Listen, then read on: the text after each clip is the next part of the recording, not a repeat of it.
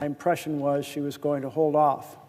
The other thing that was unfolding was that the Seventh Circuit, including Illinois, and of course Chicago's been really affected by this, the Seventh Circuit made a decision in support of the district court there, but that looked like it was going to the Supreme Court, and they might do a shadow docket decision very soon, any moment, which could affect also what happens.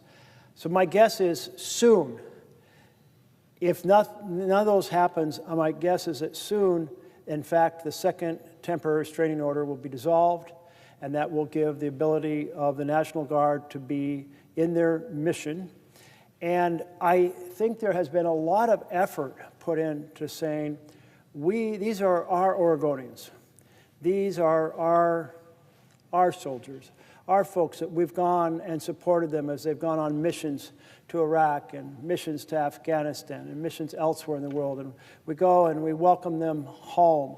And that we think that they will have a very deep understanding that whatever they're instructed to do, they will not deliberately do provocative things.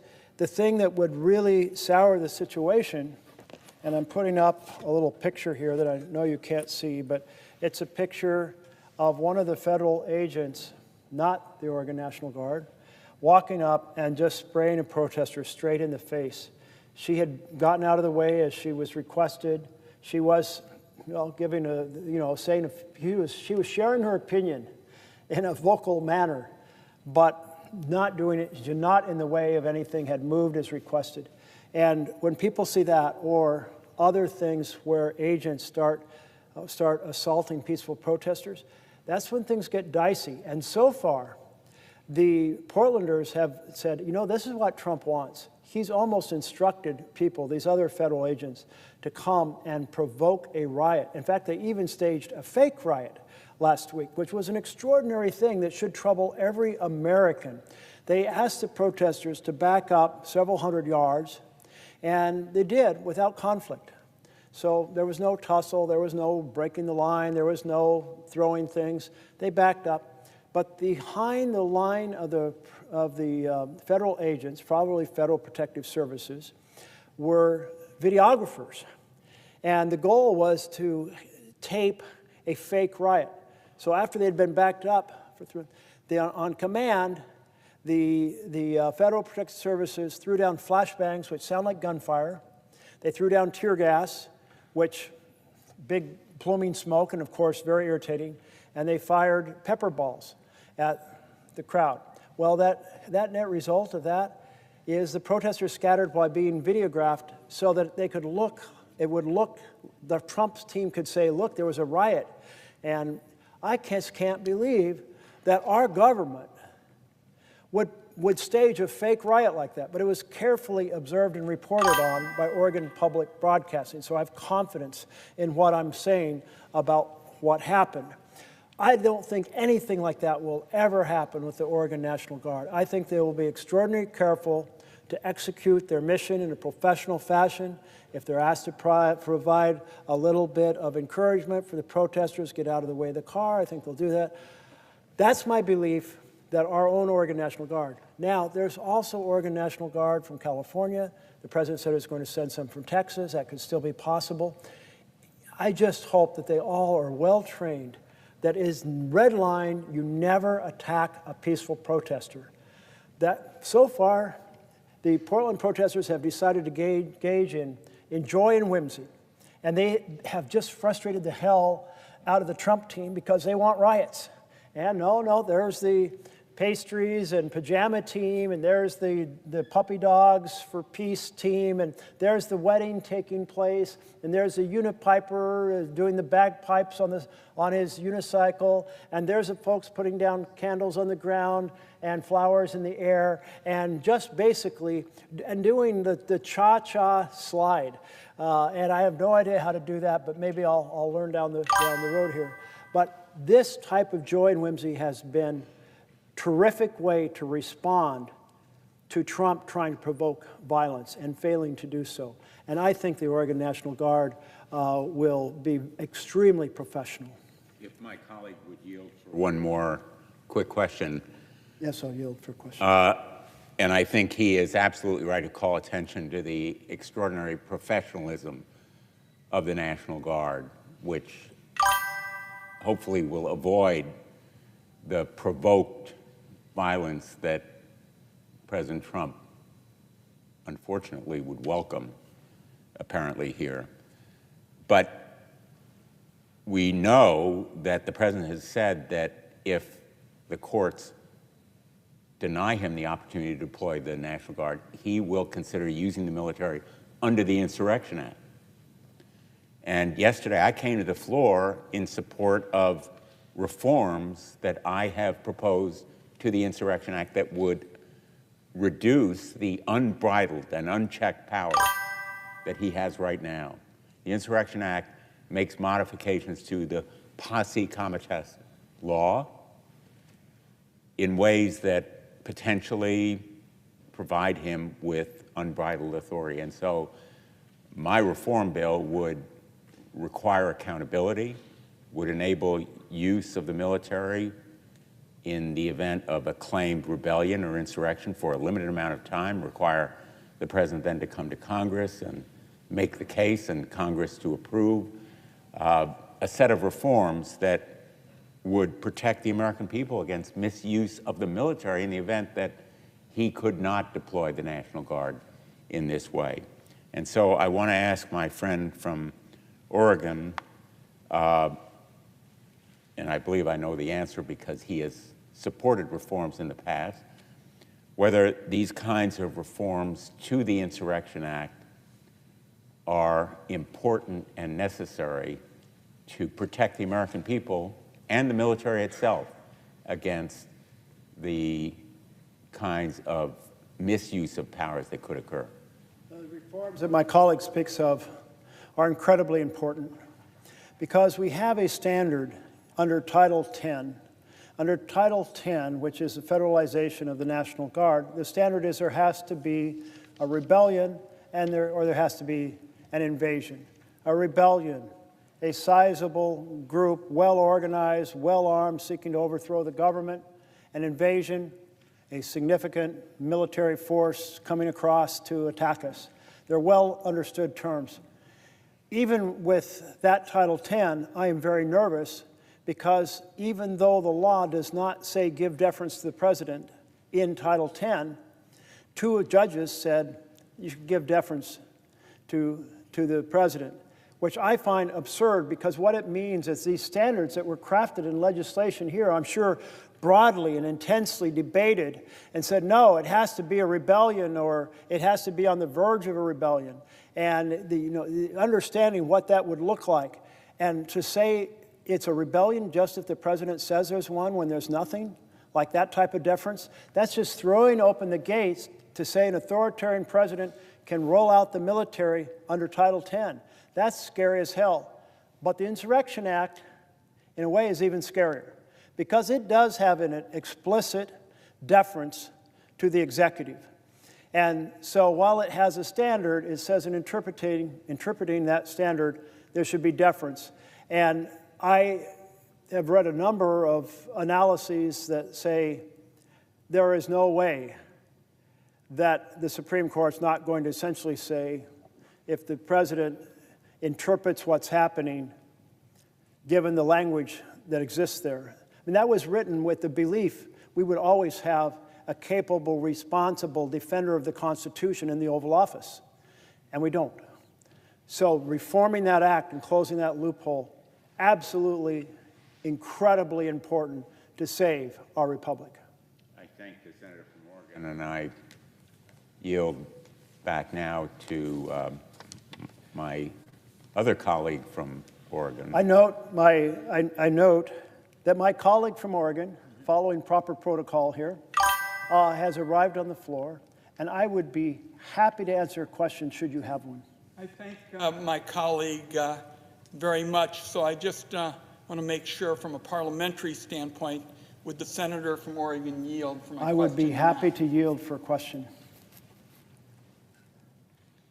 Mr. President and colleagues, I want to start by commending my partner from Oregon, who has now been on the floor for close to 18 hours, what he is doing in ringing the alarm bells about authoritarianism in America is an important public service.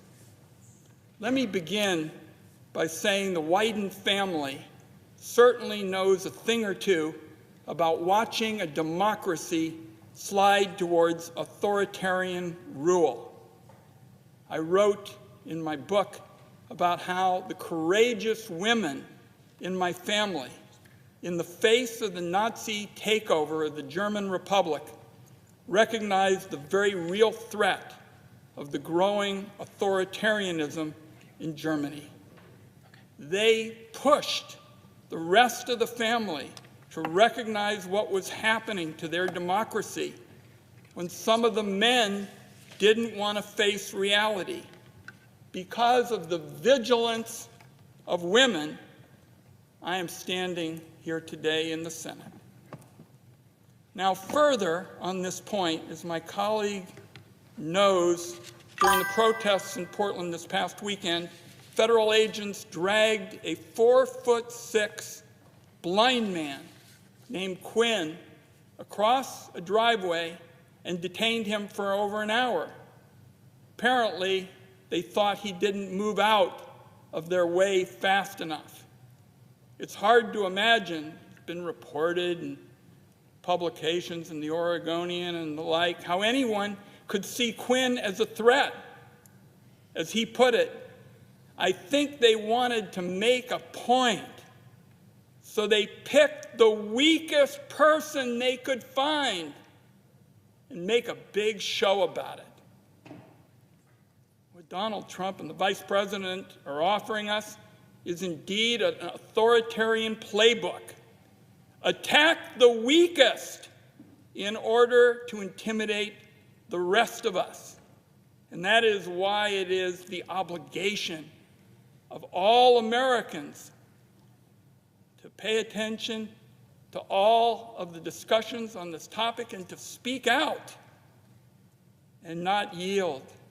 The American abolitionist told me that eternal vigilance is the price of liberty, to keep the powerful from stealing from the many for the few. Senator Merkley, I'm interested in what you think Americans should do to secure the benefits of liberty for themselves and their families and future generations. And what do you want Americans to take from your speech today? Thank you so much to my colleague from Oregon for this question. And it's very powerful to think about how fast the menace grew to the Jewish community in Germany, and how if one did not recognize that threat, and if I understood right, the women in your family were the ones that said, we have to get out of here. That's correct. And saved their future and therefore your future. And why do we have to have a world where powerful engage in these assaults based on race or religion or ethnicity? I sometimes hear Rodney King in my head, why can't we just all get along after he'd been badly beaten? And the fact is, it seems like we have a long ways to go to erase prejudice from our hearts. And when people gain positions of power who carry that prejudice in their heart, it often becomes open hatred and amplifies the ability of others to more openly discriminate or engage in provocative acts. So anyway, I hope the generations to come will find a better path. But in your question on securing liberty, this most important message is, and I'll have my team put it back up, is the alarm bells are now. The authoritarian actions are not down the street. They are not around the corner. They are not something to worry about 2 months from now. They are here right now, all the basic characteristics of authoritarian control are present at this moment in the United States of America. Stealing the power of the purse so that the president makes decisions on what programs are funded. Taking and ignoring due process, which is our guarantee of freedom from authoritarian state. Attacking the issue of liberty for the press to be able to write what they want and not be compelled through using licenses or mergers as a way to coerce them to put up what the government wants. Telling the universities that they need to shape their education the way the president wants and support his political agenda. Are you kidding me? And so forth. And then weaponizing the Department of Justice to go after an enemies list. So it's here now. That's the main thing. And what Americans do at Sincere Liberty, what you did on Saturday. What you did on Saturday, 7 million people taking to the streets, the largest demonstration in the history of this country, saying no kings in the United States of America. Our presidents are not kings, our laws are not suggestions, and our Constitution is not optional. Because that outcry, both inside a chamber like this, but very importantly in the streets, is the outcry that tells the rest of the country this is not okay. This is not acceptable. This is breaking the law. This is shredding the Constitution. This is attacking our freedoms, and we, the people, will reclaim our Constitution, our separation powers, and our freedom. That's why the action of demonstration and the action of speaking out are so important at this moment, and it needs to work towards the next election where people of any party, if they believe in our Constitution, campaign and win on the basis that they are going to secure for the next generation, our generation, the next generation, the freedoms and the characteristics of our Constitution, and make sure this doesn't happen again. Senator Merkley said it very well, and it seems to me America is the last bastion of liberty in the world. There is nowhere to flee to, no mighty republic that stands if American democracy fails. I want to commend my partner from Oregon for taking this exceptionally important stand. And this is a message particularly for all of America. And it's high time it be made on the Senate floor, and I commend my colleague. Thank you so much for my colleague from Oregon. And I so appreciate so many folks coming down to echo and amplify that we have to ring the bells now of the alarm bells so the American people will be very clear what is going on. And I see my colleague from Rhode Island, and I'd be happy to yield to him for a question. Will the senator yield for a question? I think you will, sir. I will indeed yield for a question. Thank you very much. First, let me say that you are demonstrating incredible courage and conscience today and last evening as you stand here and point out the grave situation this country faces. You have clearly indicated, and I believe you're right, that the direction of this administration is towards authoritarian rule. Step by step, unfortunately, we seem to get closer. One of the great ironies of the administration is President Trump loves to sort of fake people out, if you will, while he's doing something he doesn't like or we wouldn't like. For example, for 56 times he's talked about the deep state, While at the same time, it appears he might be building such a deep state. For example, the Washington Post reported that the former chief data officer for Social Security Administration has said that Elon Musk and his Doge gang copied a mainframe database containing the personal information of hundreds of millions of Americans, including names, birthday, addresses, and more. In fact, if you step back, Doge has pilfered information in every federal agency. And we're in a situation where I believe Trump is prepared to weaponize that information against the American people in so many different ways. And I just asked, did you fear my distress that Trump could use this information to attack his opponents? Could he use this information to disrupt the elections in 26 as a path to further authoritarian influence in the United States? I say to my colleague from Rhode Island that when an authoritarian president starts collecting data in this fashion, they probably have a plan for it. And that plan is not going to be one to enhance liberty for the American people. One of the things that I'm deeply concerned about, and I'm not sure if this is the same database you're referring to, but it's a collection of voter registration databases. Is that the same? Yeah, from across the country. And Senator would yield. Yes, I will yield for a question. DOJ, in my observation of the activities, has pilfered information from every major federal organization, and the Social Security Administration, a former employee, has indicated they've taken the most critical files that have detailed information on every American. And I think you're right. There's only two things you really do with this kind of data. You sell it or you weaponize it, or you do both. And the concern I think we both share is weaponization. In addition, I believe that the administration has sought from secretaries of state throughout the United States information about their voting rolls, which is specifically directed perhaps at electoral interference, but I shall wheel back. That clarification of the question. And it is absolutely concerning. You can imagine the many ways it can be weaponized.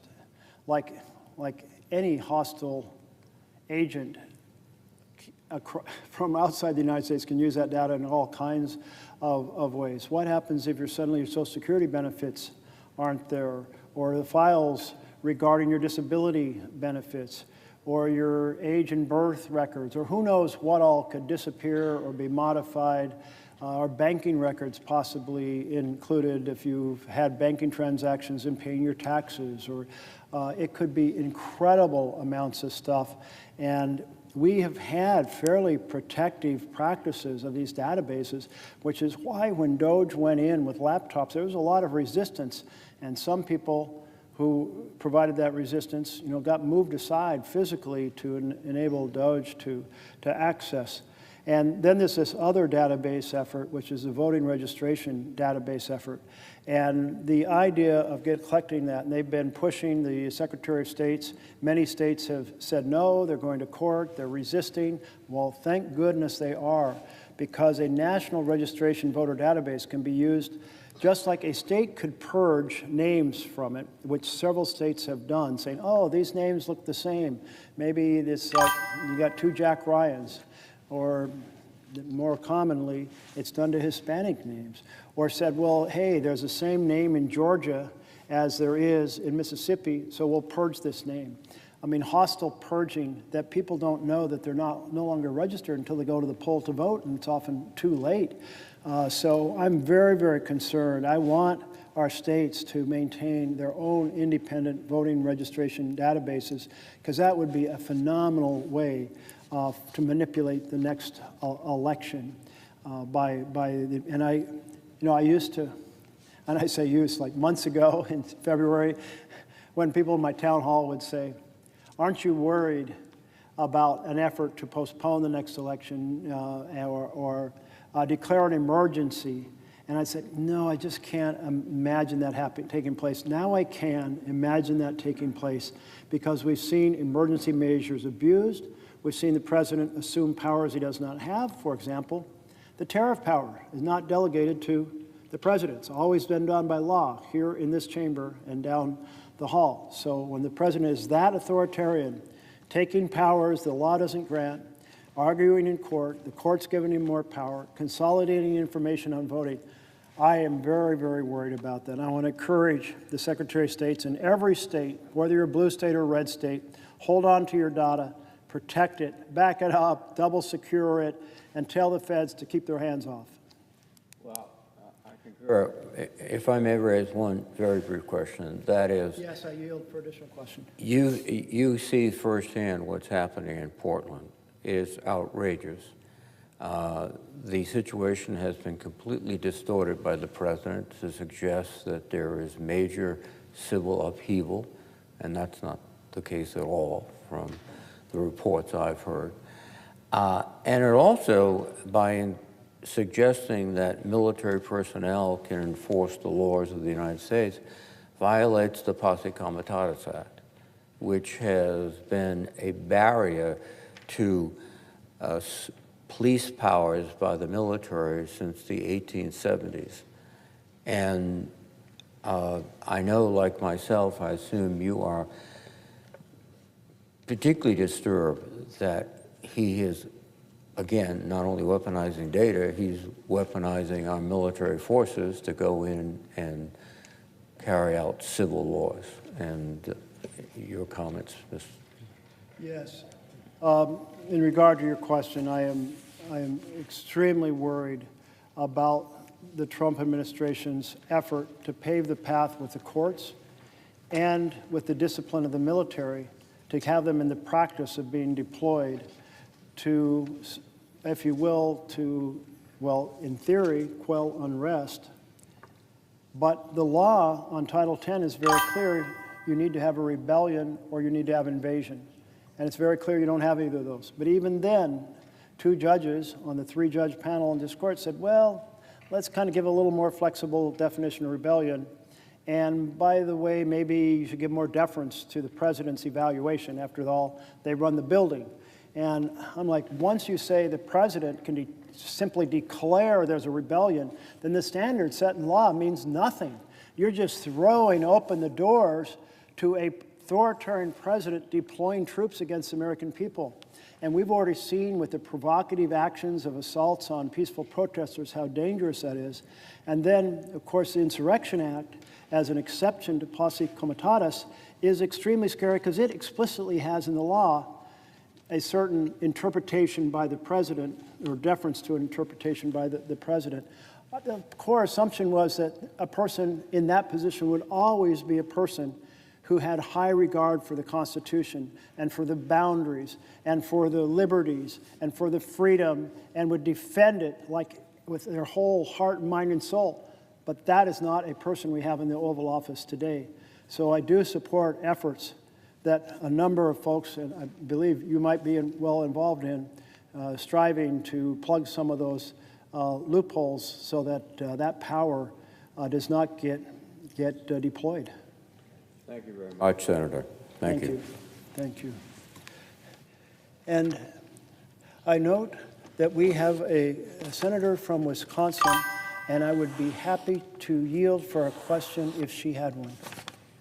Will the senator yield for a question? I will happily yield. Thank you. Thank you. Senator Merkley, you and I are both members of the Senate Appropriations Committee. And I have a question for you about how critical a functioning Congress and a functioning appropriation process is to our separation of powers, our checks and balances, and therefore to our very democracy. The federal government is currently shut down because Republicans who control the House, the Senate, and the White House are hell-bent on raising health care costs for the American people. In fact, 22 million Americans are about to see their health insurance costs potentially double, triple, or more. And the only way for us to get out of this mess is for Democrats and Republicans to sit down together and negotiate a solution. And so far, Republicans refuse to come to the table. The House has been out of session for over a month, out of town. And President Trump is leaving the country again at the end of this week. The longer this Trump shutdown continues, it appears more likely that our Republican colleagues will totally give up Congress's power, which of course is the power of the people, in the government funding process. In fact, this morning, reporters are circulating the Capitol, speculating that Congress will give up on passing fiscal year 2026 appropriation bills and instead attempt to pass a full-year continuing resolution. And this would be a failure on the part of the House and the Senate majority, controlled by Republicans. And really, it would be a failure on the part of President Donald Trump. And it would be a failure that undermines one of Congress's core democratic functions, setting priorities through the power of the purse. So my question for you, as you hold the floor to shine a light on the ways in which this president continues to undermine our democracy and disregard the Constitution, how is Donald Trump undermining Congress through his attacks on the bipartisan appropriations process? And when he does that, and the majority, the Republicans in Congress, allow this to happen, how do the American people lose? I so appreciate the question from my colleague from Wisconsin. And part of the discussion earlier was you can detect the difference between a democracy and an authoritarian government in the following fashion. Are the decisions about which programs are funded, how they will operate, and how they are funded decided by the Congress or by the President? That is the power of the purse. And it's so clearly laid out by our founders that you put it in Congress's hands, because if you put it in the President's hands, you have a strong man, one person, not 100 people in this chamber bringing their diverse life experiences, their knowledge, their particular interests, and saying these things are important to our various parts of the country. You just have one man from New York deciding what's important, one man who hangs out with a group of billionaires deciding what's important. So incredibly essential distinction between a democracy and authoritarian government is that the decisions about the programs, their design, and their funding are made by Congress. What we have seen is that the President and his head of Office of Management and Budget, Russell Vought, are attempting to take that power out of the hands of Congress and have the President decide which programs are funded and how much. Every time you hear the President say, I canceled these grants because they're out of sync with the priorities of the President, that is an authoritarian statement, because it's not the President's prerogative to decide how to spend that money. It is the power of the people through their elected representatives in the House and Senate. And then in addition, Mr. Vought has coordinated a series of strategies to essentially cancel programs by slow-walking the dispersion of funds, by freezing the funds, by impounding the funds, by delaying to the end of the year and then submitting a request to legislatively have the funds undone, but then the clock runs out on the year and poof, the funds disappear. He has a fancy name for it, a pocket rescission. But think of it more like the carriage in Cinderella that hits midnight and poof, the carriage is gone and you only have a pumpkin. In this case, we only have a lump of coal when we hit the end of the year. And then there is a requirement under the law for the President to lay out an expenditure schedule so that we can see whether or not funds are being delayed or frozen or impounded and so forth. And that schedule has disappeared. That website has been shut down. So the President is hiding, in contrary to the law, what's required so that we can protect the prerogatives of our Constitution. So these are the ways the President is directly attacking the power of the purse and trying to turn, this is one of the ways, he's doing a whole series of other things in attacks on freedoms, military or weaponization of the Department of Justice to go after enemies, sending the military into the streets. But this is a key one in terms of the checks and balances of our Constitution. He's trying to take the power of the purse and has made substantial progress in doing so. I see my colleague from Hawaii has arrived, and should she have a question, Like yield for a question? I would be happy to yield. First of all, I commend you for holding the floor to raise issues of such concern to the American people.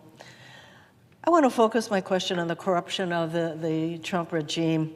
And this corruption is rampant and unending, from making untold sums off meme coins to the latest outrage demanding the Department of Justice pay him more than $200 million. That is taxpayers' money that he wants to get his hands on.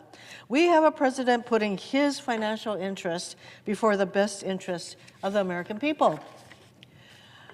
This is the classic Trump playbook, using the power of his office to make a profit at the expense of the American people and as a distraction from the chaos and cruelty that he is sowing every single day.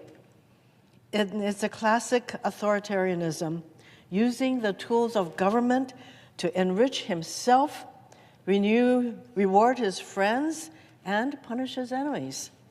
So I'm asking my colleague, what kind of threat does this blatant corruption pose to our democracy, our institutions, and the American people? If the senator from Hawaii will repeat the last sentence of her question, I would appreciate it. Certainly. So the rampant corruption of this regime. So, what kind of threat does this blatant corruption pose to our democracy, our institutions, and the American people? Thank you so much for the question. And when I hear that word corruption, and I admit I'm starting to feel a little dazed after these many hours on the floor, my head goes first to the financial corruption of the president, but there's all these other forms of corruption he's engaged in terms of corrupting the basic balance, separation of powers, and the checks and balances. But let me speak first to the financial corruption. One thing that we have seen is that he's using the presidency to enrich himself and his companies and his family. And the most blatant example of this is when he said, I have this product that I want people to buy, and I'm going to hold a competition, and the people who buy the most of this product, a crypto coin, will be invited to a very special dinner at my golf club where I will be present and you'll have access to me. So he sold access to the presidency to the people who bought the most of his crypto coins. And in that case, it was a meme coin. And that means basically the coin is a collectible. It basically has no value. But then he engaged in another form of crypto corruption, and that involved saying, we're going to have a stable coin, and a stable coin means you give me $1 and I give you a crypto token that you can use in international transactions. And then there was a transaction involving I hope I still have this right, the United Arab Emirates, and they basically bought several $billion of these coins, and what happens then is the president can hold those dollars until the coins are redeemed and benefit from the interest earned on those several $billion. And meanwhile, there was a desire by the foreign government to get access to highly capable AI chips.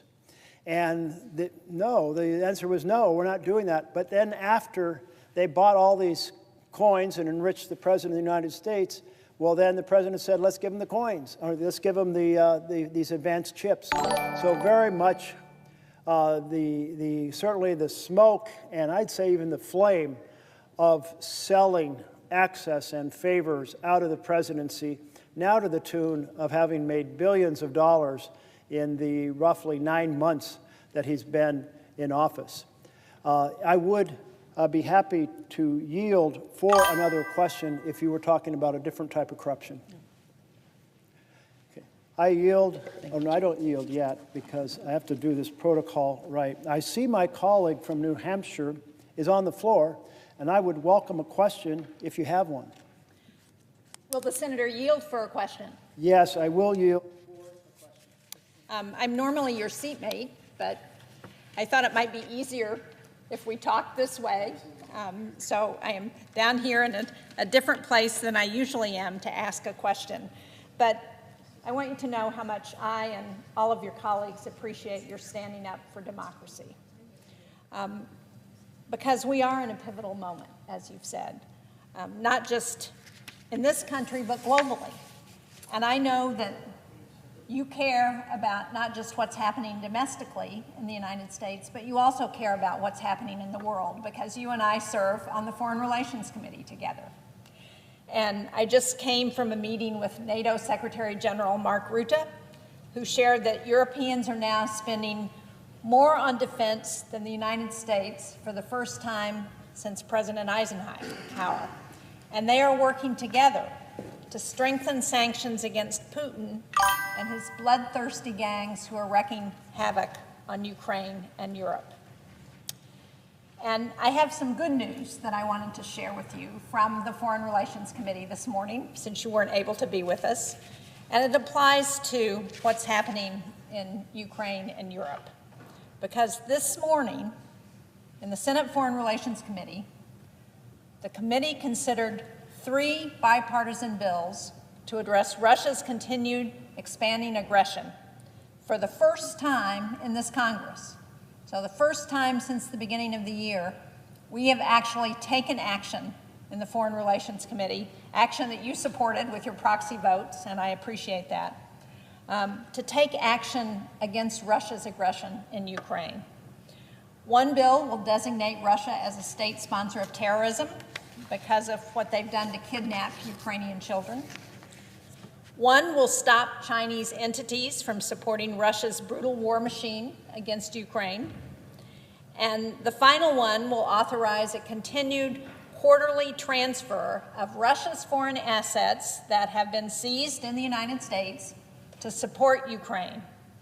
So I think all of these bills passed. They were bipartisan. They passed unanimously out of the committee. And I think it's a critical time in history for this Congress to be taking a stand on Ukraine. So, Senator Merkley, given this important moment in history, what more can we do in the Senate to support our allies and to protect the Ukrainians from further bloodshed from Vladimir Putin? I so much appreciate the good report and question from my colleague from New Hampshire, and appreciate her leadership on the Foreign Relations Committee as the top Democrat, working hard to partner across the aisle for the common cause of international security. And every time I think about Ukraine, I think about how fiercely, including the Orange Revolution, in which they did so much to say, no, we will not be taken over by Russia. We will not be put under the thumb of Russia by one of our presidents. They have said, we see the system to our north where there is no freedom, where people aren't in charge of their own destiny because they are ruled by a dictator, and we reject that and will fight with our lives. And so many have, in fact, perished on the battlefield to defend our freedom. That inspires me every time I think about it. And at the moments in which President Trump has been less supportive of Ukraine and more supportive of Russia, I have tried to send him magical vibes. No, understand the difference between standing with a nation fighting for freedom and snuggling up with a dictator. We are a light to the world when we fight for democracy and support democracy. So I'm really pleased to hear about these three bills passing. And I hope that other factors can be worked out in the international community that will help slow down the Russian war machine. They are an incredibly large country, and they have built huge factories to produce cruise missiles. And so nightly, Ukraine is hammered with hundreds now. And so it just means more resolve by the United States, more resolve by Europe. I am surprised to hear that the Europeans collectively are spending more on defense than the U.S. I'm like, if that had been a trivia question, I would have failed. But there it is. And that certainly has been partly to recognize the threat from Russia. If Russia is willing to slice off a piece of Georgia, as they were in 2008, I believe, if they're willing to throw thousands of soldiers into a fight in Ukraine, really with no consideration, I mean, it's just like fodder to the war machine. And then we're seeing that they're overflying some of the other European countries. And these are incredibly provocative. So I think all of that goes towards hopefully forging a unity of purpose between Europe and the United States. Something you may not know, one of the skeletons in my closet is I spent a rotation working at NATO in Brussels when we were trying to develop a treaty for intermediate range missiles because of the nuclear threat, to stabilize the threat, so the middle of the 1980s. And the United States and Europe worked so closely together. That is the type of partnership. It's the type of partnership that has taken some hits in the last few years. We want to restore that vision of that careful, detailed, determined coordination so that we advance the best strategies. And of course, battlefield strategies are also changing dramatically as we go, being able to adjust to this changing world. So that's my hope, that building on the work that the committee did today, and hopefully those bills will be here on the floor, hopefully they'll be on the president's desk, that we can continue to strive to a peaceful conclusion with security for Ukraine and not allow the war machine of Russia to overwhelm it. Thank you. Thanks.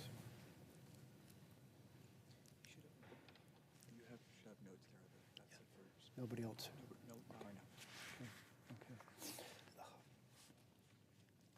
Well, Mr. President, for the first time in several hours, I don't have a colleague who's asking me a question, and so I'm going to return to the conversation that I was holding forth on regarding the Department of Justice.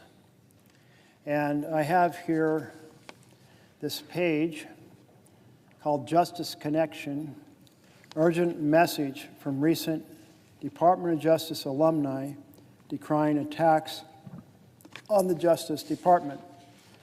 I believe I asked unanimous consent to have this put in the record, but if I did not, I'm asking it now. Without objection. Thank you very much, Mr. President. And here is how that reads.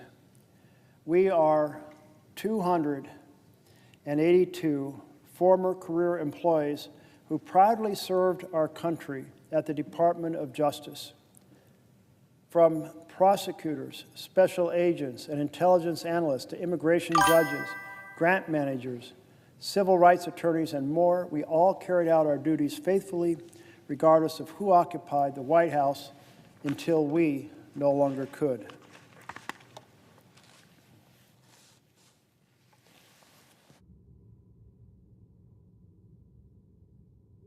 Left the department either voluntarily or involuntarily because of actions taken by this administration.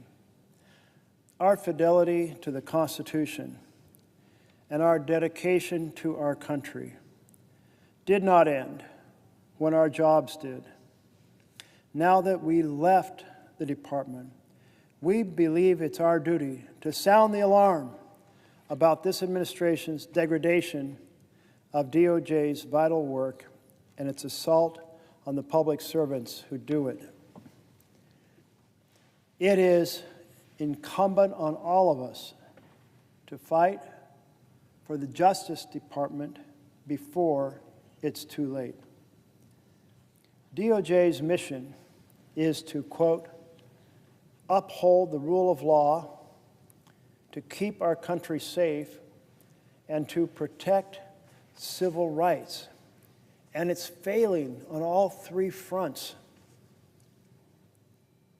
The Justice Department cannot uphold the rule of law when it carries out the President's retribution campaign and protects his allies, violates court orders, evades due process requirements, directs attorneys to violate their ethical responsibilities, and fires its employees without notice or cause in violation of civil service laws.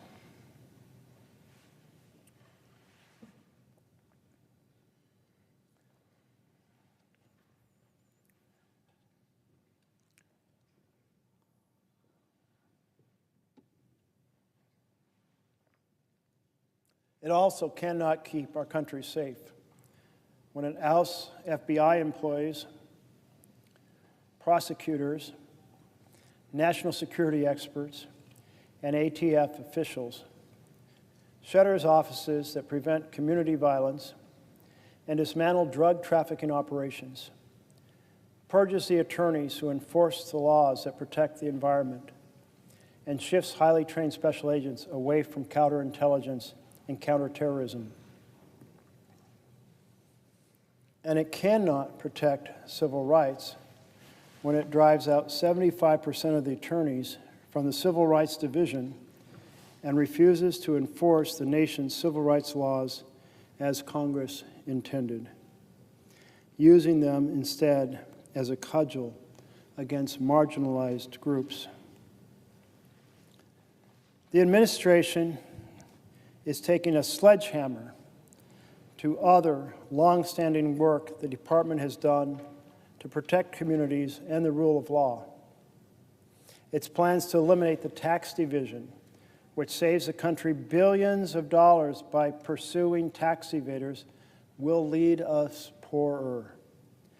Gutting the public integrity section and FBI public corruption squads has paved the way for government graft.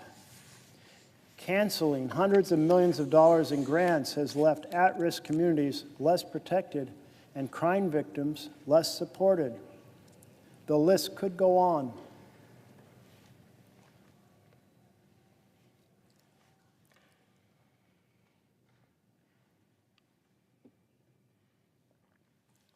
As for its treatment of its employees, the current leadership's behavior has been appalling.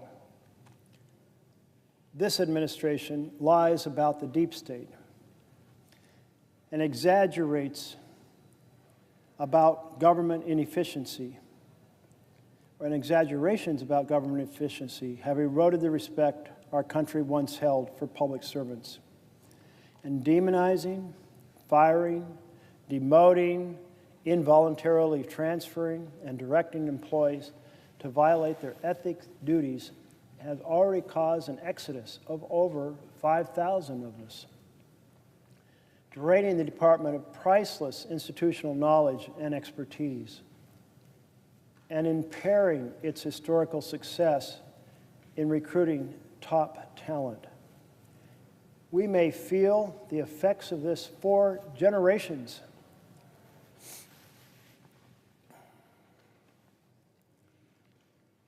The Justice Department's backbone has always been its career workforce, and those who were part of it are best positioned to explain why the current leader's actions are catastrophic for the nation.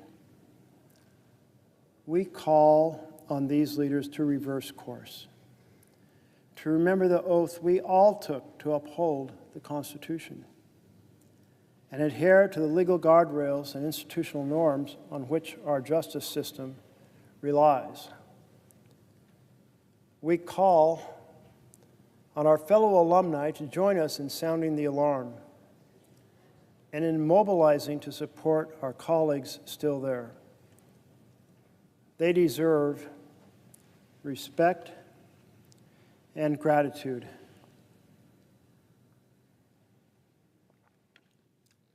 Neither of which they're getting from the administration. We call on Congress to exercise its oversight responsibilities far more vigorously.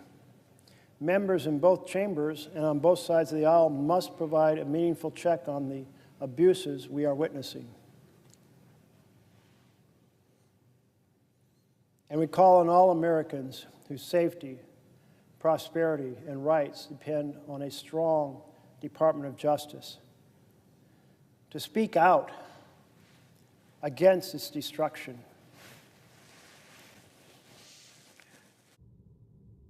Our democracy is only as strong as the rule of law, and the rule of law can't survive without the principal institution that enforces it. Well, that's a powerful letter from these 282 former career employees of the Department of Justice. I was very struck about the phrase that says, we call on Congress to exercise its oversight responsibilities. That came up about an hour ago in one of the conversations, that we could do so much more, and we should try to be partnering with our Republican colleagues to provide that essential function of oversight. That's one of the checks and balances, and we should be deeply engaged in making it as effective as possible. Because here is quite a list of the things going wrong in the Department of Justice. These things beg for hearings to be held, for issues to be understood, for the press to be able to report, for solutions to be able to be found, for lines that prevent unacceptable conduct to be clearly delineated. But that can't happen unless Congress exercises its oversight ability.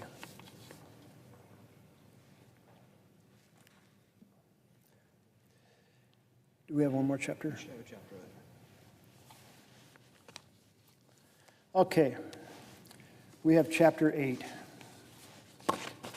So we are headed back to the book. And the book is this book, How Democracies Die. And with each chapter, I'm trying to give some sense of the chapter, though not every element of it. So I'll read some of the pages, maybe scan through some others, and try to address a few of the issues that are raised. This particular chapter addresses President Trump's first year in his first administration, and it's titled Trump's First Year, an authoritarian report card. So remember, this was just his first year in office. We're now in his 5th year in office, headed towards his 6th year in office, and we've seen such an acceleration. So the items identified in the first year, well, we may well see that they become more serious over time. Donald Trump's first year in office followed a familiar script. Like Alberto Fujimori, Hugo Chavez, and Tayyip Erdogan, America's new president began his tenure by launching blistering rhetorical attacks on his opponents. He called the media the enemy of the American people, questioned judges' legitimacy, and threatened to cut federal funding to major cities. Predictably, these attacks triggered dismay, shock, and anger across the political spectrum. Journalists found themselves at the front lines, exposing, but also provoking the president's norm-breaking behavior. A study by the Shorenstein Center on Media, Politics, and Public Policy found that the major news outlets were unsparing in their coverage of the Trump administration's first 100 days. Of news reports with a clear tone, the study found 80% were negative, much higher than under Clinton, 60% negative, and George W. Bush, 57% negative, and Obama, 41%.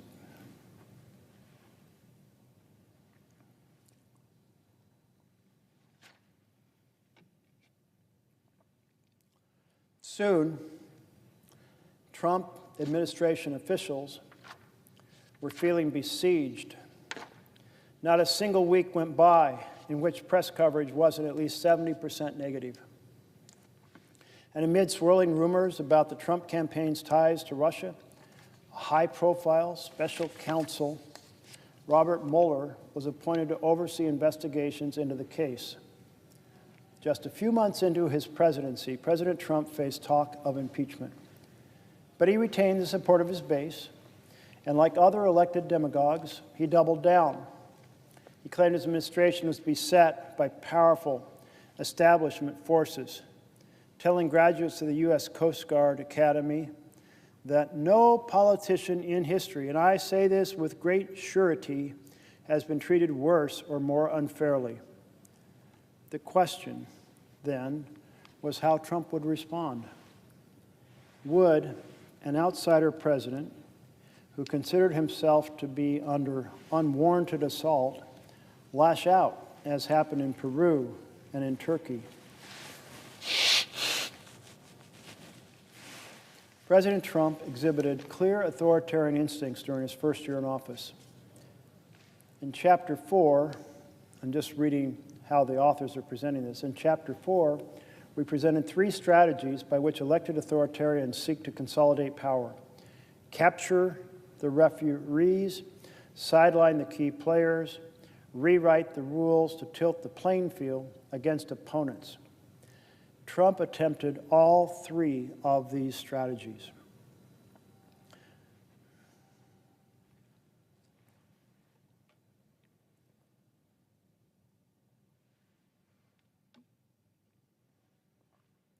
President Trump demonstrated striking hostility toward the referees, law enforcement, intelligence, ethics agencies, and the courts.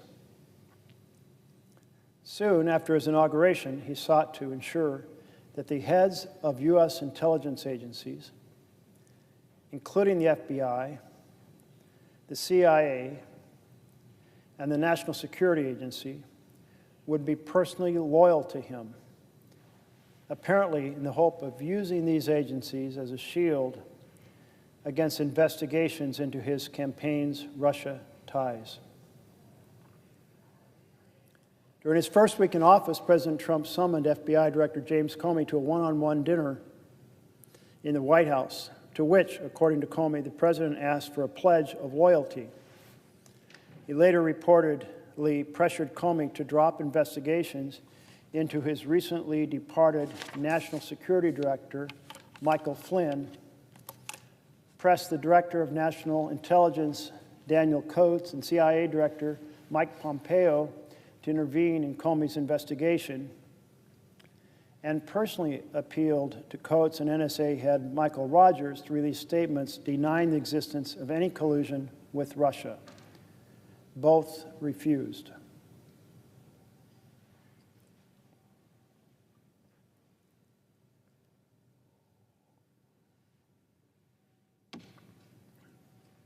President Trump also tried to punish or purge agencies that acted with independence.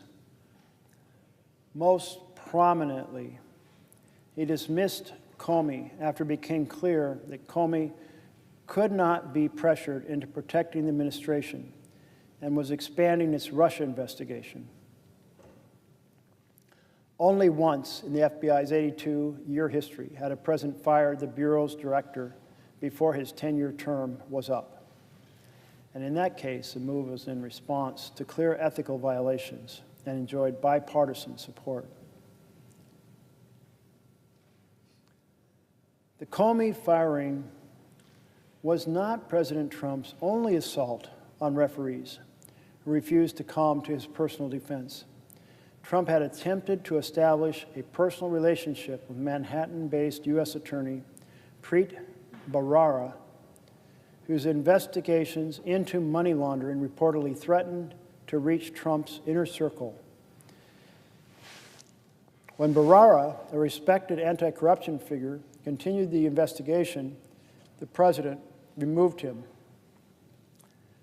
After Attorney General Jeff Sessions recused himself from the Russian investigation and his deputy, Rod Rosenstein, appointed the respected former FBI Director Robert Mueller as special counsel to oversee the investigation, Trump publicly shamed Sessions, reportedly seeking his resignation. White House lawyers even launched an effort to dig up dirt on Mueller, seeking conflicts of interest that could be used to discredit or dismiss him. By late 2017, many of Trump's allies were openly calling on him to fire Mueller, and there was widespread concern that he would soon do so. So in this section, we're hearing about all of the attack on the referees during Trump's, and this is just a classic part of an authoritarian government, attack the referees. And of course, we saw in year 5, this year, immediately Trump took out the special investigators of the various agencies and did so in order to make sure that there wasn't the type of oversight that would point out to the public or to Congress where things were going wrong. Take out the referees. That is the authoritarian strategy being laid out here. President Trump's efforts to derail independent investigations evoke the kind of assaults on the referees routinely seen in less democratic countries. For example, the dismissal of Venezuelan Prosecutor General Luisa Ortega, a Chavista appointee who asserted her independence and began to investigate corruption and abuse in the Maduro government.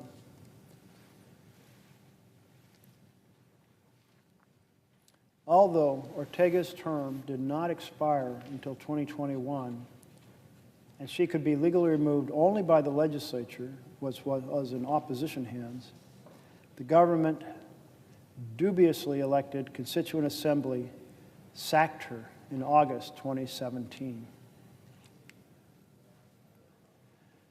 President Trump also attacked judges who ruled against him after Judge James Robart of the Ninth Circuit of the U.S. Court of Appeals blocked the administration's initial travel ban. Trump spoke of, quote, the opinion of this so-called judge, which essentially takes law enforcement away from our country, end of quote. 2 months later, when the same court temporarily blocked the withholding of federal funds from sanctuary cities, the White House denounced the judgment as an attack on the rule of law by an unelected judge. Trump himself responded by threatening to break up the Ninth Circuit.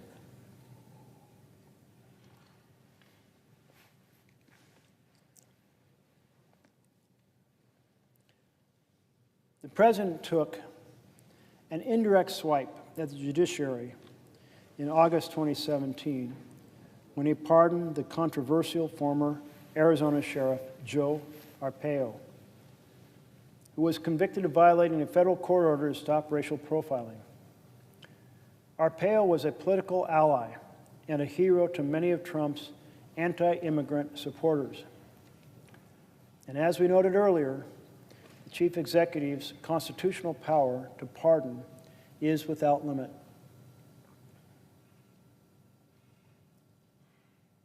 But presidents have historically exercised it with great restraint, seeking advice from the Justice Department and never issuing pardons for self-protection or political gain.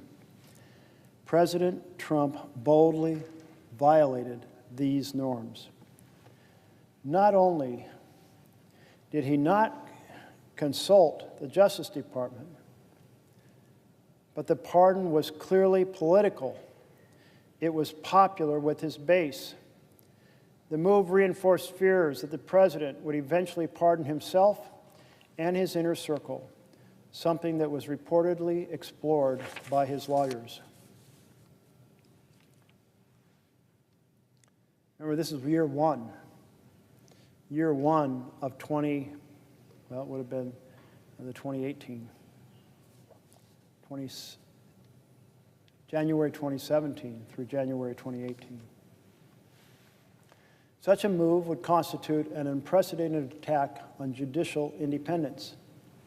As constitutional scholar Martin Reddish put it, if the president can immunize his agents in this manner, the courts will effectively lose any meaningful authority to protect constitutional rights against invasion by the executive branch.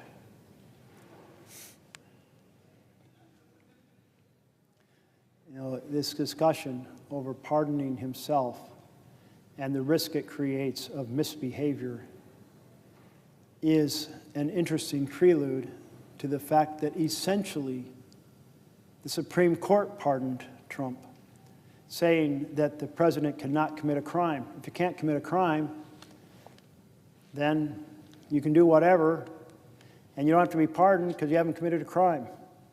So the Supreme Court essentially gave him the same protection and created the same risks for an authoritarian state that Trump pardoning himself would have resulted in. The administration responded by launching attacks on the OGE, Office of Government Ethics. House Oversight Chair Jason Chaffetz, a Trump ally, even hinted at an investigation of Schaub. In May, administration officials tried to force the OGE to halt investigations into the White House's appointment of ex-lobbyists. Alternatively harassed and ignored by the White House, Schaub resigned, leaving behind what journalist Ryan Leza called a broken OGE, Office of Government Ethics.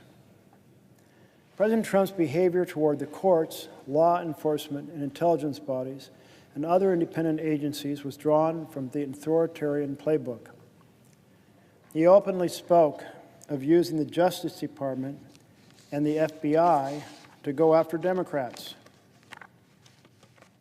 including Hillary Clinton. And in late 2017, the Justice Department considered nominating a special counsel to investigate Clinton. Despite its purges and threats, however, the administration could not capture the referees. Trump did not replace Comey with a loyalist, largely because such a move was vetoed by key Senate Republicans. Likewise, Senate Republicans resisted Trump's efforts to replace Attorney General Sessions, but the president had other battles to wage. And I think this is an important moment to remember back in 2017 that colleagues across the aisle played a role of reason in pushing back on some of the unacceptable things that Trump was trying to do.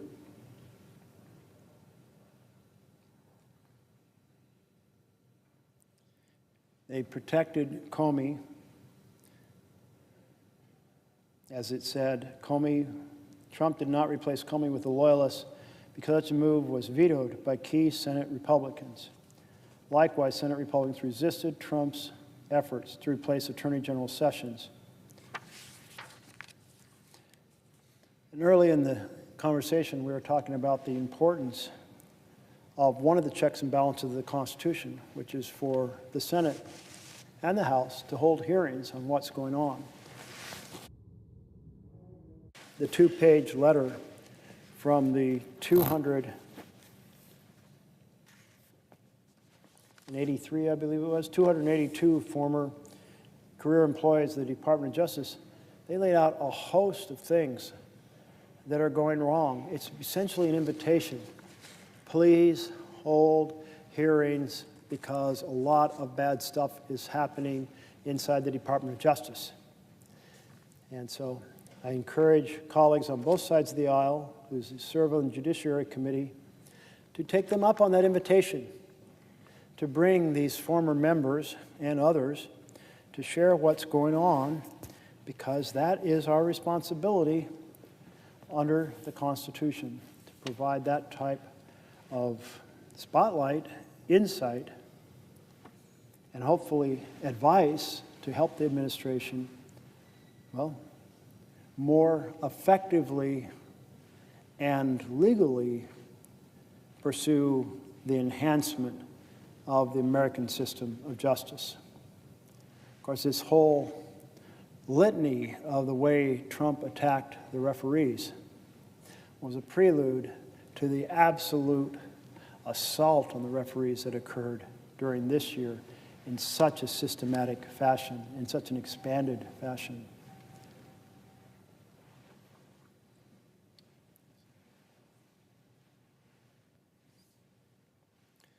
The Trump administration also mounted efforts to sideline key players in the political system.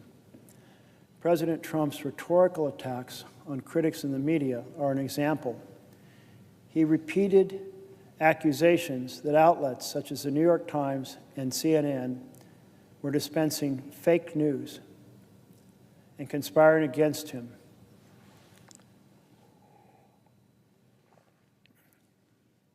These comments look familiar to any student of authoritarianism. In a February 2017 tweet, he called the media the enemy of the American people, a term that critics noted mimicked one used by Stalin and Mao. Trump's rhetoric was often threatening. A few days after his enemy of the people tweet, Trump told the Conservative Political Action Committee, or CPAC, "I love the First Amendment. Nobody loves it better than me. Nobody. But as you saw throughout the entire campaign, and even now, the fake news doesn't tell the truth. I say it doesn't represent the people. It never will represent the people, and we're going to do something about it."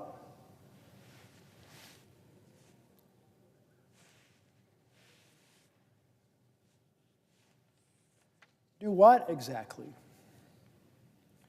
The following month, President Trump returned to his campaign pledge to open up the libel laws, tweeting that the New York Times had disgraced the media world, gotten me wrong for 2 solid years. Change libel laws, end of quote. When asked by a reporter whether the administration is really considering such changes, White House Chief of Staff Reince Priebus said, "I think that's something we've looked at." Ecuadorian President Rafael Correa used this approach. His multi-million-dollar defamation suits and jailing of journalists on charges of defamation had a powerfully chilling effect on the media. Although Trump dropped the libel law issue, he continued his threats. In July, he retweeted an altered video clip made from old WWE footage of him tackling and then punching someone with a CNN logo superimposed on his face.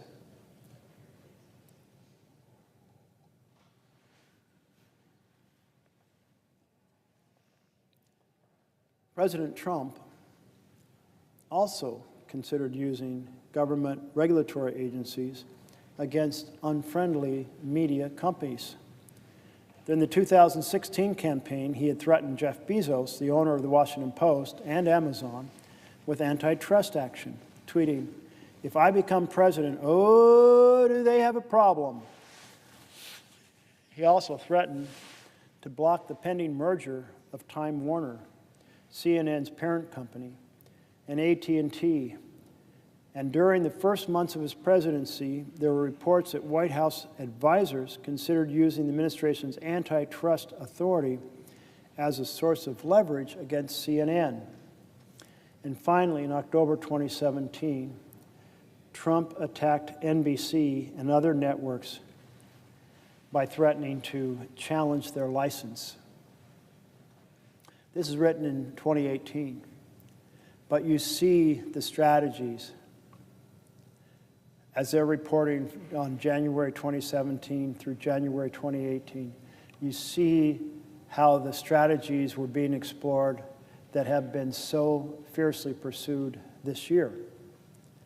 You see that here he was threatening a merger, which is something he did with CBS.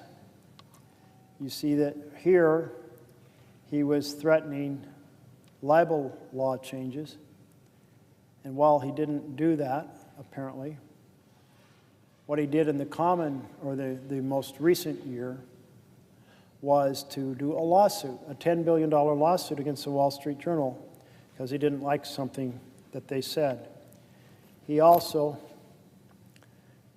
attacked, of course, 60 Minutes over them and how they edited an interview with Kamala Harris. So the strategy of attacking the press in 2017 continues up Trump re-entering office in 2025. See if we get any more down.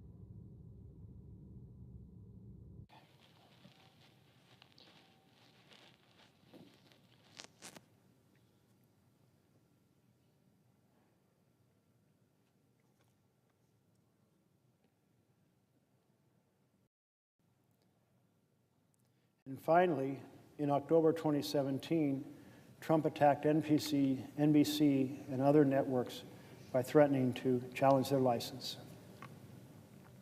There was one area in which the Trump administration went beyond threats to try to use the machinery of government to punish critics.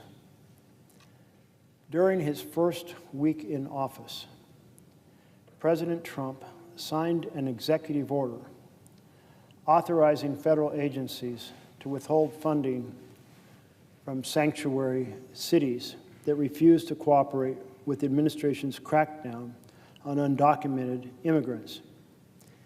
If we have to, he declared in February 2017, we'll defund. The plan was reminiscent of the Chinese government's repeated moves to strip opposition-run city governments of their control over local hospitals, police forces, ports, and other infrastructure. Unlike the Venezuelan president, however, President Trump was blocked by the courts. Although President Trump has waged a war of words against the media and other critics, those words have not yet led to action. No journalists have been arrested. No media outlets have altered their coverage due to pressure. Trump's efforts to tilt the playing field to his advantage have been more worrying. In May of 2017, he called for changes in what he called archaic Senate rules, including the elimination of the filibuster at the expense of the Democratic minority. Senate Republicans did eliminate the filibuster for the Supreme Court nominations, clearing the way for Neil Gorsuch's ascent to the court, but they rejected the idea of doing away with it entirely. Now that topic is something I know a little bit about, having immersed myself in exploration of the ins and outs of the filibuster. And one may wonder, why did the Senate Republican majority not proceed to eliminate the filibuster? Well, here's the reason why. Mostly, my Republican colleagues do their policy through tax bills. Tax bills can be done through reconciliation, and reconciliation is a simple majority mechanism. So therefore, they largely don't need to dump the filibuster because they can do their policy by simple majority already. You saw that this year with the so-called big beautiful bill that we called the big ugly betrayal, done solely on a party line.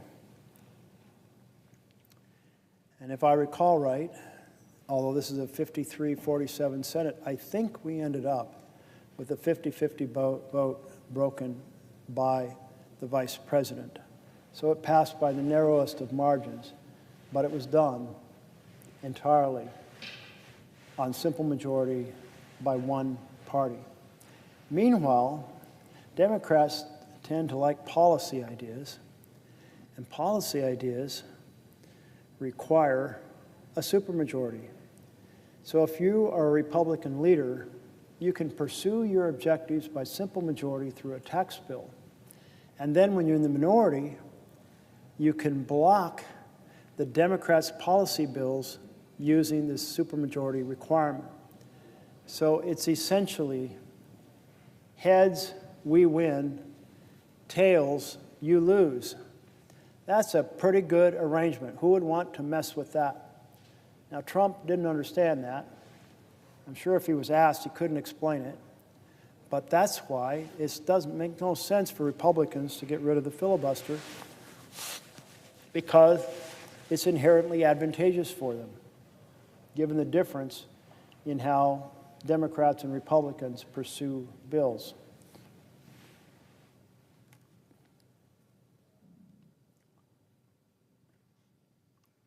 Perhaps the most anti-democratic initiative yet undertaken by the Trump administration is the creation of the Presidential Advisory Commission on Election Integrity, chaired by Vice President Mike Pence, but run by Vice Chair Chris Kobach. To understand its potential impact, recall that the Civil Rights and Voting Rights Acts prompted a massive shift in party identification. The Democratic Party became the primary representative of minority and first and second generation immigrant voters, while the GOP voters remained overwhelmingly white. Because the minority share of the electorate is growing, these changes favor the Democrats, a perception that was reinforced by Barack Obama's 2008 victory, in which minority turnout rates were unusually high. Every now and then, we see the parties flip on a significant issue. And it's always kind of an interesting question to explore how that happened. So here's the Republican Party that was founded anti-slavery, Republican Party that fought for civil rights bills against the Southern Democrats who resisted civil rights bills, including filibustering them to keep them from happening.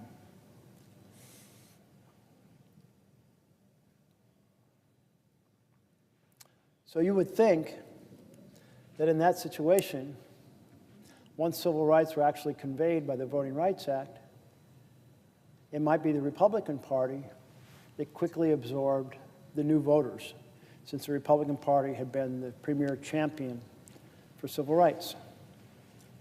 But that's not the way it worked out.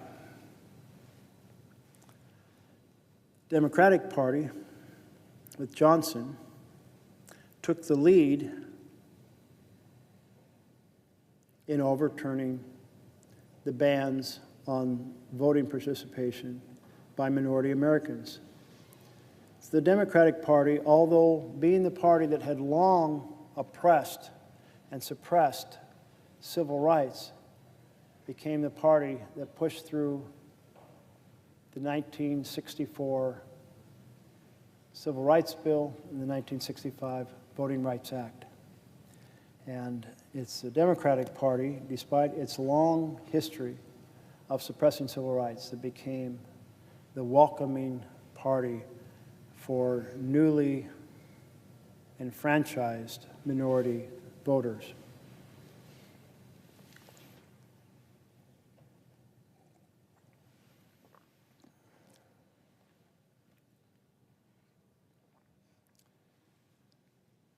Another interesting flip in my mind is on international trade. When I came to the Senate, it was primarily Republicans that wanted the Trans-Pacific Partnership.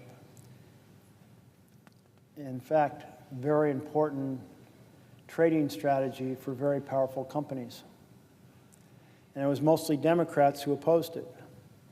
Not purely, but that was certainly the weight. But then Trump, when he ran for president the first time, he started advocating against the TPP and started advocating for bringing factories back to America, including using tariffs to make American factories more competitive. And so the Republican Party, after his election, became the party that was driving against the TPP, and it was more the Democrats who still had folks who were supporting it. Anyway, another flip worthy of thinking about as over time special events take place that change the direction. The first special event was the passage of 64 and 65 bills led by Democrats that converted the anti-civil rights party into the pro-civil rights party. And the flip on the Trans-Pacific Partnership being driven by the Trump's effort as a Republican candidate to become an opponent of the TPP rather than the traditional position of the Republicans to be for it. Perceiving a threat. Some Republican leaders came up with a response that evoked memories of the Jim Crow South. Make it harder for low-income minority citizens to vote because poor minority voters were overwhelmingly Democratic. Measures that dampen turnout among such voters would tilt the playing field in favor of Republicans. This would be done via strict voter identification laws, requiring, for example, that voters present a valid driver's license or other government-issued photo ID upon arrival at the polling station. The push for voter ID laws was based on a false claim that voter fraud is widespread in the U.S. All reputable studies have concluded that levels of such fraud in this country are low.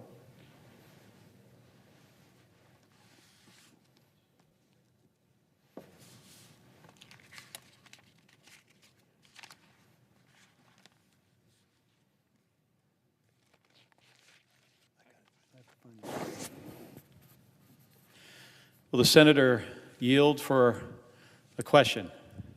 I see the senator from Arizona on the floor, and yes, I will yield for a question. Well, Senator Merkley, I appreciate everything you're doing to highlight the many ways that this president has been undermining the Constitution and the rule of law. We've now experienced about 9.5 months of this presidency. And I'm going to ask you a question about one thing in particular, but and it's about the U.S. military and the leadership of the U.S. military. But I want to kind of set the stage here a little bit. The United States has the most lethal military in the history of the world. The president presiding right now has experienced that as a U.S. Navy SEAL. You know, I myself as a pilot flying off of an aircraft carrier in the first Gulf War. No nation, at least today, matches the combat capability, the professionalism, the effectiveness of the United States Navy, Air Force, Army, Marine Corps, and now Space Force. And I'll include the Coast Guard too, because we like to count the Coast Guard, especially when they partner with us on things that really matter to the United States.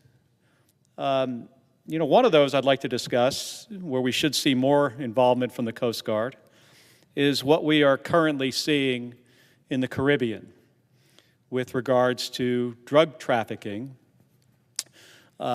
which is a problem and presents a clear and present danger to the citizens of this country. And it's something we need to do more about.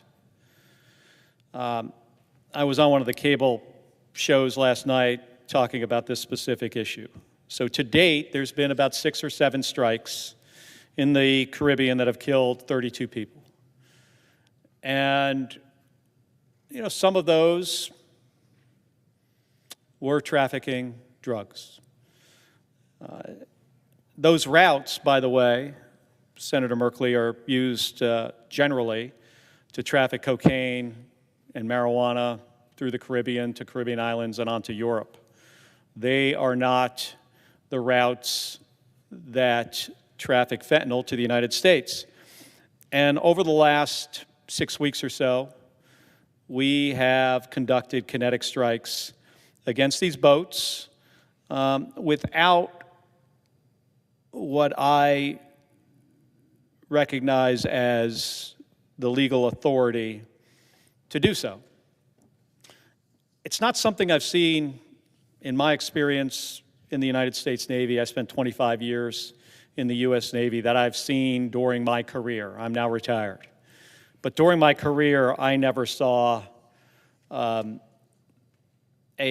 president command the Department of Defense to do things that I felt were outside the boundaries of what we would consider legal action against, illegal action against people. We have traditionally done this with the United States Coast Guard, sometimes in conjunction with the United States Navy, where in a partnership, they do what we would call law enforcement. And members of the Coast Guard come aboard Navy ships. We interdict drugs that are coming through the Caribbean, or more often on the Pacific side, on the western side of Mexico, up into California. And we interdict those drugs, and then we prosecute those individuals. And in my view, I think the administration has not made a case to the U.S. Congress and to the American people as to why this is a legal action. A couple of weeks ago, when we were being briefed on this, I felt that they were pretty much tying themselves into a knot in trying to inform us on why this is allowed under the law. Now, here's one of the things I really worry about. I worry about these young sailors or naval aviators or drone operators that are the trigger pullers, the guys who are dropping the small diameter bombs from airplanes, could be a F-18 or an F-35 or some other weapon system, or folks that are operating an MQ-9 drone. If you're the guy that is pulling the trigger in a combat operation, you typically expect that the people above you have done all the due diligence necessary to make sure that you are not going to be in some kind of legal jeopardy. And I really worry about that today. There might be some young Navy lieutenant out there, or Marine Corps captain, or Air Force, for all I know, MQ-9 operator, that might someday find out that they have done something that is not consistent with the law and are now in legal jeopardy. And that's a big problem. I never saw that during my 25 years in the United States Navy. The 2 ships I sunk in the Persian Gulf, not for 1 second did I feel like I was getting some bad information from the battle group or from anybody above in the chain of command, whether it was General Schwarzkopf or Colin Powell or the President of the United States, George Herbert Walker Bush. It was not a concern of ours. It is a concern today. And I can tell you, as I watch this from my vantage point on the Intelligence Committee and on the Armed Services Committee, there are members of our military that are now in some sort of potential future legal jeopardy. And it's because we have a president that I believe doesn't do his homework, doesn't follow norms, and possibly is making decisions that are not legal.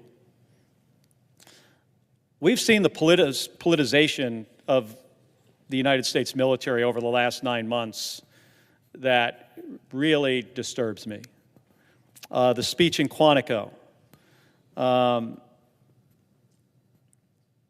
where the Secretary of Defense dragged in hundreds of our senior leadership from all over the world, admirals and generals and senior enlisted staff who have very important jobs, who are working every single day to make sure that our nation and our allies are safe and secure, and have to make some really complicated decisions every day about the posture of our force, how to equip them, make sure they are ready to fight.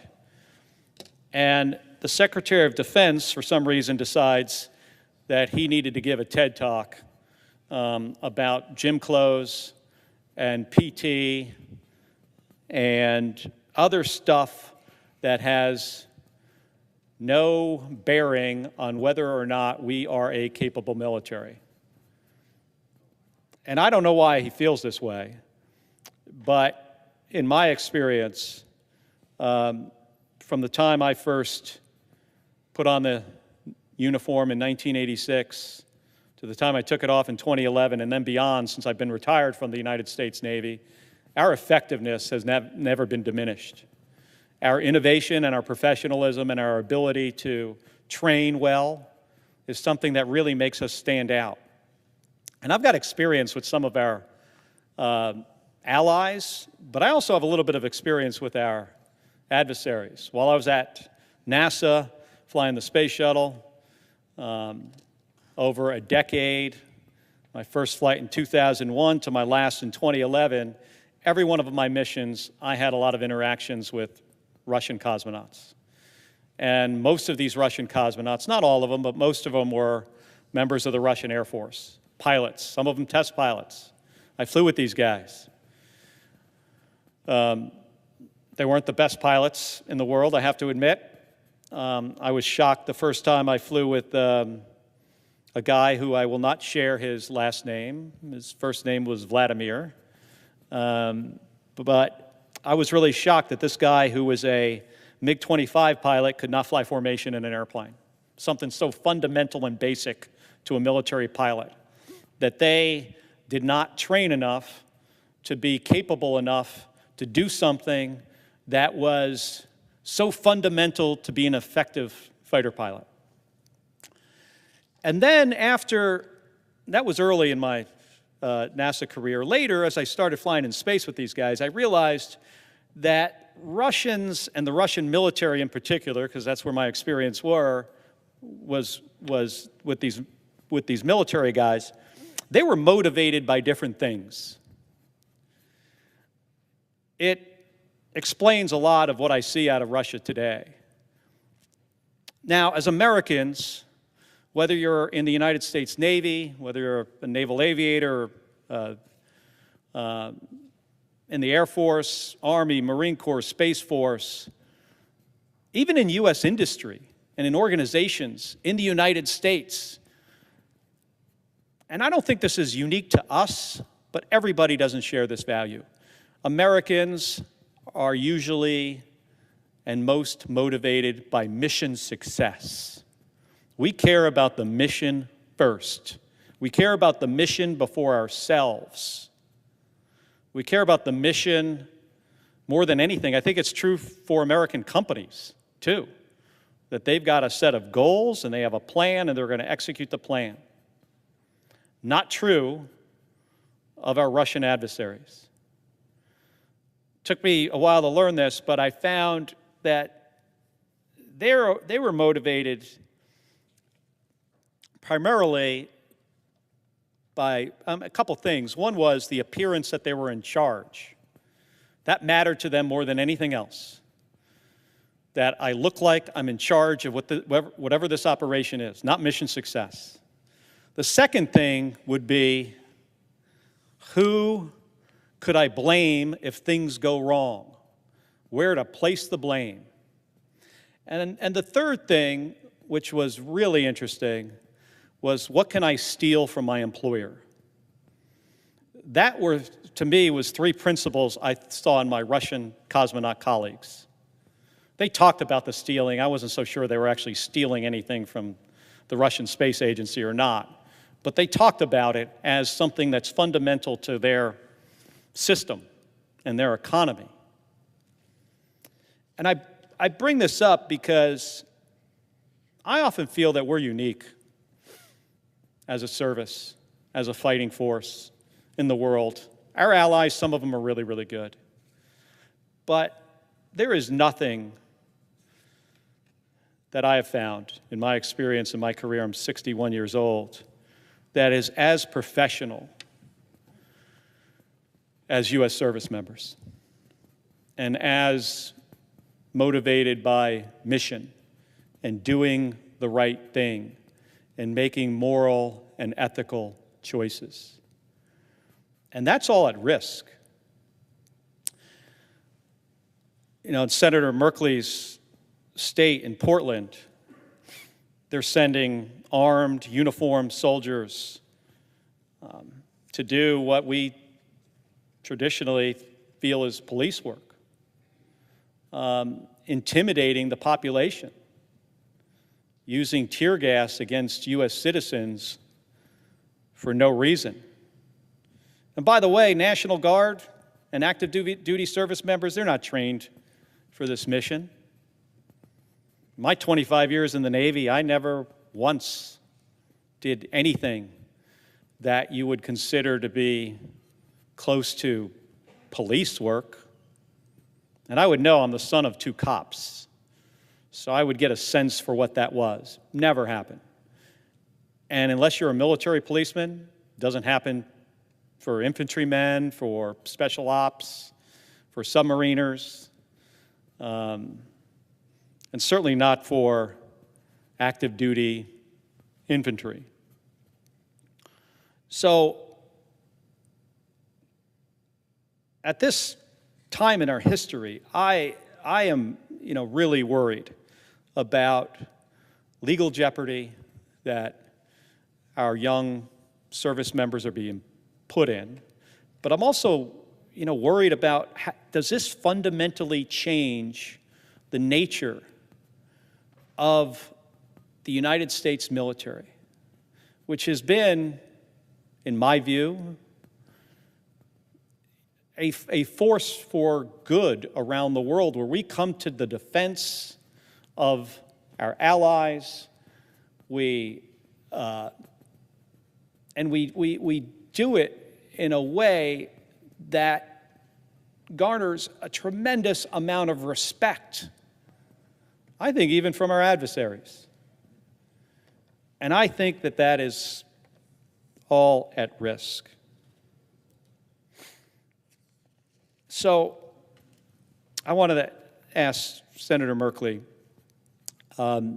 you've been here, 16 years now in the United States Senate. You've got tremendous experience at this. And my understanding is you've got a very close relationship with the people you represent in Oregon. How worried are you about the changes that could happen to the United States military? And also I'm interested in, what are you hearing from your constituents about this? They've been the focus and have been highlighted by this administration, not just this year, but in Donald Trump's first presidency as well. So with that, I yield back to the senator from Oregon. Thank you so much to my colleague from Arizona for your question. And I so appreciate the decades of experience and knowledge you bring in regard to the services. I have only a small chapter in my life of 2 years working for Secretary Weinberger as a presidential fellow, but I didn't wear the uniform. I was a civilian working on a host of different programs, transited every 4 months or so, and they were great assignments. I learned an awful lot, but everything you're talking about comes from your deep connection, involvement in the uniformed services, and such a wealth of knowledge just listening to you. So I appreciate that you bring that to bear.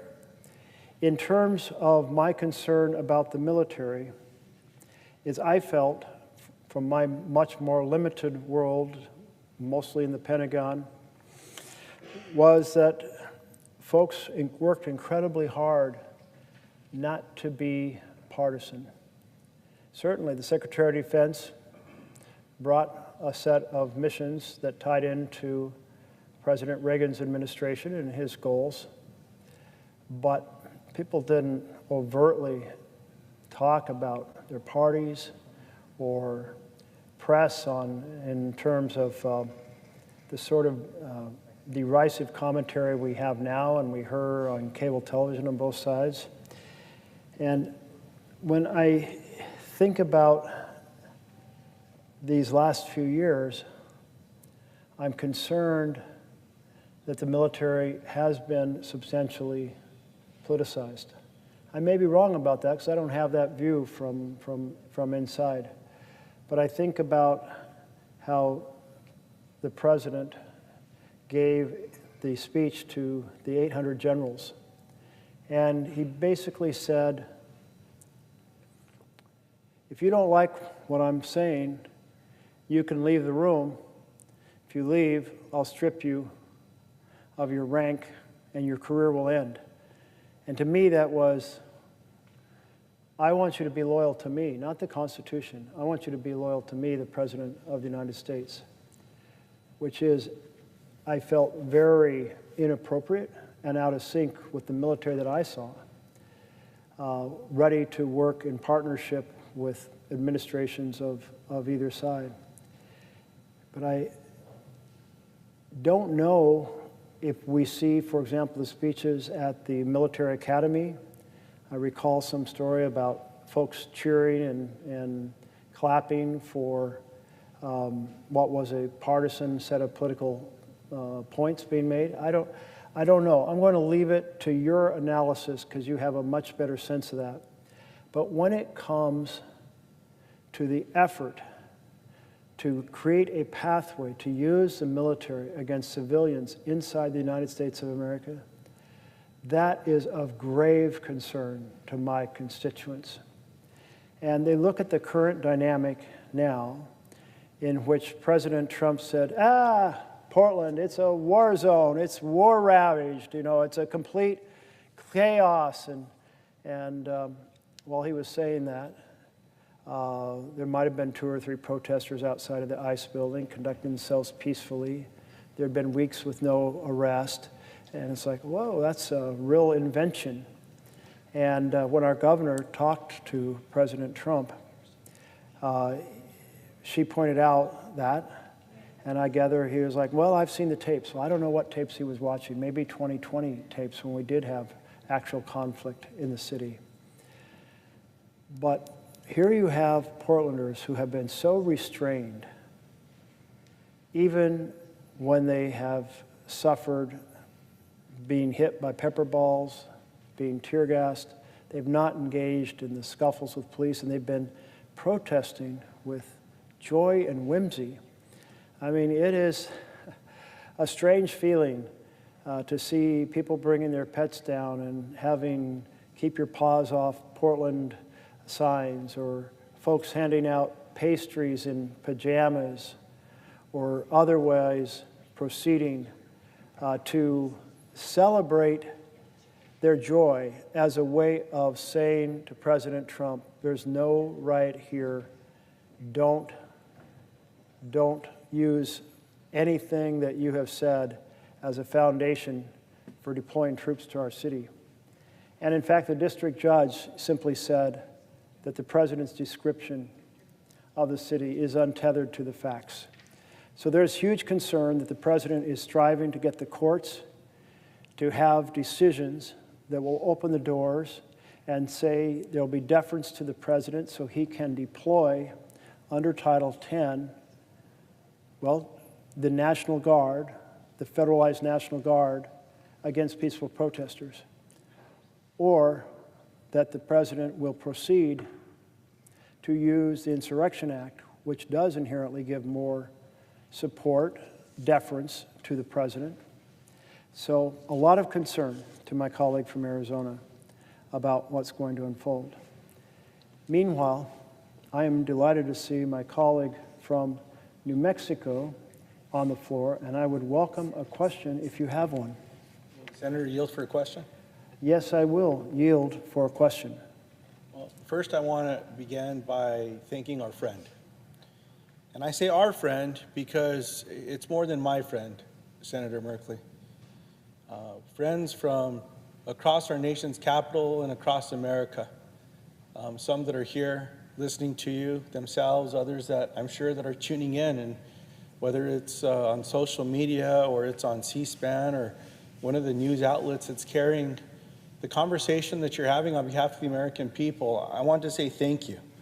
Thank you for your courage, for your conviction, and your tireless leadership in speaking up today on behalf of all that's going on across America, around the world, but especially impacting your constituents. And if I'm not mistaken, Senator Merkley, it's been nearly 20 hours that you've been on the floor now speaking to the American people. Now, I, like you, I'm proud to be United States Senator. I know the way you speak about Oregon, I'm always battling with you, whether it's New Mexico or it's Oregon. Who's more beautiful? I still believe it's New Mexico, but that's not my question today, Senator Merkley. I'm so proud to represent the people from New Mexico, and every day I'm reminded that the work that we do here, it doesn't just impact our homes.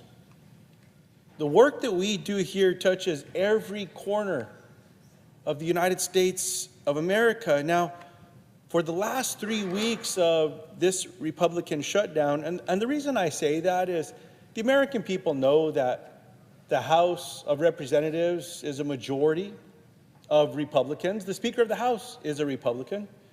The majority in the United States Senate is controlled by Republicans. The majority leader's a Republican. And the President of the United States, a Republican.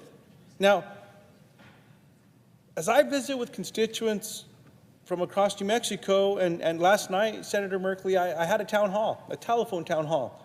We had thousands and thousands of New Mexicans that were on this call.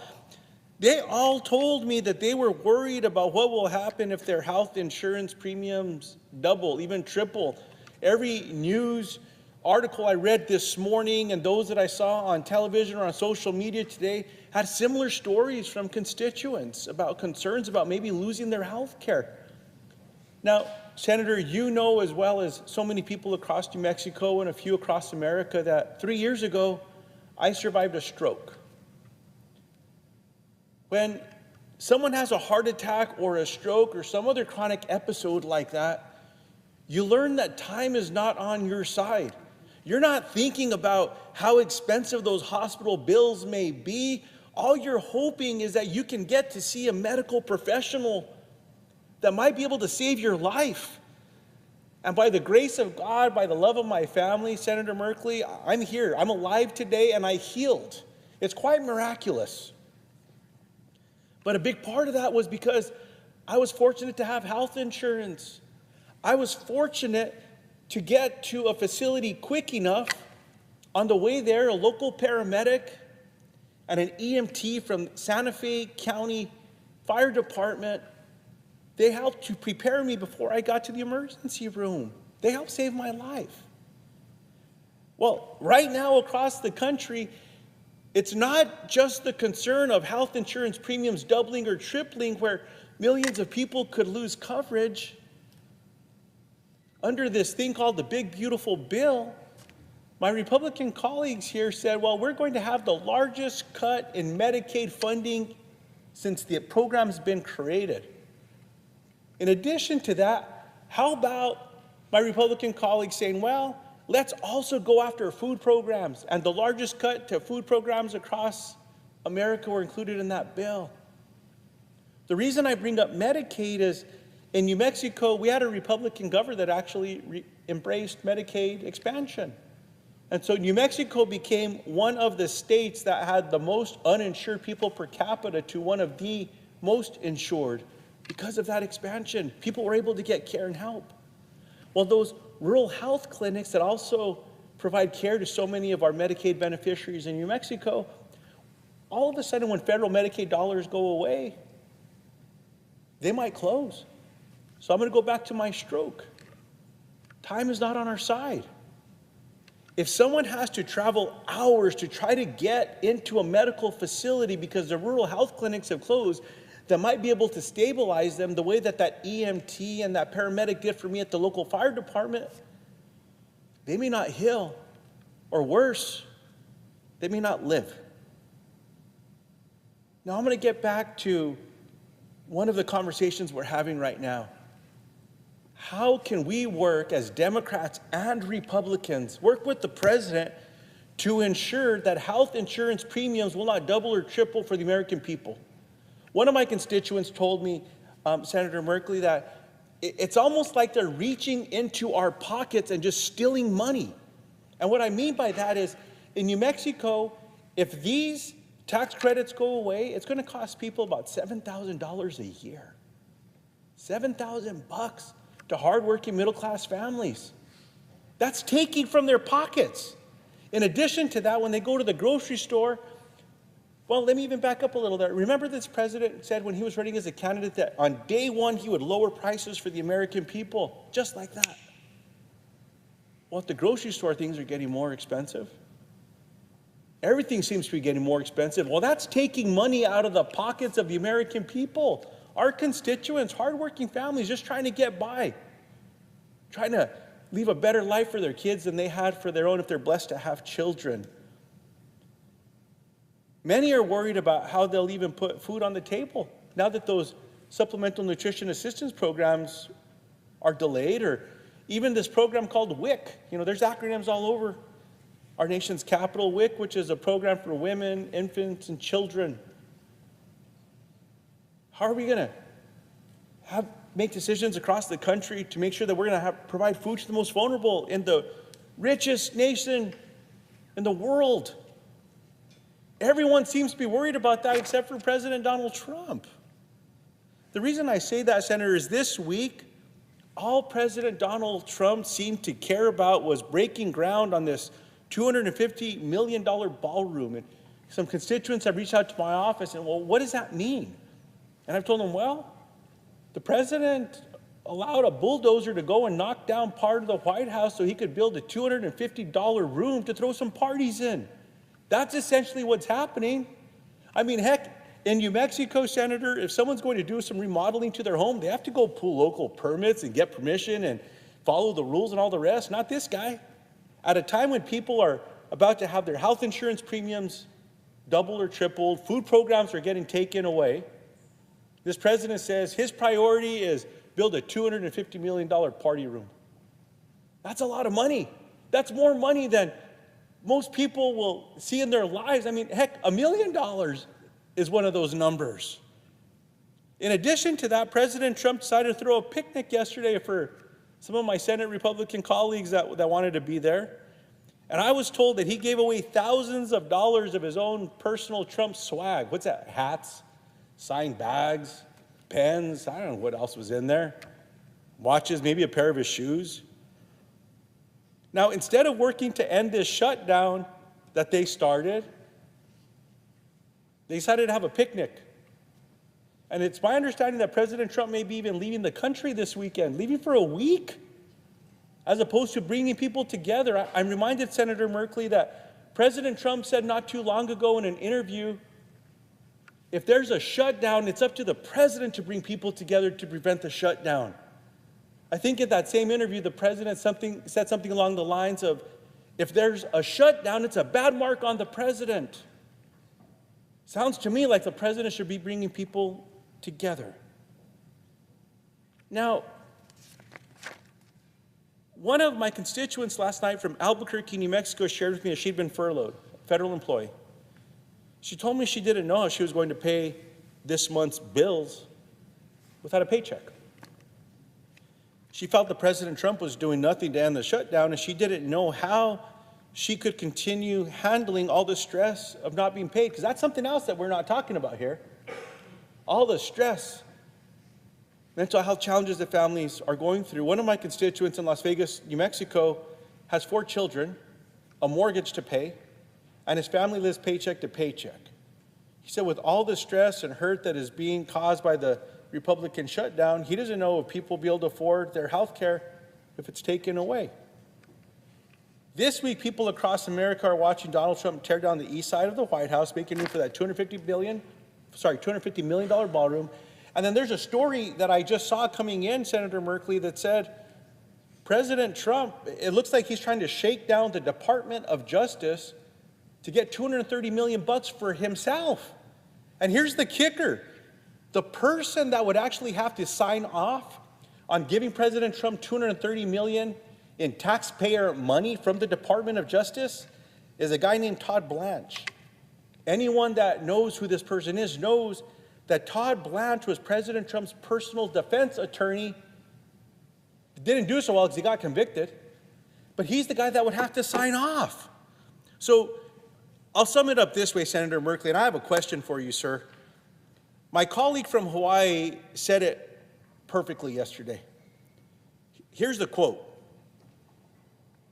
There is enough money to bail out Argentina with $40 billion. By the way, for people that don't know what that means, to all the ranchers, cattle ranchers in America, President Donald Trump said he's going to go bail out Argentina by $40 billion of their beef. And what is that going to do to American cattle producers? So anyhow, back to the quote. There's enough money to bail out Argentina with $40 billion. There's enough money to buy Kristi Noem, who's the Secretary of Homeland Security, a $173 million personal jet just to fly a little more comfortably. There's enough money to renovate that ballroom, $250 million bucks, but there isn't enough money for you, the American people. It seems to me the priorities are clear. So will the senator yield for a question? Yes, I'm yielding for your question. Senator Merkley, how are Americans supposed to trust an administration that seems so focused on giving things to themselves when Americans are worried they won't be able to afford basic necessities like food and health insurance? I yield to the senator. Yeah, thank you so much for your question.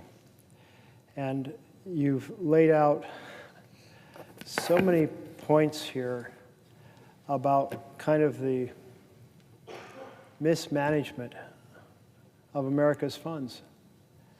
And we could add a few more to them.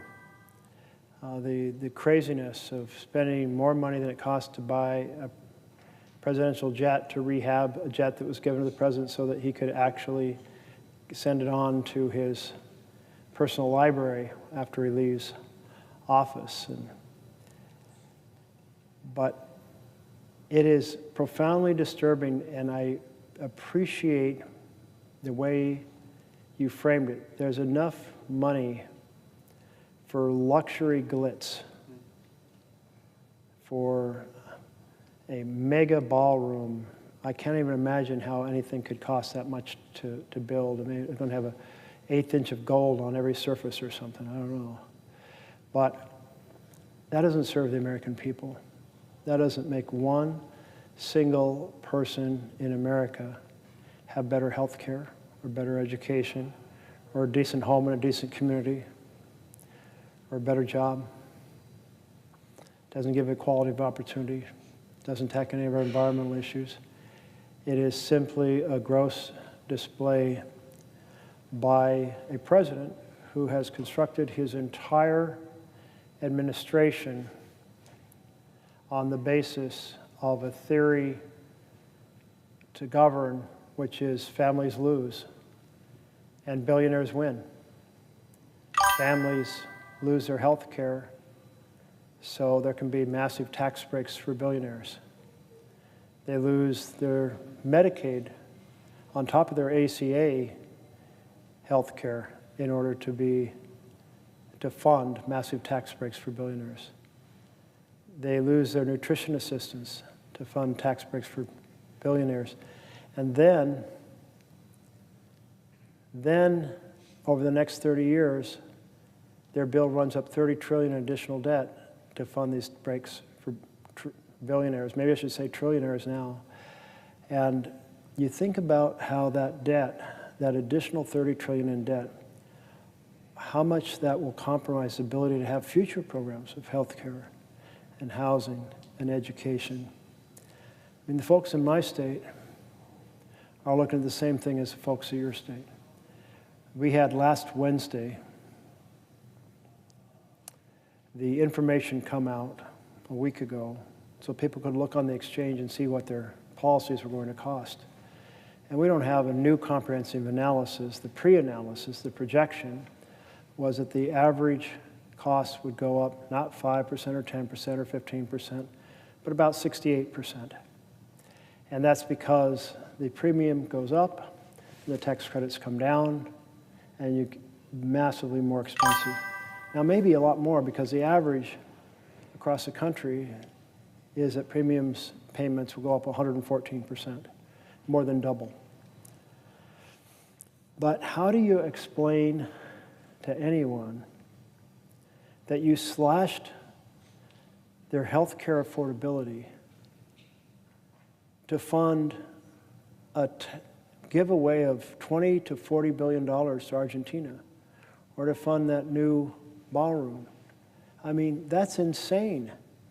I mean, that is, well, just like the rich rubbing our nose in it for ordinary Americans, that you won't be able to afford health care, but wow, we got that new jet, the jet you talked about for Nome. I hadn't heard about that one. We got the new ballroom. We got the tax breaks for the richest people. This government buying for the billionaires, and it ties in to the authoritarian perspective. Because if you're a regular leader of a democracy, you feel you're accountable to the people, and you would never, ever pursue a bill that defunds health care for ordinary families to put more dollars in the pocket of the already richest Americans. But if you're an authoritarian, and the entire time I've been on the floor has been to ring the alarm bells. Ring the alarm bells. Authoritarianism is here now. And I'm told that each time I say this, lots of bells are posted online. So just for my team's fun, ring the alarm bells. I want that to be heard all across America. that we are way off track. This is the wrong way to go. In a democracy, you want to have the foundations for families to thrive because you're accountable to the people and the people run the operation. But in an authoritarian government, boy, that's not the case at all. Instead, it's like the leaders feel like the people are accountable to them. So if they have to do without, well, too bad. As the phrase goes, let them eat cake. If they don't have bread, oh, let them eat cake. And so there we are. And our responsibility is to say to the American people, the way to stop this authoritarian takeover is to have a very significant, robust demonstrations across America like we had on Saturday, that the citizens have to make a big deal, protest outside our offices, write to us, phone us, give us a hard time, tell us we should be doing more. It's that feedback that really caused me to say I need to try to do more to ring the alarm bells about where we're headed, and thus to be up here all night and now through the morning and into the afternoon. I'm getting a little unsteady on my feet, but if we collectively, through this dialogue, are bringing attention to people and saying, yes, 7 million people were out there in the streets, next time we need 10 million, or do your local demonstration with those who went, hear about what they did, and spread the word that this is not normal. This destruction of our rights, this weaponization of the judiciary to go after political enemies, the effort to open the doors so that the president can deploy with court's approval the military into our cities when there is no rebellion, no insurrection, and no invasion. So that is our responsibility, to call it out and to carry the fight. And I believe the American people are starting to understand just how much their freedoms are being crushed. And that's what we need to be in partnership with, to steer this country back and save our republic. Will the senator from Oregon yield for a question? I see the senator from Washington State is on the floor, and I would very happy to yield to a question. I thank the senator from Oregon, and first let me just commend you for what you are doing here throughout the night, throughout today, calling attention to a really critical issue in this country. So many people come up to me, and you know, because we go back and forth to the West Coast all the time, how many people walk up to us and say, what can I do about this? And each one of us has to say, here's what I can do. And I want to thank you for doing what you are doing today, because you're going above and beyond to point out to people that, as your chart says, authoritarianism is here, and it is here now. And we can ignore it, or we can speak out, and you have spent all night long and all day standing on your feet at, I'm sure, great personal sacrifice to fight for everyone in this country and to sound the alarm, as you've been talking about. And so I just personally want to thank you, and I want to reiterate something that you have said for all of these hours, and actually many times to me over the past few months, that the fact that Trump is using his place in government to control every aspect of our life, whether it's what our schools are teaching or not teaching. It's whether or not he's prosecuting his enemies, which he is doing. It's cutting off projects and funding to punish the political opposition. And as you and I both know, we represent, quote, blue states, but we have a lot of red counties and cities and neighborhoods, and even within all of our blue districts. And you can't just randomly say I'm hurting blue without hurting red, because these are all Americans. But he is using his power to do that.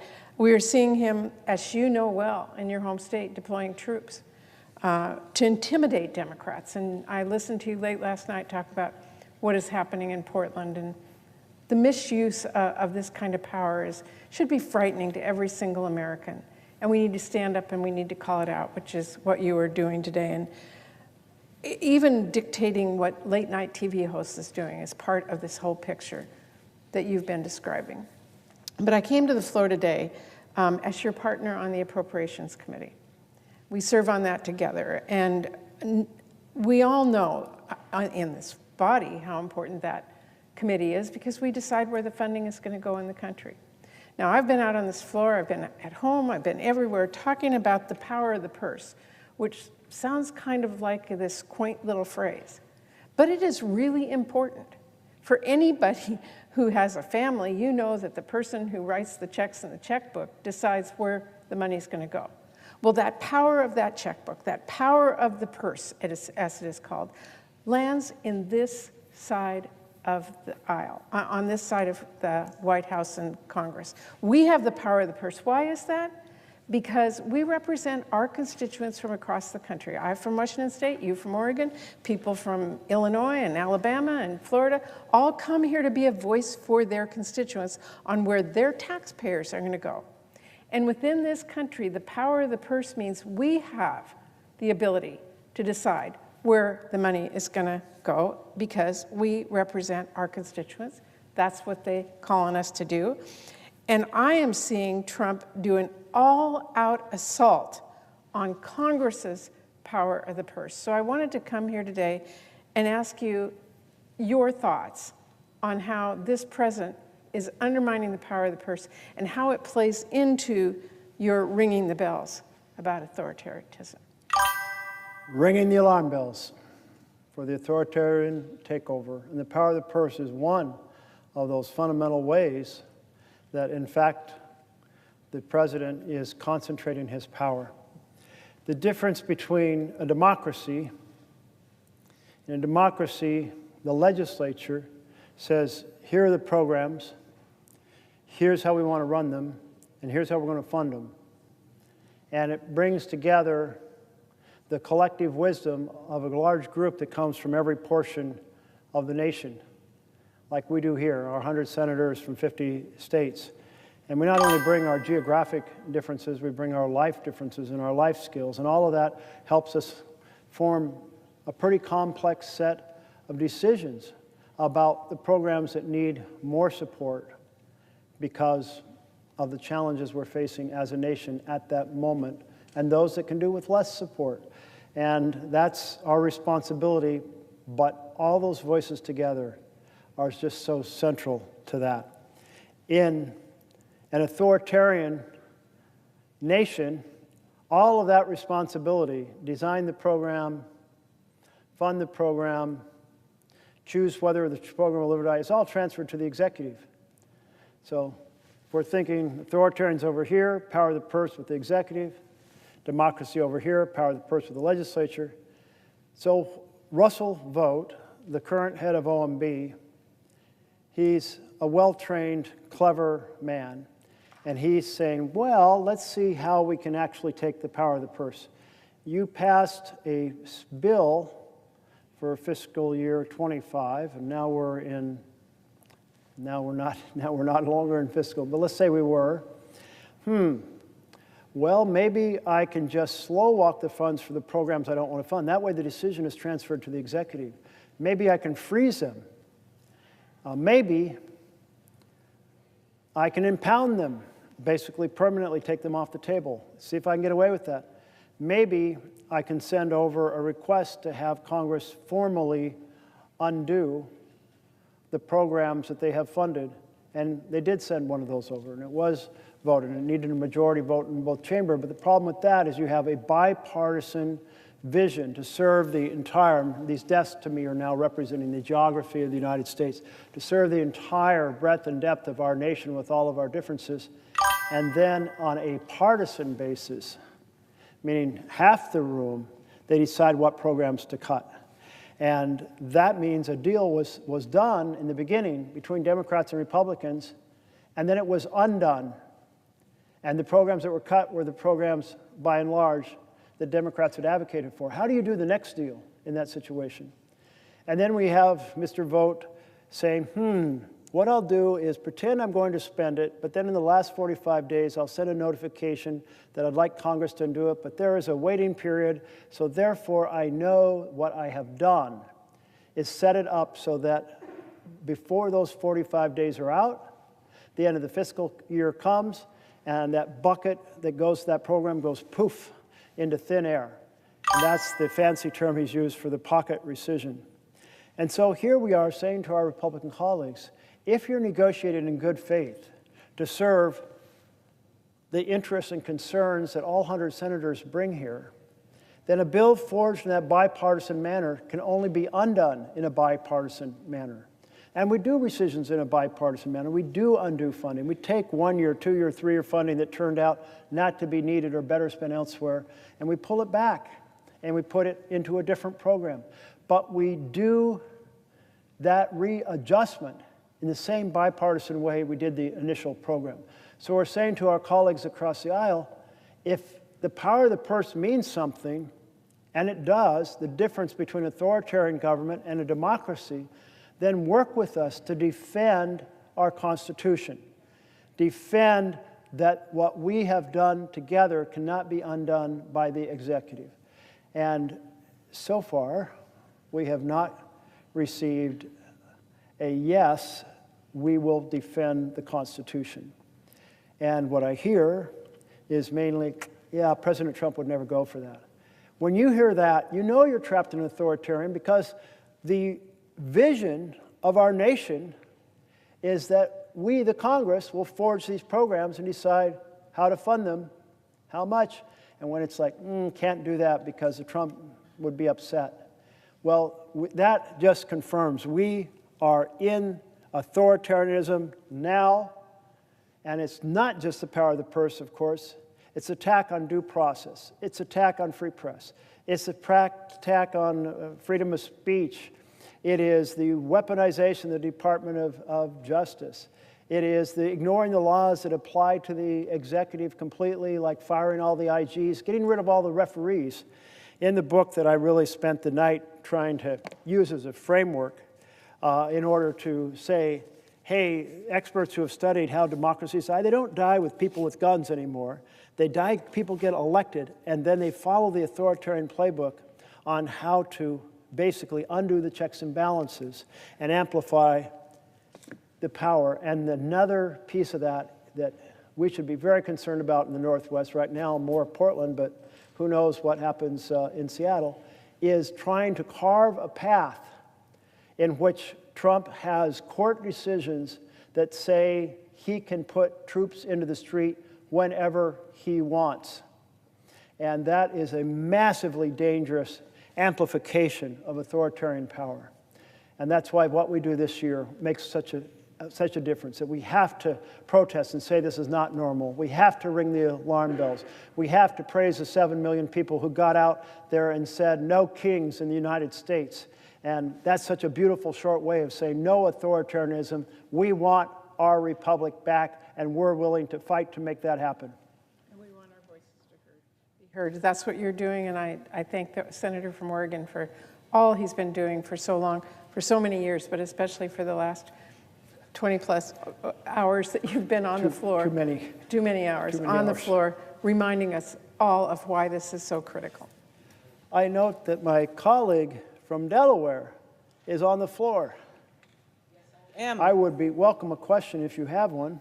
Will the senator from Oregon yield for a question? I will yield for a question.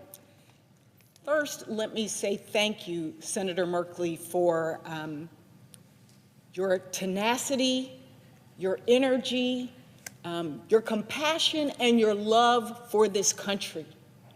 I mean, really, that's what this is about. That's why you have been standing on this floor for over 20 hours. And I want to say thank you on behalf of the American people.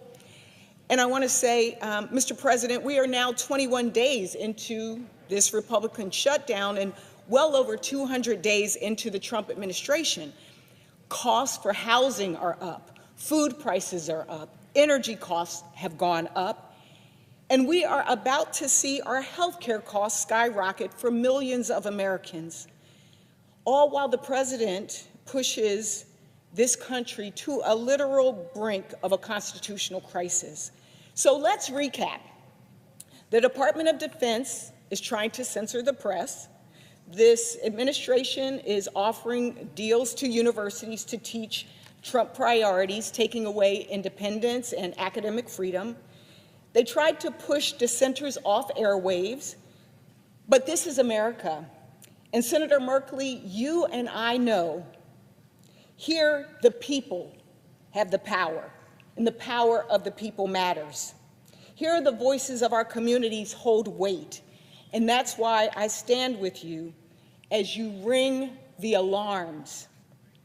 The people are standing up, they're speaking out, and they're saying enough is enough. What does that look like? It looks like journalists from MSNBC to Fox News handing in their DOD press badges, choosing to stand up for their First Amendment rights rather than bowing to the whims of the Secretary of Defense. It means universities are refusing to play ball, declining the offer. It means Americans use their power of their purses to say, you will not silence someone like Jimmy Kimmel, and he was reinstated. But it doesn't stop there. It's an unprecedented move by federal judges appointed by Democrats and Republicans alike that are speaking out on an impending judicial crisis over the Supreme Court's emergency orders. State governments are joining compacts to protect access to public health for citizens as this administration rips away access to vaccines. Airports across America are refusing to play this administration's propaganda videos, and perhaps most importantly, millions of Americans from across our country have made their voices known and heard. 7 million Americans did what I think was truly a part of the American spirit by using their voices in a peaceful way, assembling, doing it in a way that was both joyful but also patriotic, and demanding that we in Congress also stand up. So we are standing up for our communities, and thank you again, Senator Merkley, for doing so. And we are fighting for families across America who are about to see their health care coverage go up or maybe even be eliminated. In this moment, we don't need a king. The people need a president for all of the people. Not a $20 billion bailout for Argentina, not a new White House gold ballroom when people can't even afford to pay their rent or to buy a home on their own, and not a Justice Department bailout. All while November 1st is fast approaching and tens of millions of Americans face this healthcare crisis. Rising costs or total elimination of their health care or medical debt. Costs are already high, and now this. It's time to do the right thing and to take a stand. And with the president poised to leave town, we ask that he stay and pull together the partners, the House, which has been out of session, and I came from the House. I don't think I ever saw anything like this, where they literally have been missing in action for weeks. As a matter of fact, for our August break, they left in July. This is unprecedented, and we need them back at the table. They need to do the work. And so my question to you, Senator Merkley, in light of what the president wants to spend money on and what the American people need, does the president have his priorities straight? Are his priorities right on behalf of the American people?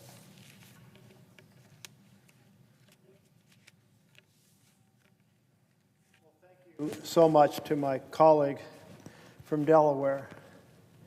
And the question rather answers itself after listening to all the points you were making, which are right on.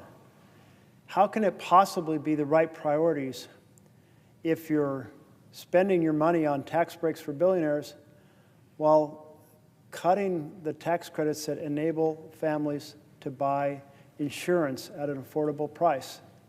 How can it possibly be the right thing to do that you're cutting child nutrition while you're spending a huge amount on a ballroom undoubtedly Trumpian gold-style ballroom. How much was it? 200 million or 300 million? Some crazy, crazy sum. I can't even imagine how you could spend that much on a room. And you mentioned this $20 billion bailout, 20 billion with a B, bailout for Argentina. Now, that one came out of nowhere. I don't remember a bill on the floor here saying that we're passing a spending bill that has in it 20, and the president said it may be as much as $40 billion bailout.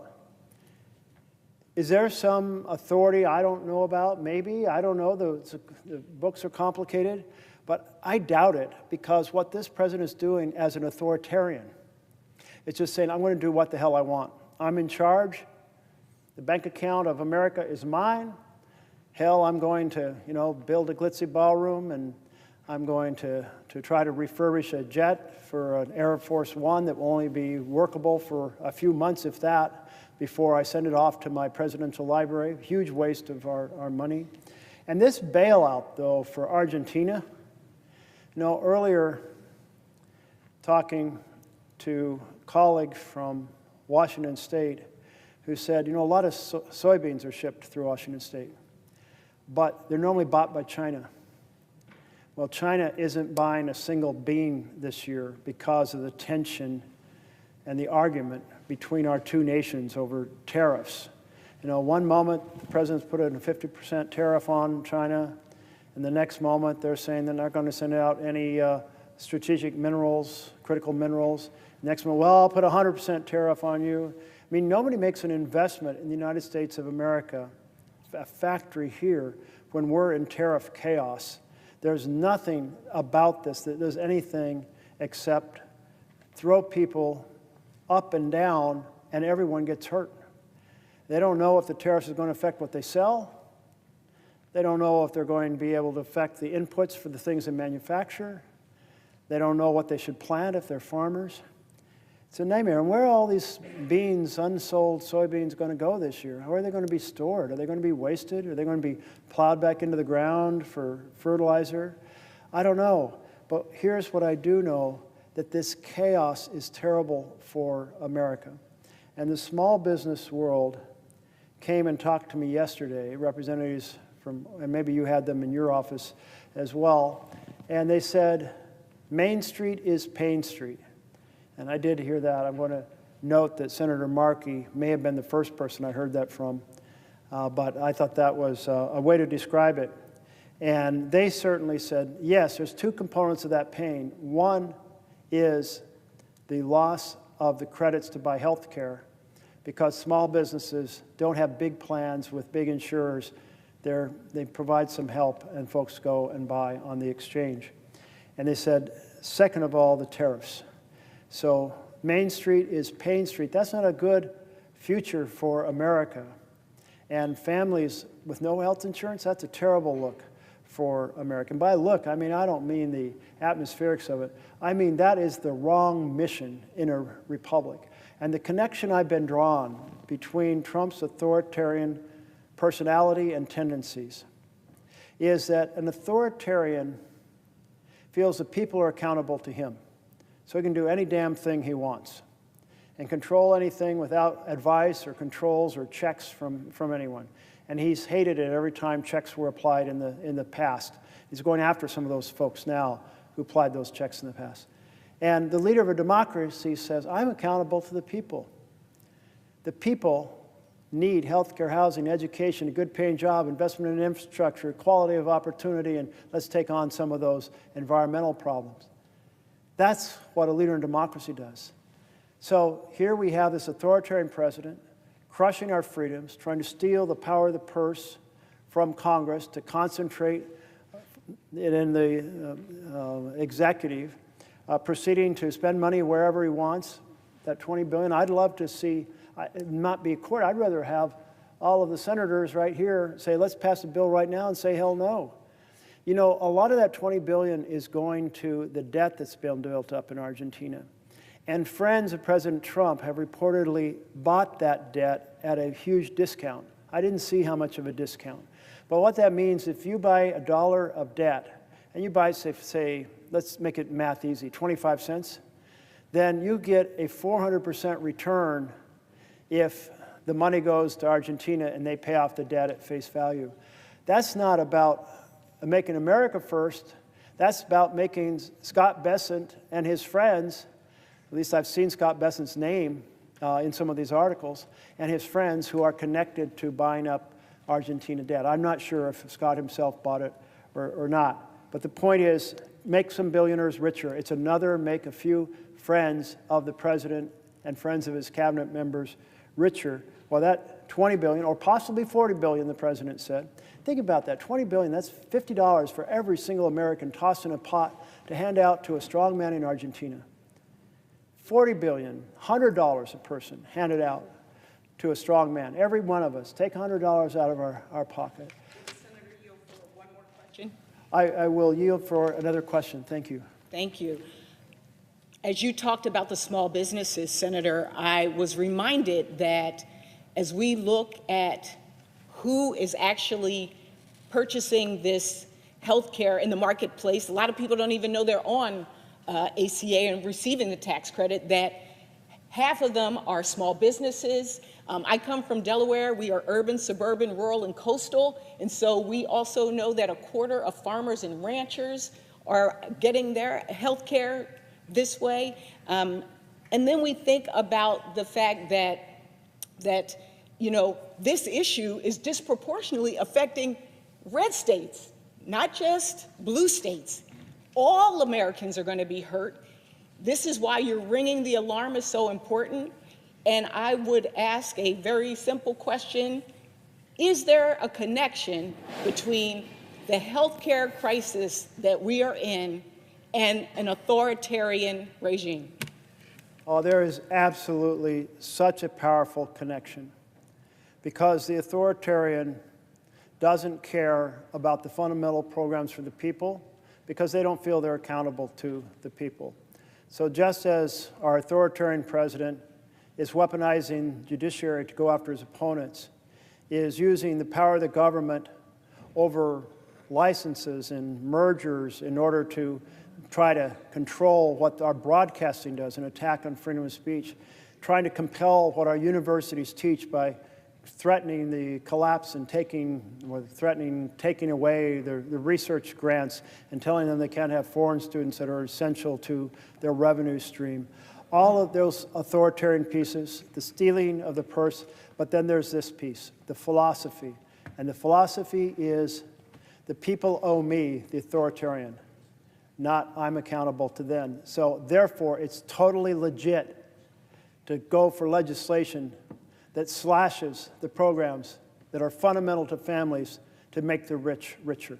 And I want to go back to that picture that I had up earlier of the billionaires standing behind President Trump at the inauguration. And at that point, maybe we didn't know for sure, but he had campaigned on helping families, but we didn't see the champions of families behind him. We saw the billionaires behind him. That is exactly what's happened. The philosophy is families lose and billionaires win. And our effort, as those in a democracy, we are fighting for the vision of families thrive and the rich and powerful pay a fair share. Would my colleague yield for another question? I would yield for a question, yes. And I thank my colleague from Delaware for her great questions. And I want to, before I ask my question, I just want to thank the great senator from Oregon for his strength, his fortitude, his integrity, and just shining a spotlight on this erosion of democracy under Trump in so many different ways. I've been to the floor earlier and we've talked about it. But now I'd like to ask a question about one of the most serious threats that our American people face, which is the healthcare crisis, a horrible crisis that is going to leave millions without any health care insurance at all. That's going to raise premiums for people from $500 to $1,000 a month, not a year. That will close rural hospitals. That will kick people out of nursing homes where they will have nowhere to go. And I'd remind my colleagues that this president, instead of negotiating a way out that addresses the crisis with Leader Jeffries and I is going away for 6 days. It's outrageous for him to leave on a foreign trip while the American people are suffering, and we get closer and closer and closer to the time, starting November 1st, when people are going to have to make that awful decision. Do I leave my family with no health care at all because I can't afford it? It's a horrible, horrible decision. And yet Leader Jeffries and I asked the president to meet with us before he left. He refused.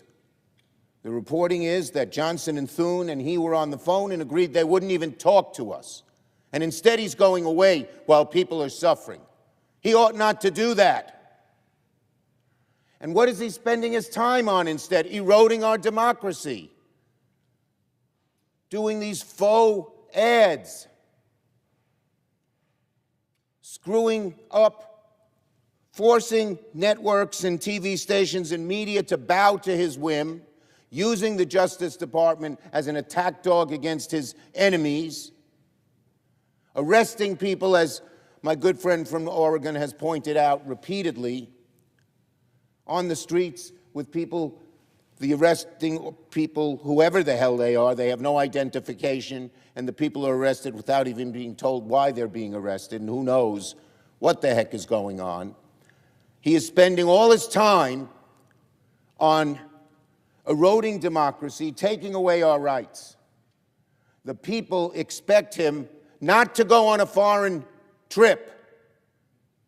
This president who fancies himself a king, but instead to do the people's business and help us, sit down with us, negotiate a way out of this health care crisis.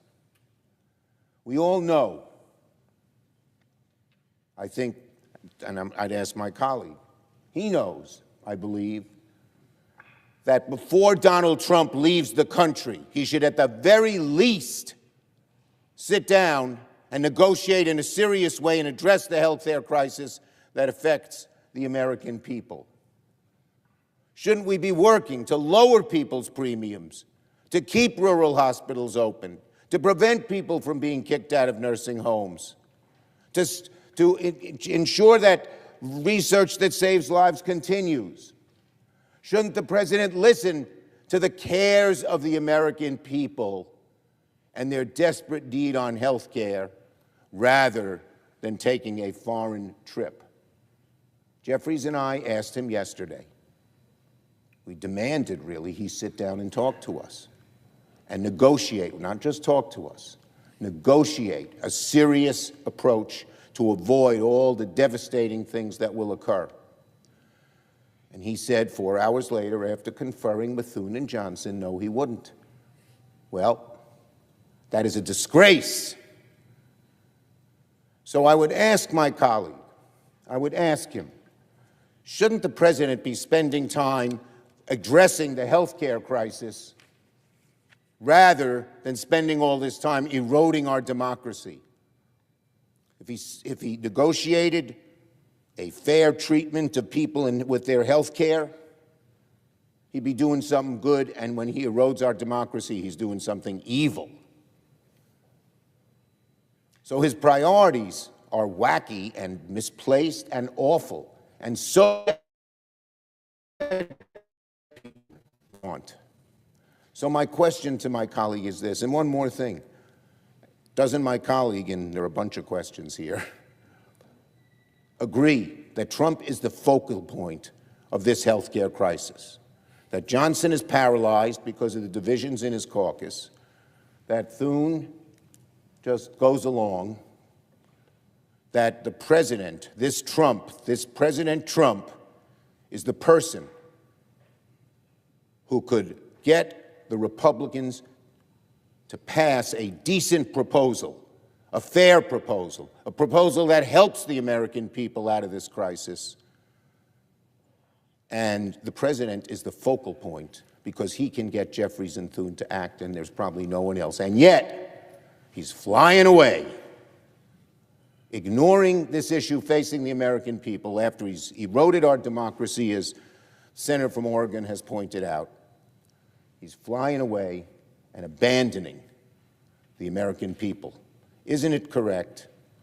Does my friend from Oregon agree that the president's priorities are so detrimental to the American people, are really perverse, in that he seems to enjoy eroding democracy and doesn't even give a damn when the American people are suffering? So I'd ask my colleague to answer that series of questions. My colleague from New York, the minority leader, is absolutely right. The Trump priorities are absolutely perverse.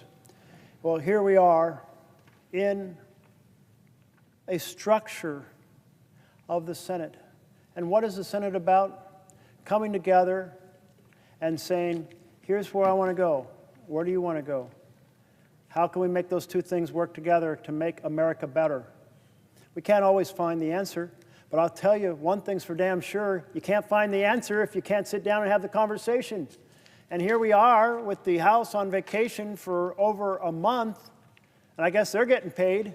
And here we are in the Senate without an agreement to just sit down and talk to each other about the framework, because it appears that the key, as you have suggested, the linchpin, is it will not sit down and offer ideas and work out a deal without Trump in the room, or Trump guiding the outcomes. So he is the factor. So as he jets off, and in Oregon last week, people on a week ago Wednesday, they saw what their prices are going to be. The premiums are higher, the credits are lower, they got to fill in the gap in between. And are they going to be able to afford insurance? Are they going to be able to make that decision by January 1st? They are stressed about this. I had small business in yesterday, representatives from Oregon, and the vision there is Main Street is in Pain Street because of the tariffs and because of the fact that many of them, a large share of them, buy their insurance on the exchange. And this man who runs a small company, it's a lighting for events company, and I think he said he had 4 employees. He was able to talk to 3 of them, and the 3 of them said, we're not buying insurance. We can't afford it. We looked at the new prices. We can't afford it. So they're going to go without insurance. We all know the huge calamity. Well, when the Speaker of the House that I saw on the boob tube, on the television, says there's nothing to talk about, I think immediately there's 20 million reasons to talk about. Those 20 million are the 20 million Americans that are seeing these huge increases. Many of them will not be able to buy insurance at all. And let's add to that, since the bill also is just 15 months out now from slashing in a devastating fashion our Medicaid program, which in combination with the effects on the Affordable Care Exchange will put 15 million people out of health care, 235,000 in my home state of Oregon. 70% of the kids in my rural areas are part of the Oregon Health Plan, or Medicaid.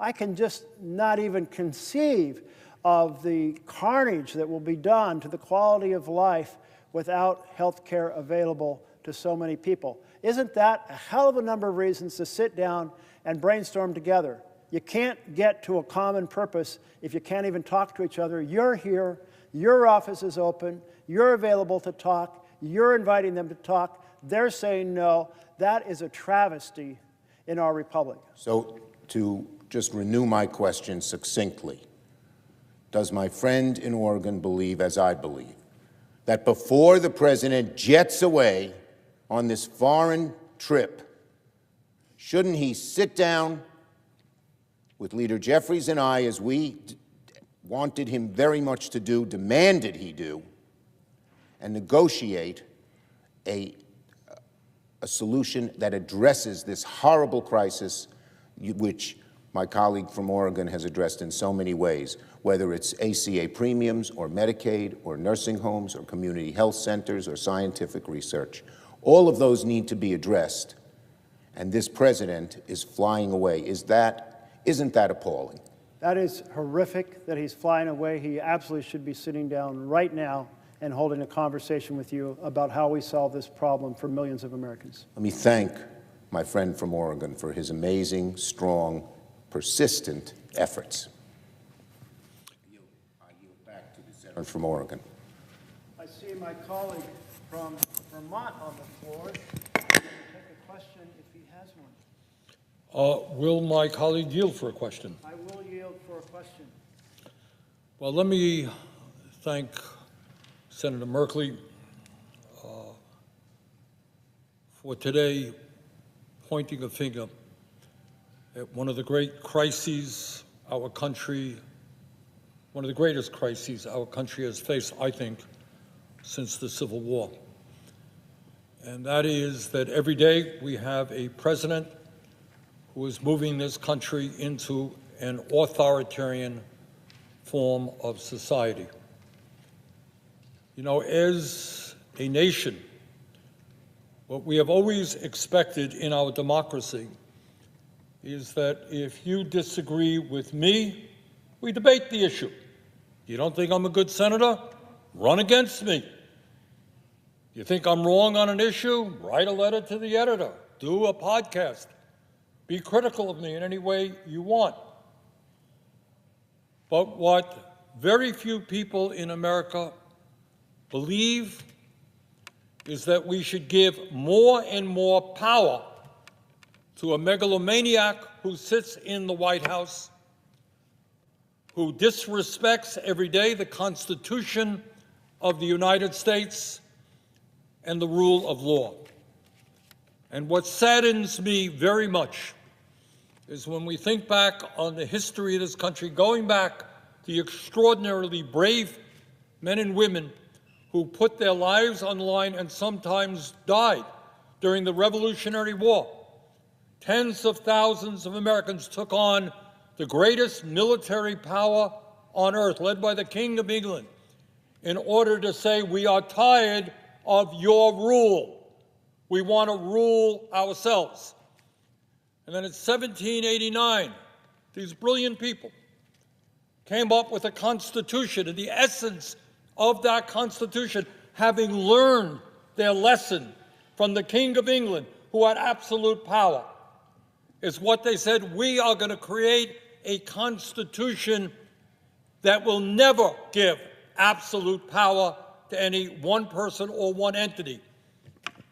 So they created an executive branch, the president, legislative branch, Congress, House, and the Senate, and a judiciary whose function is to provide checks and balances on each other. Rather extraordinary document, 1789. And since then, we have had so many millions of men and women putting their lives on the line and sometimes dying in order to defend that Constitution, to understand that what freedom is about is the right to disagree, that we do not have to live under the control of one person. And in an unprecedented way, and I know my colleague from Oregon has been talking about this, every day there is another attack on basic American freedoms. The First Amendment, not the second, not the third, First Amendment to the Constitution is freedom of the press. And that was not an accident. They understood that in order to maintain a free society, you had to have the right of people to express their point of view, to write what they wanted to do, to rally people around their point of view. And yet we have, in an unprecedented way, a president who has sued one major media after another, ABC, CBS, Meta, defunded PBS, defunded the NPR. This is a president who does not want to be criticized. Well, guess what, Mr. President? In a democracy, you will be criticized. I will be criticized. Senator from Oregon will be criticized. That is what a democracy is about. And if you don't like criticism, get out of the White House. Get out of politics. We're not going to sit back and allow one media after another, intimidated, frightened that if they stand up tomorrow and run a story critical of the President of the United States, oh my God, they may be sued. And you got an FCC chairman, I think, I say to my friend, during the Jimmy Kimmel episode, was now threatening to rescind licenses of networks if the White House did not like some of the content that was coming out. That's not the America that we love, not the America that we are prepared to defend. But it's not just the media. You got a president who was suing law firms. And what was the crime of these law firms? What did they do that was so terrible? Well, they had clients who went to court against the president. Gee, last that I heard, that's what happens in a country. You know, people go to court. And we don't then try to blackmail and intimidate law firms by saying, we're going to sue you. You better not have clients who are going to attack me.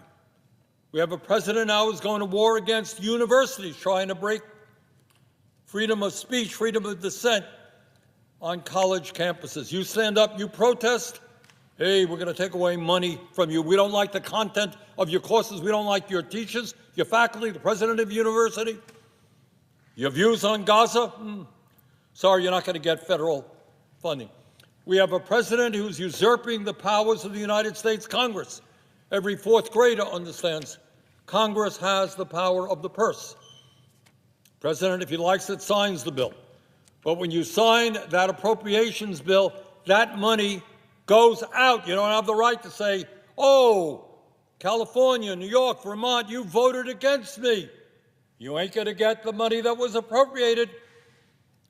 That is not what this country is about, and it is not what the Constitution is about.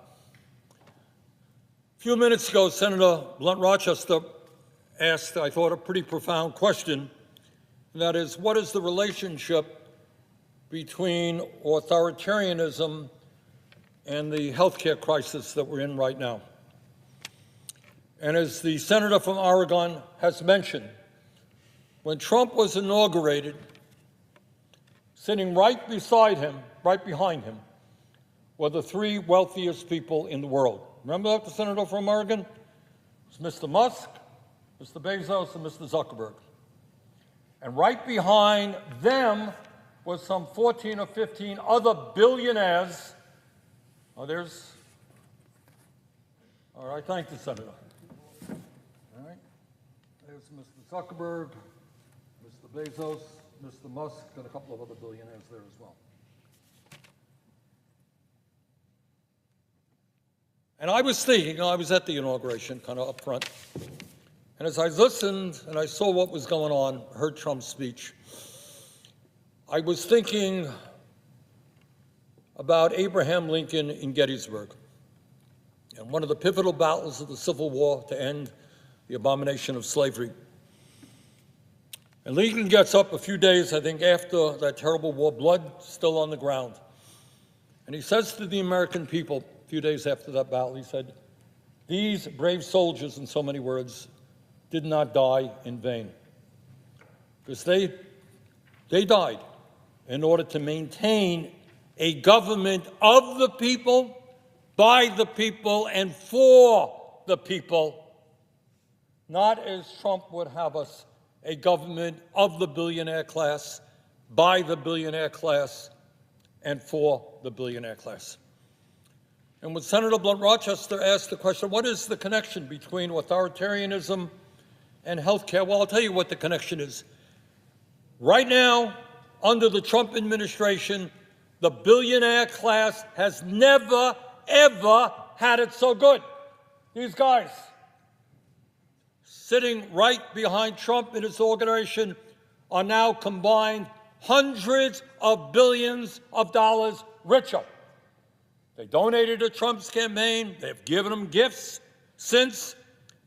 They are doing phenomenally well, while at the same time, 60% of our people, working class people, low income people, are struggling to put food on the table, pay for childcare, send their kids to college, pay for the basic necessities of life, pay for housing, etc.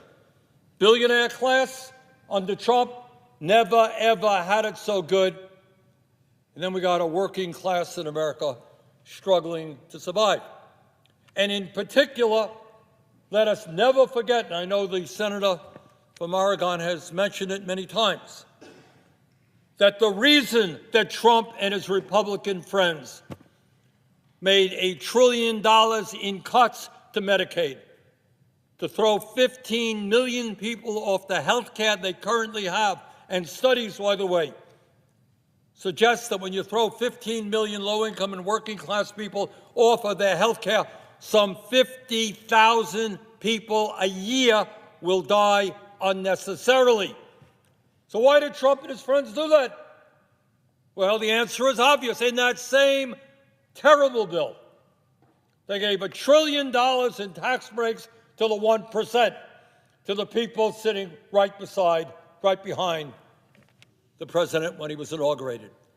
Does anybody in America really believe that it makes sense to give $1 trillion in tax breaks to the richest people in America and at the same time throw 15 million working class people off of their health care? And then, as the senator from Oregon indicated, right now in Vermont and all over this country, people are receiving notices from their insurance companies. In my state, a few days ago, southern part of the state, it wasn't a doubling of their premiums, it was a quadrupling of their premiums. So at a time when we are already paying the highest prices in the world for health care by far, people are going to look at these bills and say, it's insane. And again, in Vermont, we're seeing now families going to be paying 45, 50%. I say to my friend from Oregon, 50% of their incomes on health care. How do you survive? When you're spending 50% of your income on health care, what do you have left for food or for anything else? What the connection is between authoritarianism and oligarchy is that these billionaires not only don't want to pay their fair share of taxes, they want tax breaks. Not only do they want to, with impunity, be able to break unions and throw workers out on the street, but they want, in many ways, what existed in the 1700s, what our forefathers fought against. They want the divine right to rule. All right? King of England thought that they had a God-given divine right to rule. These guys think that as multi-billionaires, they have the right to do anything. No accountability. They're bringing forth hundreds of billions of dollars right now investing in AI and robotics, which will, if we don't deal with it, have a devastating impact on the working class of this country. Yeah, you're going to have more factories in America, but you know what? Ain't going to be human beings working in those factories. Elon Musk, I don't agree with Musk on anything. But just the other day, I think Musk made it clear. He said, hey, AI and robotics is going to do away with jobs. Not going to be any jobs. You don't need any jobs in America. Well, that's great if you're worth a couple $100 billion, but you don't have a job and you're a working class person. How do you feed your family? How do you afford health care? Think anybody in the White House is staying up nights worrying about you when you lose your job? I don't think so. So we are in an unprecedented and difficult moment in American history. And I want to thank the 7 million people just this Saturday all over this country who came out and said loudly and clearly, no more kings. And we're going to keep that movement going. And I don't care if you are a conservative, a progressive, a socialist, a Democrat, whatever you may be. We understand that what makes our country great is, in fact, freedom, the right to dissent, the right to argue. And I don't care what your politics are, that's what we've got to maintain. And I want to conclude simply by saying, expressing very great deal of disappointment at my Republican colleagues, with few exceptions. The vast majority of Republicans in the Senate and the House are not authoritarians. They believe in the Constitution. They believe in the rule of law. But they, at this moment at least, with very few exceptions, simply do not have the courage to stand up to this authoritarian president. How many times has the senator from Oregon and me heard that our Republican friends believe in small government, in federalism, the right of the local government? They don't want that big, bad federal government overruling the needs of cities and towns and states. And now you got a president of the United States sending federal troops into Portland, Oregon, and Chicago, Illinois, usurping the rights of Congress, threatening to impeach judges who rule against them. So this is a very difficult, unprecedented moment in our history, but I have every confidence that when the American people stand together and they do not let Trump and his friends divide us up by the color of our skin or where we were born or our sexual orientation, when we stand together, defend the Constitution, defend American democracy, we will prevail, and we will defeat authoritarianism, and we will defeat oligarchy. And I would simply ask my friend from Oregon a profound question. Do you agree with me? Thank you to my colleague from Vermont, and I appreciate your points, and I do share them, yes, and you expressed them thoroughly and passionately, and thank you for your advocacy.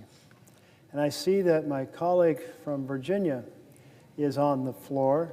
Would my colleague from Virginia consider asking a question? Mr. President, will the senator from Oregon yield for a question? I will yield for a question, yes. And Mr. President, I'm actually going to ask two questions. I'm going to tell a story about something that's happened recently in Virginia and ask my colleague from Oregon what he thinks about it. And then I'm going to hand my colleague from Oregon a picture and ask my colleague what he thinks about that. To begin with the story, and the story deals with a topic that may not seem that sexy or something, but that I think is pretty important: U.S. attorneys and the rule of law. Virginia has two United States attorneys, Western District of Virginia and the Eastern District of Virginia. And those two U.S. attorneys who were put in office by President Trump have both recently been forced out of office because they wouldn't engage in political persecution of Donald Trump's enemies. Let me describe the situation to my colleague from Oregon. When the Trump administration began, the two U.S. attorneys who had been recommended by President Biden and voted on, confirmed by the Senate, both stepped down, as is the norm. The Trump administration then elevated in the Eastern District of Virginia an individual by the name of Eric Siebert. First, the Department of Justice appointed him for 120 days, and then that was followed by an appointment by the judges of the court. But his initial appointment into the role was by the Trump administration. Mr. Siebert began his career as a D.C. police officer and then served for 15 years as a prosecutor in one of the most important positions in the U.S. attorney's offices nationally. Senator Warner and I interviewed candidates, and we recommended Eric Siebert to the Trump administration. So they had put him in as the interim, and then he had been confirmed as the acting. We recommended him to the Trump administration. The Trump administration nominated him, and the Judiciary Committee, in an overwhelmingly bipartisan vote, reported him to the floor of the Senate. But before the Senate could act on that bipartisan vote by the Judiciary Committee, Eric Siebert was forced out of office. And he was forced out of office because he refused to prosecute, to indict former FBI Director Jim Comey and New York Attorney General Letitia James. He said there was no evidence to support an indictment in the case, and so this individual who had been put in office by the Trump administration was forced out. In the Western District of Virginia, which covers more of Virginia's landmass but a smaller portion of the Virginia population, Senator Merkley, we had a process like you do in Oregon, and Senator Warner and I recommended two candidates to the White House, and one was a gentleman named Todd Gilbert. Todd Gilbert was a Republican member of our House of Delegates from Shenandoah County, Virginia, who was the leader of the Republican caucus in our House of Delegates, a strong supporter of President Trump's, and he had even been Speaker of the House when the Republicans held the majority in the Virginia General Assembly.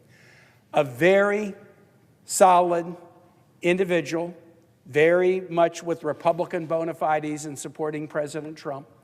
But he applied to be the U.S. attorney. He had been a local prosecutor, but also a local defense attorney.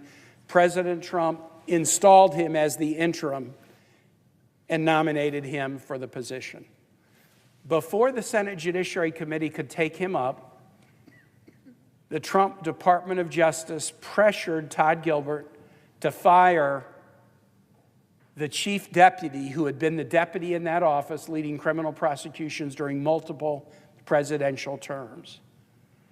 Todd Gilbert refused to do it, and Todd Gilbert was forced to resign as a result. Subsequent reporting by the New York Times laid out the facts that we believe to be true, that the Trump administration wanted to push out the assistant because the assistant was unwilling to issue indictments that were political in nature against Trump's political enemies, and for that reason, they pressured Todd Gilbert to fire his assistant.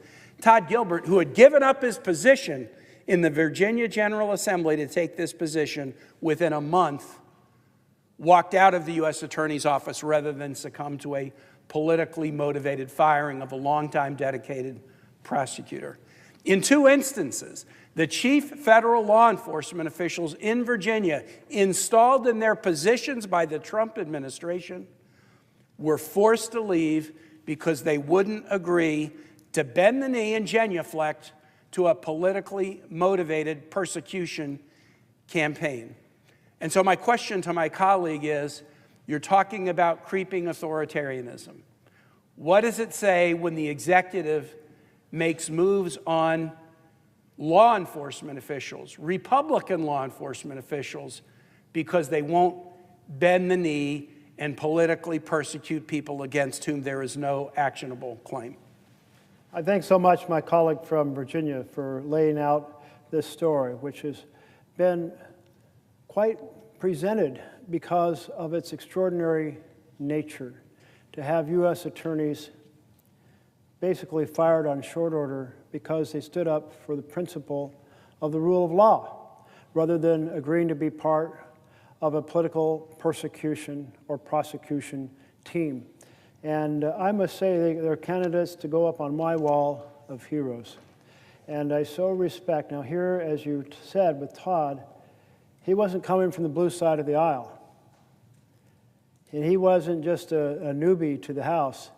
He was the leader of the House Republicans, which meant when they were in charge, he was the Speaker. Now, I was a Speaker as well. I always have a little affection for the Speakers, but I know how difficult it can be to run a chamber. And so you have to be deeply, deeply connected to your colleagues in your caucus as you manage that process. So this individual, just by that resume, clearly was coming with a set of values deeply rooted in the Republican Party. But the value he didn't have was to screw over innocent people. And thank goodness we still have people willing to stand up for justice. Not, if you will, injustice. Because that's what we're seeing. And we see it in the form of the enemies list that the president is going after. But we also see it, and more hidden normally, the firing of individuals, the tossing of individuals who aren't willing to take a loyalty test. Their loyalty is to the Constitution, not to the president.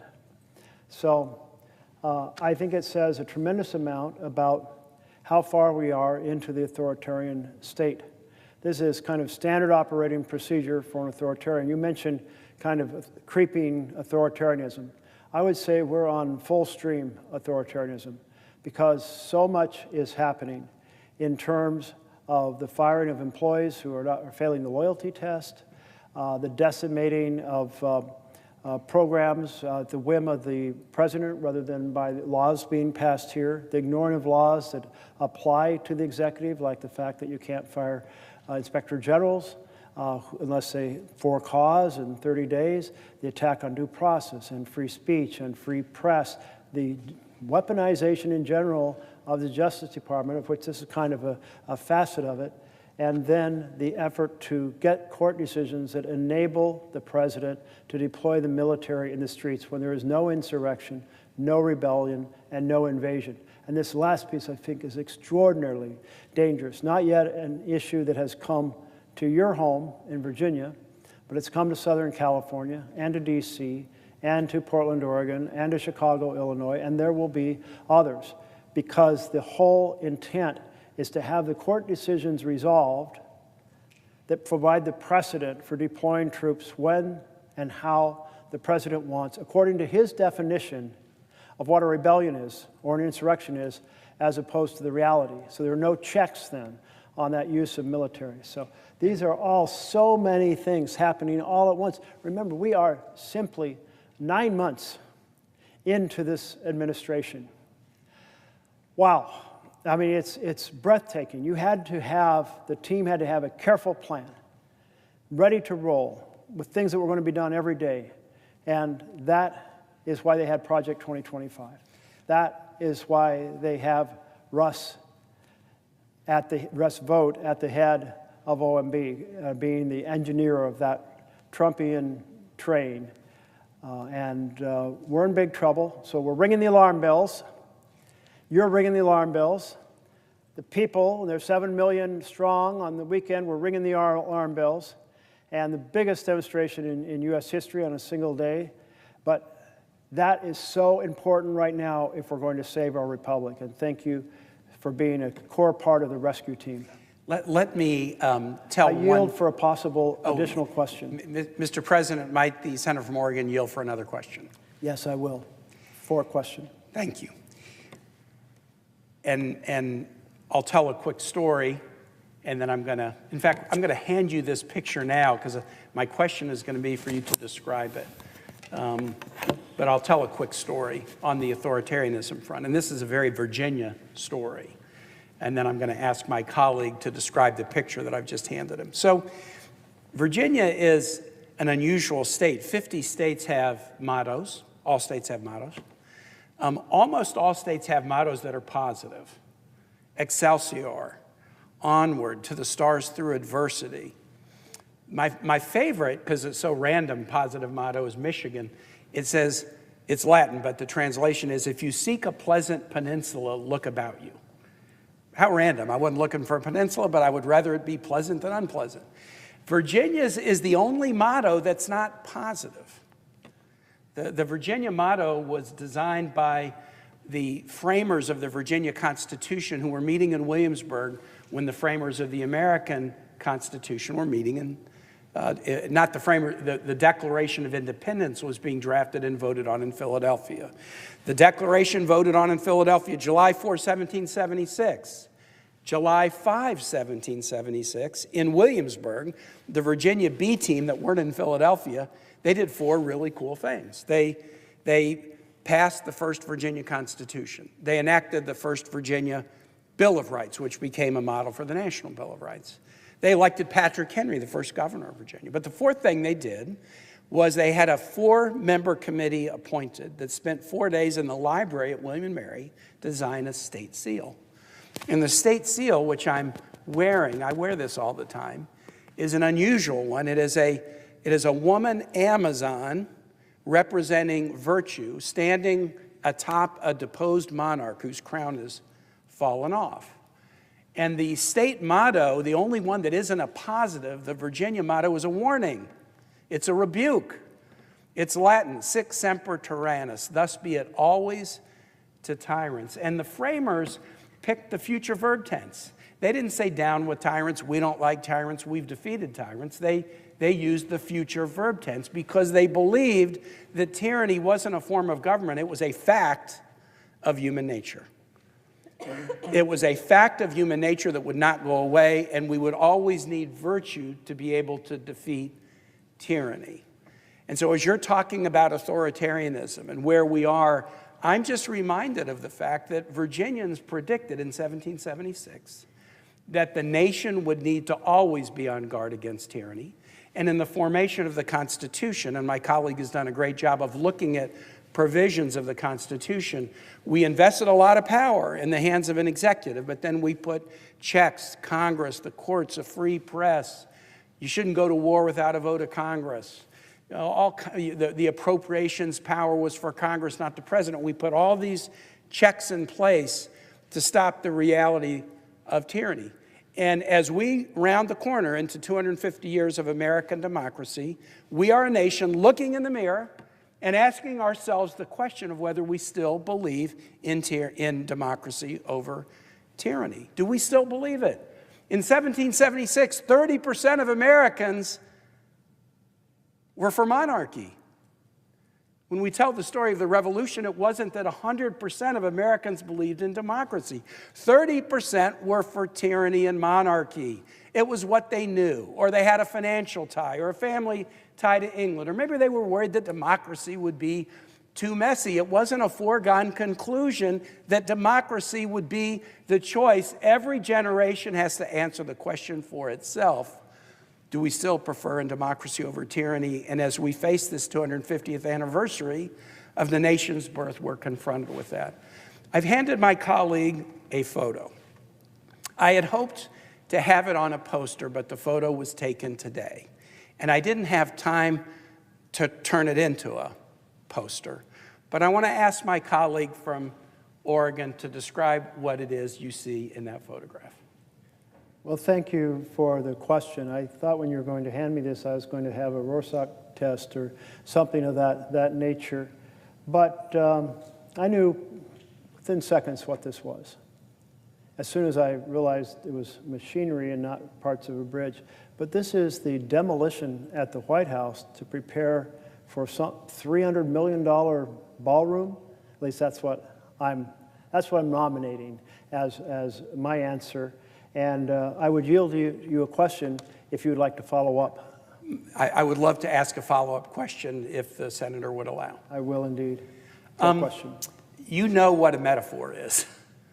A metaphor is something that not only stands for itself, but it stands for something else. As you look at that picture of the White House being demolished today, at the very time as you were standing on this floor talking about authoritarianism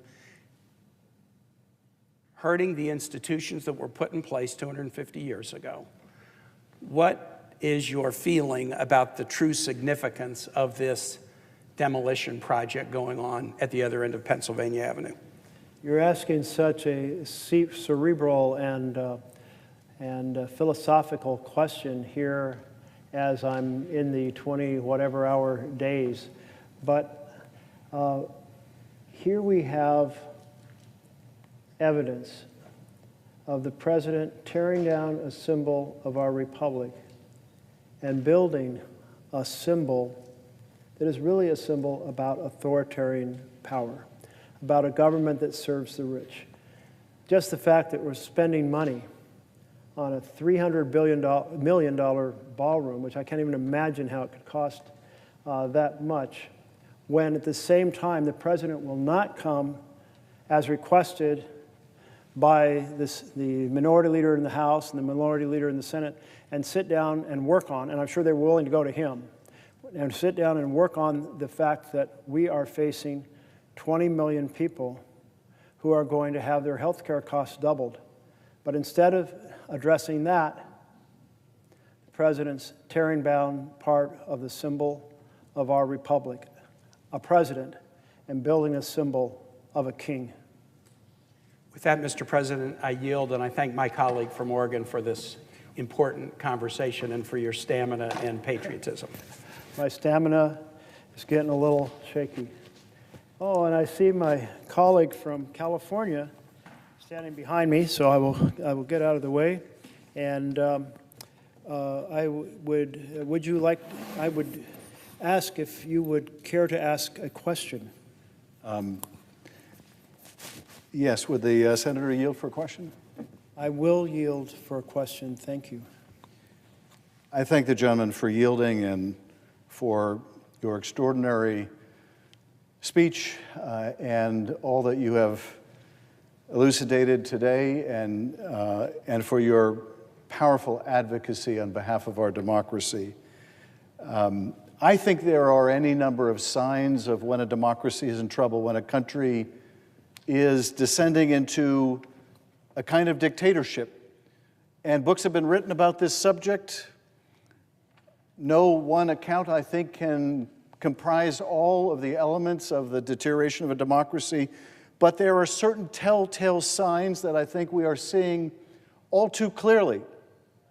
And my question goes to some of the things that we are witnessing that I think are hallmarks of the decline of a democracy, and that ought to be sounding a three-alarm fire for the American people. And let me begin with a few of them. First is the misuse of the military at home and abroad. When a president begins to use a military for impermissible purposes, when a president deploys American forces in violation of the law to American cities, when a president assembles top leadership, flag officers, generals, admirals, and tells them that our cities are to be military training grounds, that there is an enemy within, it is as sure as anything a sign of a democracy in trouble, of a democracy in decline. When troops are rappelling from Black Hawk helicopters, not in Somalia, but in Chicago, it is the most visible sign of a democracy in trouble. This is, as we all know, in violation of the law which prohibits the use of our military for domestic law enforcement purposes. Likewise, the misuse of the military abroad without the authorization of Congress, another sign of the deterioration of our democracy, when a president arrogates to himself the power to blow ships up in the Caribbean or now in the Pacific without any authority, in violation of law and Constitution. It is another sign of the president arrogating the military power to himself, to the person of himself, not to the Constitution, not to his core responsibilities, but to himself. Number two, among the dozen or so most virulent signs of the decline of our democracy, of the risk of an authoritarian regime taking hold in this country, are the attacks on our universities. We see this in Hungary and elsewhere, when rulers start to attack the independence, the academic freedom of our universities. It is a sure sign of a democracy in trouble when a president tries to dictate by withholding federal funds, the lifeblood of research universities, withholds those funds unless an academic institution agrees to adopt its cultural agenda or to fire certain faculty or to allow it to have some kind of a monitor, some kind of a big brother overseeing what takes place in our universities. It is a sign of a democracy in decline. Number three, when an administration, when a ruler goes after the right of representation by attacking lawyers, law firms, legal professionals, and saying, "Thou shalt not represent this cause which is deeply unpopular to me. You shall not take on this client who is antagonistic to me. You shall not hire this lawyer who is a personal enemy of mine." That is antithetical to the history of our democracy and all democracies. John Adams, prior to becoming president, took on one of the most unpopular cases in American history, representing British soldiers who participated in the Boston Massacre. And why did he do that? Why take on such an unpopular cause? Because he understood the importance to a democracy of the right of representation. Number four of the signs that our democracy is in deep, deep trouble is the abuse of the Justice Department to go after the president's enemies and to protect his friends. It is in actions like in the state of Virginia, the firing of a U.S. attorney who believes that a prosecution is not warranted, notwithstanding the personal injunction of the president that thou must prosecute these people. That prosecutor is fired and another brought in to implement the president's will to go after his enemies. But it is also likewise a sign of the loss of democracy when the powers of the Justice Department can be used to protect the president's friends. When A Justice Department can be told, you shall not look further into the $50,000 in bribe money taken from a top White House official. Close down that investigation. You shall look no further into the corruption of the mayor of New York. Close down that investigation because that mayor is useful to the administration politically. That is as sure a sign as anything that we no longer have an independent Justice Department, but one in the thrall of the White House. Number 5, suppression of free speech. Suppression of free speech, something not just in any amendment, but in our First Amendment, when an administration uses its power to coerce an ABC to pay him personally, or coerces a CBS to pay him personally for the right to continue its broadcast license, or for the opportunity of its parent to have a merger. These are overt efforts to censor the press when it uses its regulatory power and threats to try to take off the air a comedian or 2 comedians. It is a sure sign of the loss of press freedom. And equally, we see in other repressive regimes an effort to concentrate power, to concentrate the media itself in the hands of friendly oligarchs, or to create a kind of state-run media, which we are deeply at risk of, and we see in the development of TikTok and the coercive power of the government to decide who the future owners of TikTok will be, to make sure that they are of the same political persuasion as the president, or we see reflected in the oligarchic control of Twitter, now X, or we see in organizations that are buying up stations like Sinclair and using its mass power for the purpose of censorship. Next, in a declining democracy, in a budding autocracy, we see the demonization of vulnerable communities. And what could be more visible in America today than the demonization of immigrant communities by this administration? The demonization of the other, the false portrait of people who come to this country as all murderers and rapists and drug smugglers. The demonization of some of the most vulnerable people in America, also in the LGBT community and the trans community. We see this time and time again in history, in countries becoming dictatorships, that they build their power on the backs of people they dehumanize. We're seeing at home another powerful sign of a budding authoritarianism, of a growing authoritarianism, and that is the use of propaganda, the use of taxpayer money for propaganda. You see banners with the president's glowering face now on public buildings in violation of law. You see Kristi Noem doing Hollywood-looking produced ads that are played at airports, falsely blaming Democrats for the shutdown, political propaganda paid for by you, the taxpayer, or highly produced immigration videos featuring Kristi Noem thanking the president, more political propaganda. Another sign of the decline of our democracy, of the growth of our authoritarian regime, is the corrupt use of government power for self-enrichment. This we saw from the very first days of this administration. The meme coin dinners, in which the premises of the White House are used, but private donors are encouraged to buy the president's meme coin, a cut of which the president gets, using the power, the prestige of that office, sometimes even the venue of that office, to enrich himself. The receipt of aircraft, $400 million aircraft from Qatar, a nation that has a keen interest in U.S. policy. The president acquiring a plane in plain violation of the Emoluments Clause, soliciting private donors for ballrooms, the real estate deals in the Gulf, the rampant conflicts of interest, the crypto money coming in from the Gulf to the first family, the use of government power and position for corruption and self-enrichment. Another powerful sign of a democracy in decline is the usurpation of Congress's power of the purse.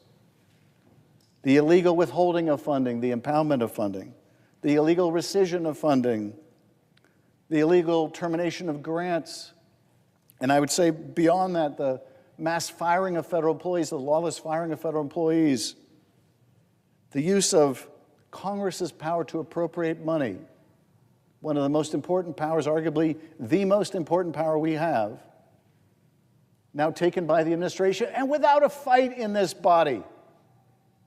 Certainly not a bipartisan fight.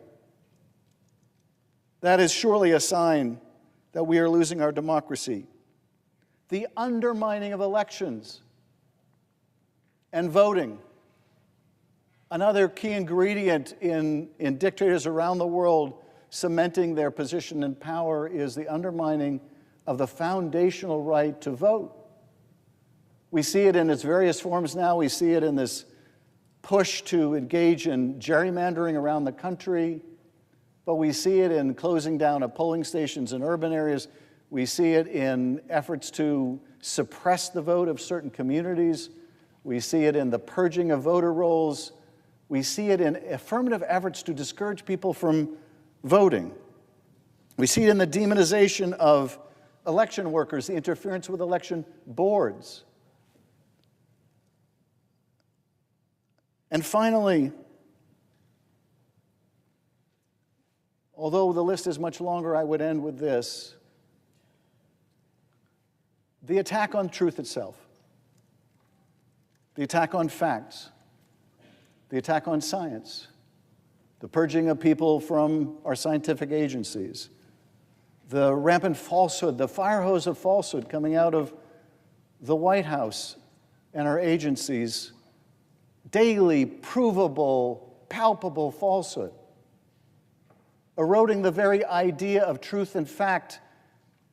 If you can persuade people that nothing is true, then what are we to use to decide who should govern?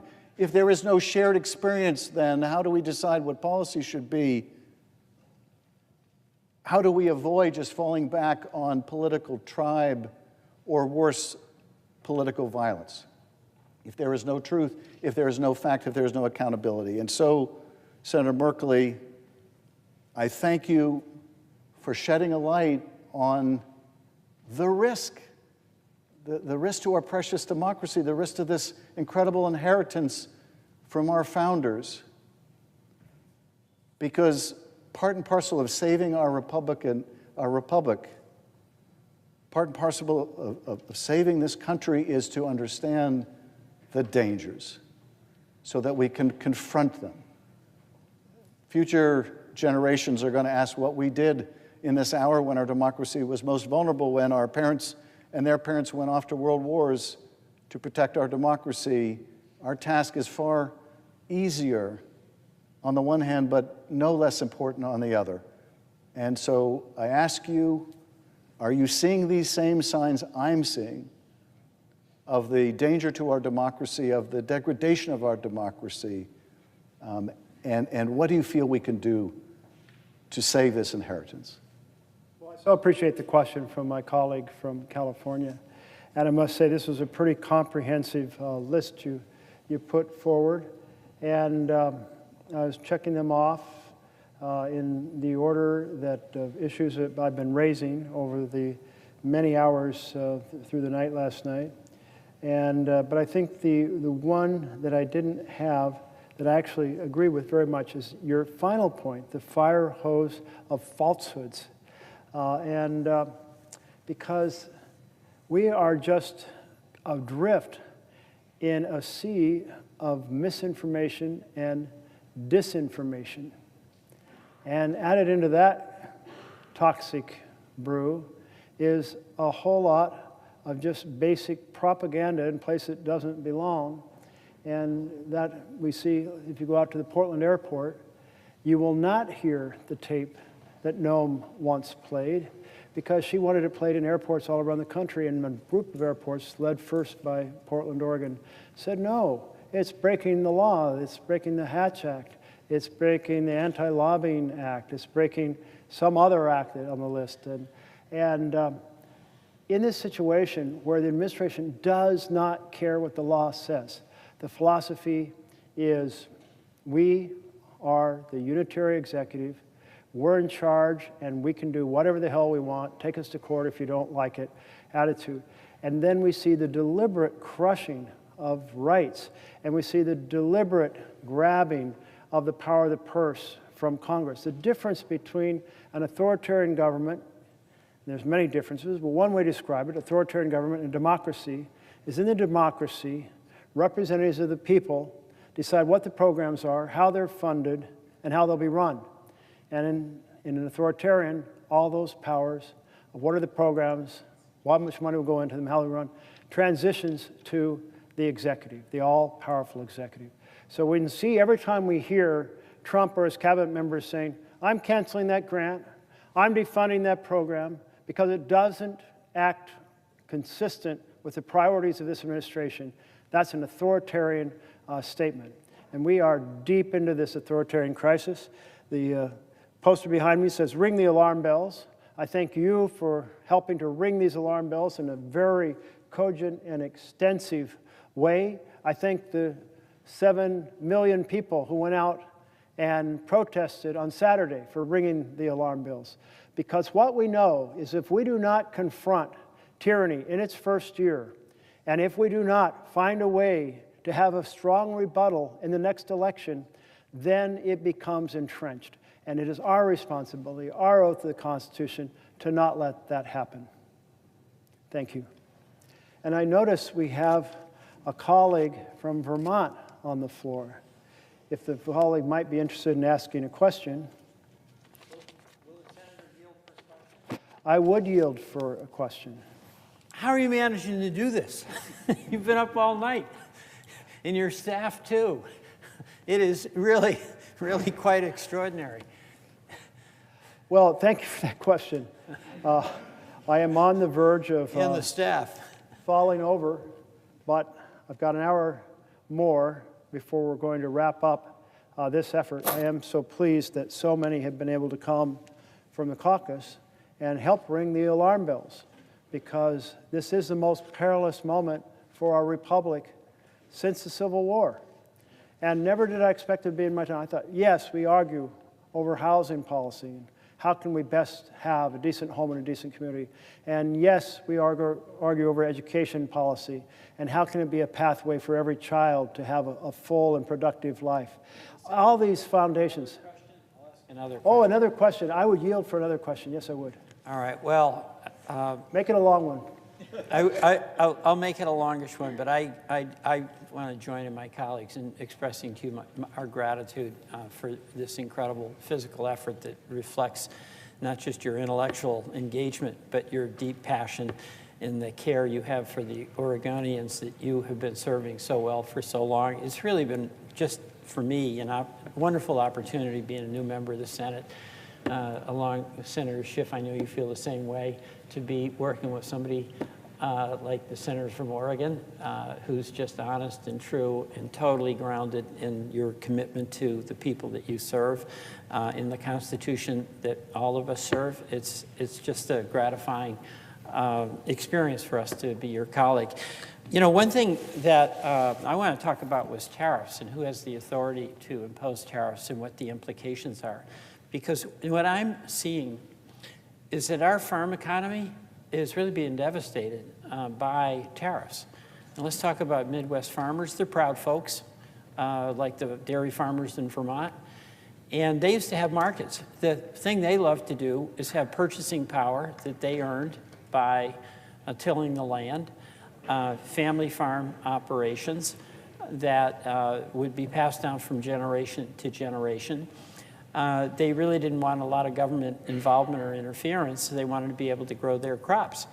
And what I'm seeing is that the Trump administration embrace of tariffs has resulted in the total collapse of the markets that used to be available to our Midwest farmers, including the China market.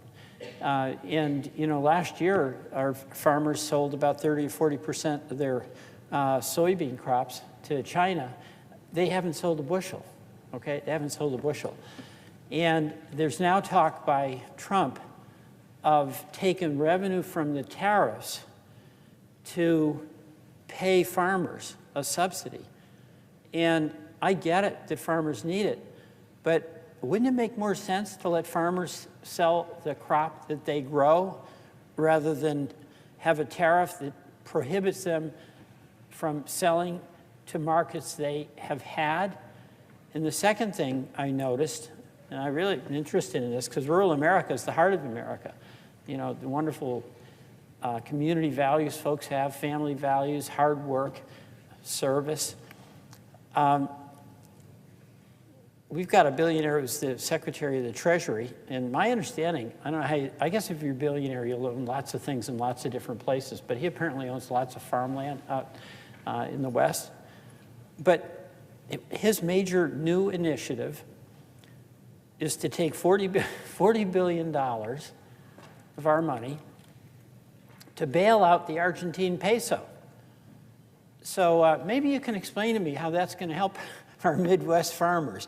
A stronger bailed out peso from Secretary Bessent, and how the Bessent policy on tariffs is going to give any kind of lifeline to those family farms that have been so much part of our heritage, who do so much for the well-being of our country, and whose prosperity is so essential to the well-being of our whole country. Farmers like to feed people. They like to work hard. They don't want to bail out. They don't want a handout. And we've got the tariff policies that are wrecking their markets, and then we've got a bailout that's going to Argentina that's going to further erode the ability of our farmers to sell their product because, oh, by the way, the Argentinian farmers are now going into the markets we're helping them create that have been opened up as a result of denying access to those markets for our Midwest farmers. So perhaps you could explain to me how this makes sense. Well, I appreciate the question from my colleague from Vermont. And I must say soybeans have come up several times today, as has Argentina. And this is so troubling. Now, I'll tell you, when I met with my Farm Bureau, everyone has a little bit of queasiness, even if tariffs haven't touched them yet. But the tariffs are changing all the time. And how might it suddenly affect the market if another tariff changes, or the input, or so forth? And everyone in the agricultural world is terrified that if they lose their market, even temporarily, those relationships deteriorate. New relationships are forged. It's hard to get people back. If you've let people down once, then what happens next? And so this situation, this double deal, I guess I'll call it, with Argentina, where by us, well, having a trade war with China, so China doesn't buy a single bean. You said not a single bushel, and I've heard, yep, nothing, nada. And so Senator Murray of Washington was down here saying, we've got all these beans that normally travel through Washington State to get exported. Where the hell are they going to be stored? I don't know. But what I do know is that a lot of folks aren't going to sell them, may not have a place to store them. I look forward to learning more about what's going to happen to this massive crop that there's no customer for because China went to Argentina.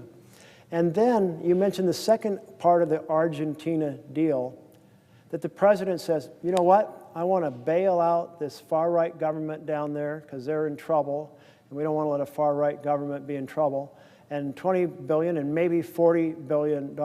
Think of how much money that is. That's $100 for every single person in the United States of America. You know, if I went door to door in Oregon and personally asked everybody, would you like to give $100 to Argentina? You know how many takers I'd have? I think I would get 0 takers. And by the way, where is the legislation that gives the president the power to give $20 billion or $40 billion to Argentina? I haven't looked it up yet. I'm going to look it up. But I think it's exactly a feature of an authoritarian government that he wants to self out a fellow authoritarian government, but with a twist. And the twist is that apparently a group of well-placed colleagues, maybe friends of the Treasury Secretary, I believe I may have read, I won't say that definitively, they bought up some of the debt in Argentina. And they bought it at a discount, is my understanding. And again, I have not double-checked this, so I'm saying it with some caution. But what happens when you do that, and then there's a bailout, and you get face value? Let's say you paid 25 cents on the dollar, and you get face value after bailout, and you make 400% return. Well, that's great for the riches of whoever they are, that in America, that Trump wants to help out. I would yield. It has to be in the form of a question. But I would yield for a question. So here's my question. Is this really a bailout for the financiers on Wall Street who bought this debt at 20 cents on the dollar, but may get paid $1 on a dollar? Or is this just flat out enrichment? They didn't lose. They're winning as other people suffer.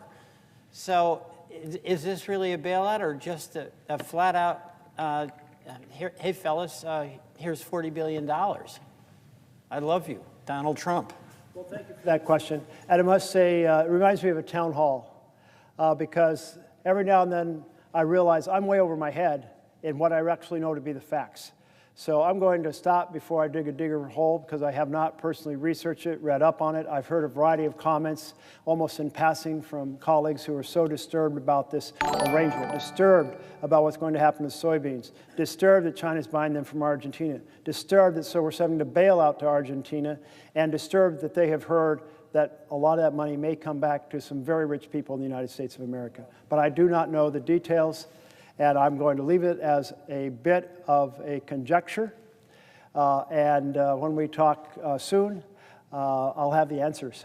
Well, I appreciate that. And I'll yield back to the senator. Thank you. I notice my colleague from Illinois has returned to the floor. If he would like to, I'd be happy to entertain a question should he have one. First, I thank my colleague from Oregon for his endurance and determination. Hang in there. You're bringing up a critical issue and subject for America at a critical moment.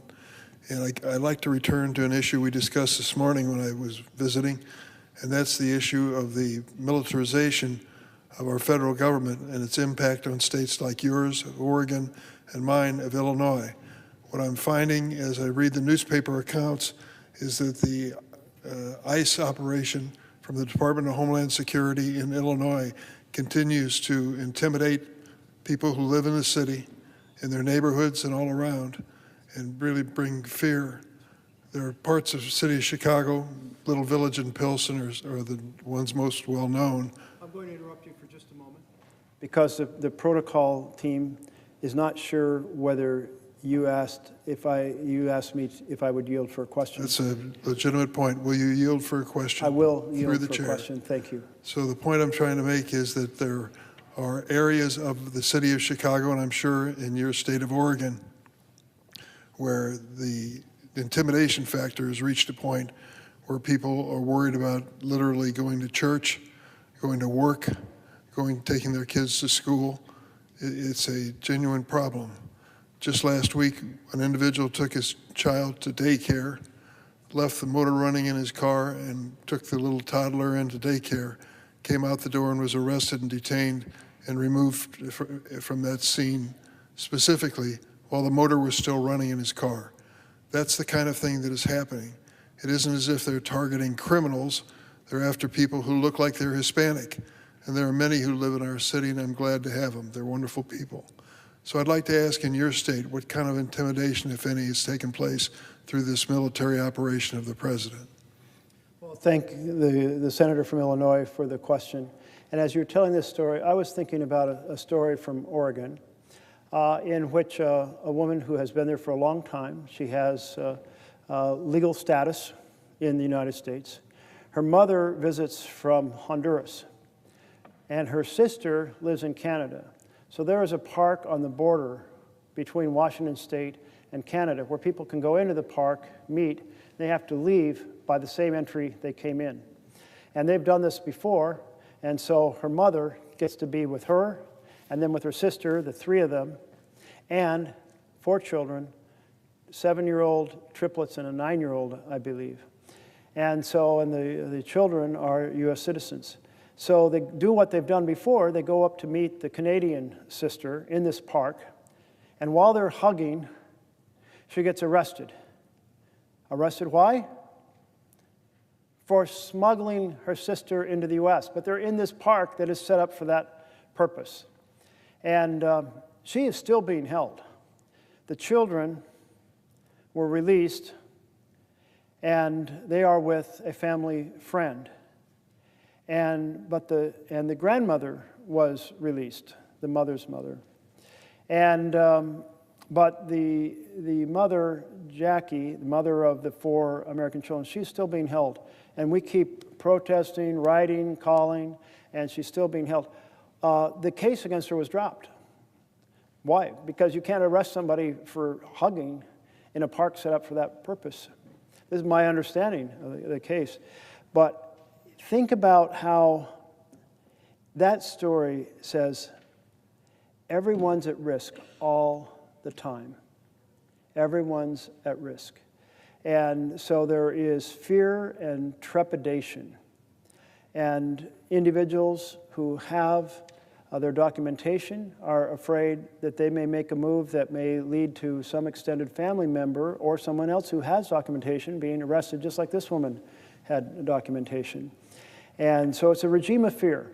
And the argument Trump made was that when someone is here and undocumented and they do a violent act, they're going to be deported. And I don't think many Americans would argue with that. But we should also recognize that our immigrants commit violent acts at a lower rate than native-born Americans. Like portraying immigrants with this false story of criminals, rapists, murderers, and so forth is simply, well, to quote a district judge on a different topic, untethered to the facts. And we are in a deeply disturbing period where more children are being separated, communities are being terrorized, and I think how you have brought forward time and time again that we needed to resolve the status for Dreamers in a more solid way and put bills forward, and we just fell short time, and how many times? 6 times? I'm not sure. Or more. And this body can't even come together and address children brought here through no fault of their own, who know no other country, who speak no other language, who grew up here and are productive citizens, many of them that when we first started, I was first aware of it, so long ago that they might have been little kids. Now they may be out of high school, out of college, fully employed in the community, and still we haven't resolved their status so they can be feel fully productive members of our community. If the Senator would yield. I will yield for a question. Over the course of my service in the Senate, one of the things that I was proudest of, still proud of, was the formation of the so-called Gang of 8, 4 Republicans and 4 Democrats who sat down to write a comprehensive immigration reform bill. Senator McCain led the effort on the Republican side. Senator Schumer joined me with others on the Democratic side, and we produced a measure that had support of business and labor and Democrats and Republicans, brought it to the floor of the United States Senate and passed it with over 60 votes. It was a glorious day. It was a day of great celebration. What was it all about? It was all about the 11 million undocumented people in the United States coming forward and registering with this government, who they are, where they live, and they pay a fine for coming to this country without documentation. They then don't automatically become citizens, but they are allowed to work. They wouldn't be deported, and they can live a normal life, paying their taxes and doing what people who live in this country do normally. It was an attempt to try to regularize the situation, to account for the 11 million, and to say that that was going to be an accounting which would give us some stability in this country on the issue of immigration. And the fact was, it would have done just that. And unfortunately, it was never taken up by the Republican leadership in the House of Representatives. So we passed it here in the Senate. It included the DREAM Act, and it was a step forward. I contrast it today to what we're faced with. Full-scale battles and war going over immigration in cities across this country. It's unnecessary. There are ways to resolve this fairly, humanely, and in an American fashion. And I hope the senator from Oregon agrees with me. It's time for us to sit down and do this. Hiring more ICE agents is not going to resolve the issue of immigration. Having a law that is enforceable and rational and humane and American in its nature is the best way as far as I'm concerned. And I ask the senator for his reaction. Well, thank you, Senator. I do not only agree, but I so admire what you accomplished, and it's so frustrating. Why can't we accomplish that again? And I know one of our members worked hard with a colleague across the aisle to do a bill that may have been a slimmer version, and President Trump, then candidate Trump, said, don't take that immigration bill forward last year because he wanted to keep this as an election issue.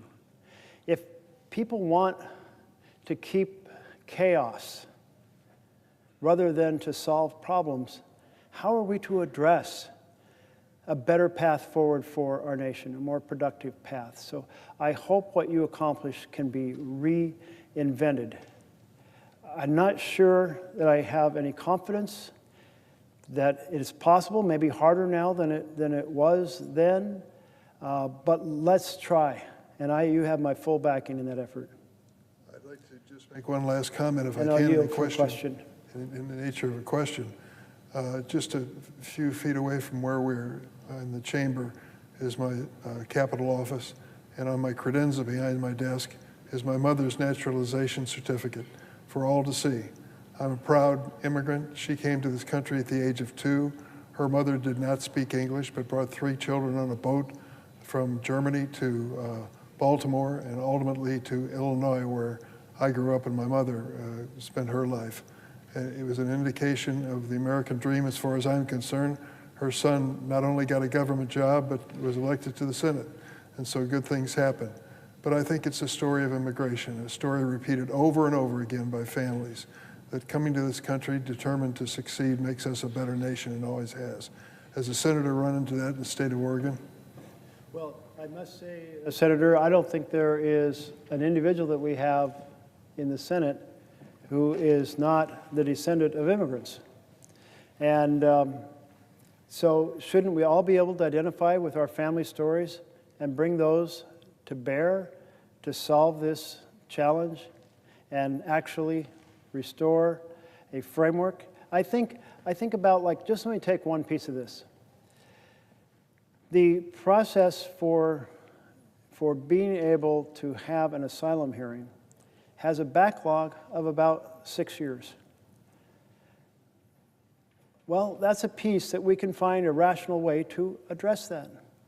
The Dreamers, we can find a rational path to bring the Dreamers fully into our society as you have laid out in the past. We can proceed to, I think, find a deal on border security, what we pay.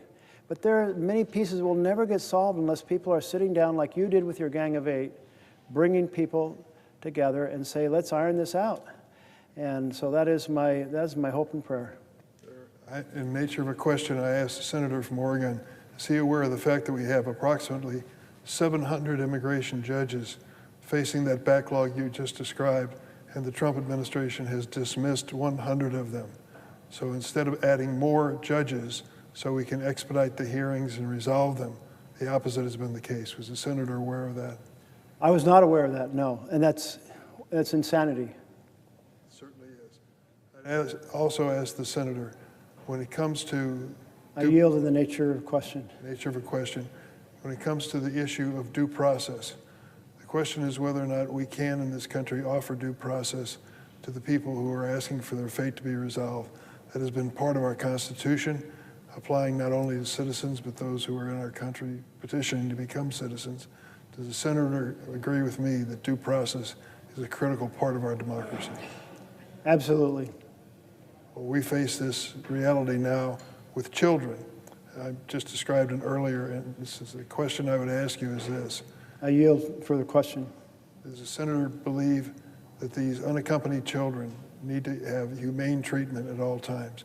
You told the story earlier of going down to the border and watching what happened under previous administrations. Would the senator recount that story at this point? Well, yes. I think you asked me to recount the story. And the story involved the fact that I read a speech by Attorney General Sessions. And Attorney General Sessions was delivering this speech at, I think it was called Freedom Park in Southern California on the border. And as I read the speech, I said out loud to people around me, it sounds like he's planning to separate children deliberately from their parents in order to have that trauma be a deterrent for people coming.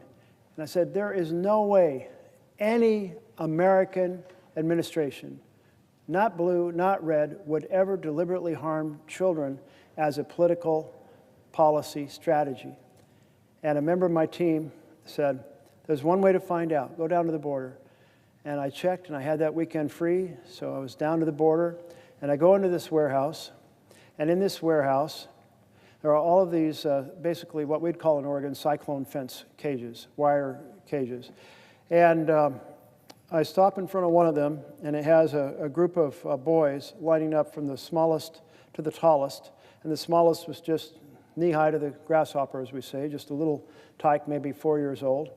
And I see these kids looking out across the warehouse because in other cages inside that warehouse were groups of women or men, and my impression is they were looking to see, where did my mother go?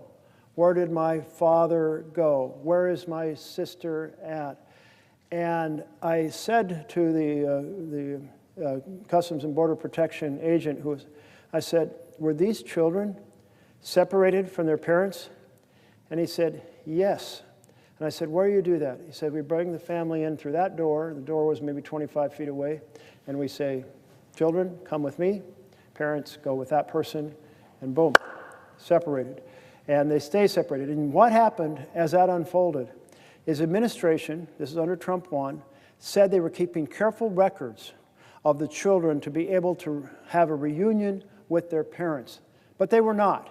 So we ended up with extraordinary efforts, including tons of volunteer lawyers and researchers trying to get children back unified with their parents. A few, 100, I believe, were never reconnected to their parents, could never be found. Whether they returned to a small village in a faraway country, I don't know. But it was profoundly disturbing. I went outside, and the press had a little huddle. They said, what do you see? And I said, children being separated from their parents. And, of course, this story immediately blew up. And then I went up the road. I heard that there were hundreds of boys being held in a former Walmart. And my team member was like, well, we asked, but we didn't get permission to get in. I said, well, let's go knock on the door. And so we go up, and he's doing a live feed. What's that called? Anyway, one of those social media, live Facebook feeds. And I go up and I knock and I say, yes, who I am. And we were in the area and we heard there were a lot of operations here. Can you give us a tour? Can you have the executive director come out? And they got back to me.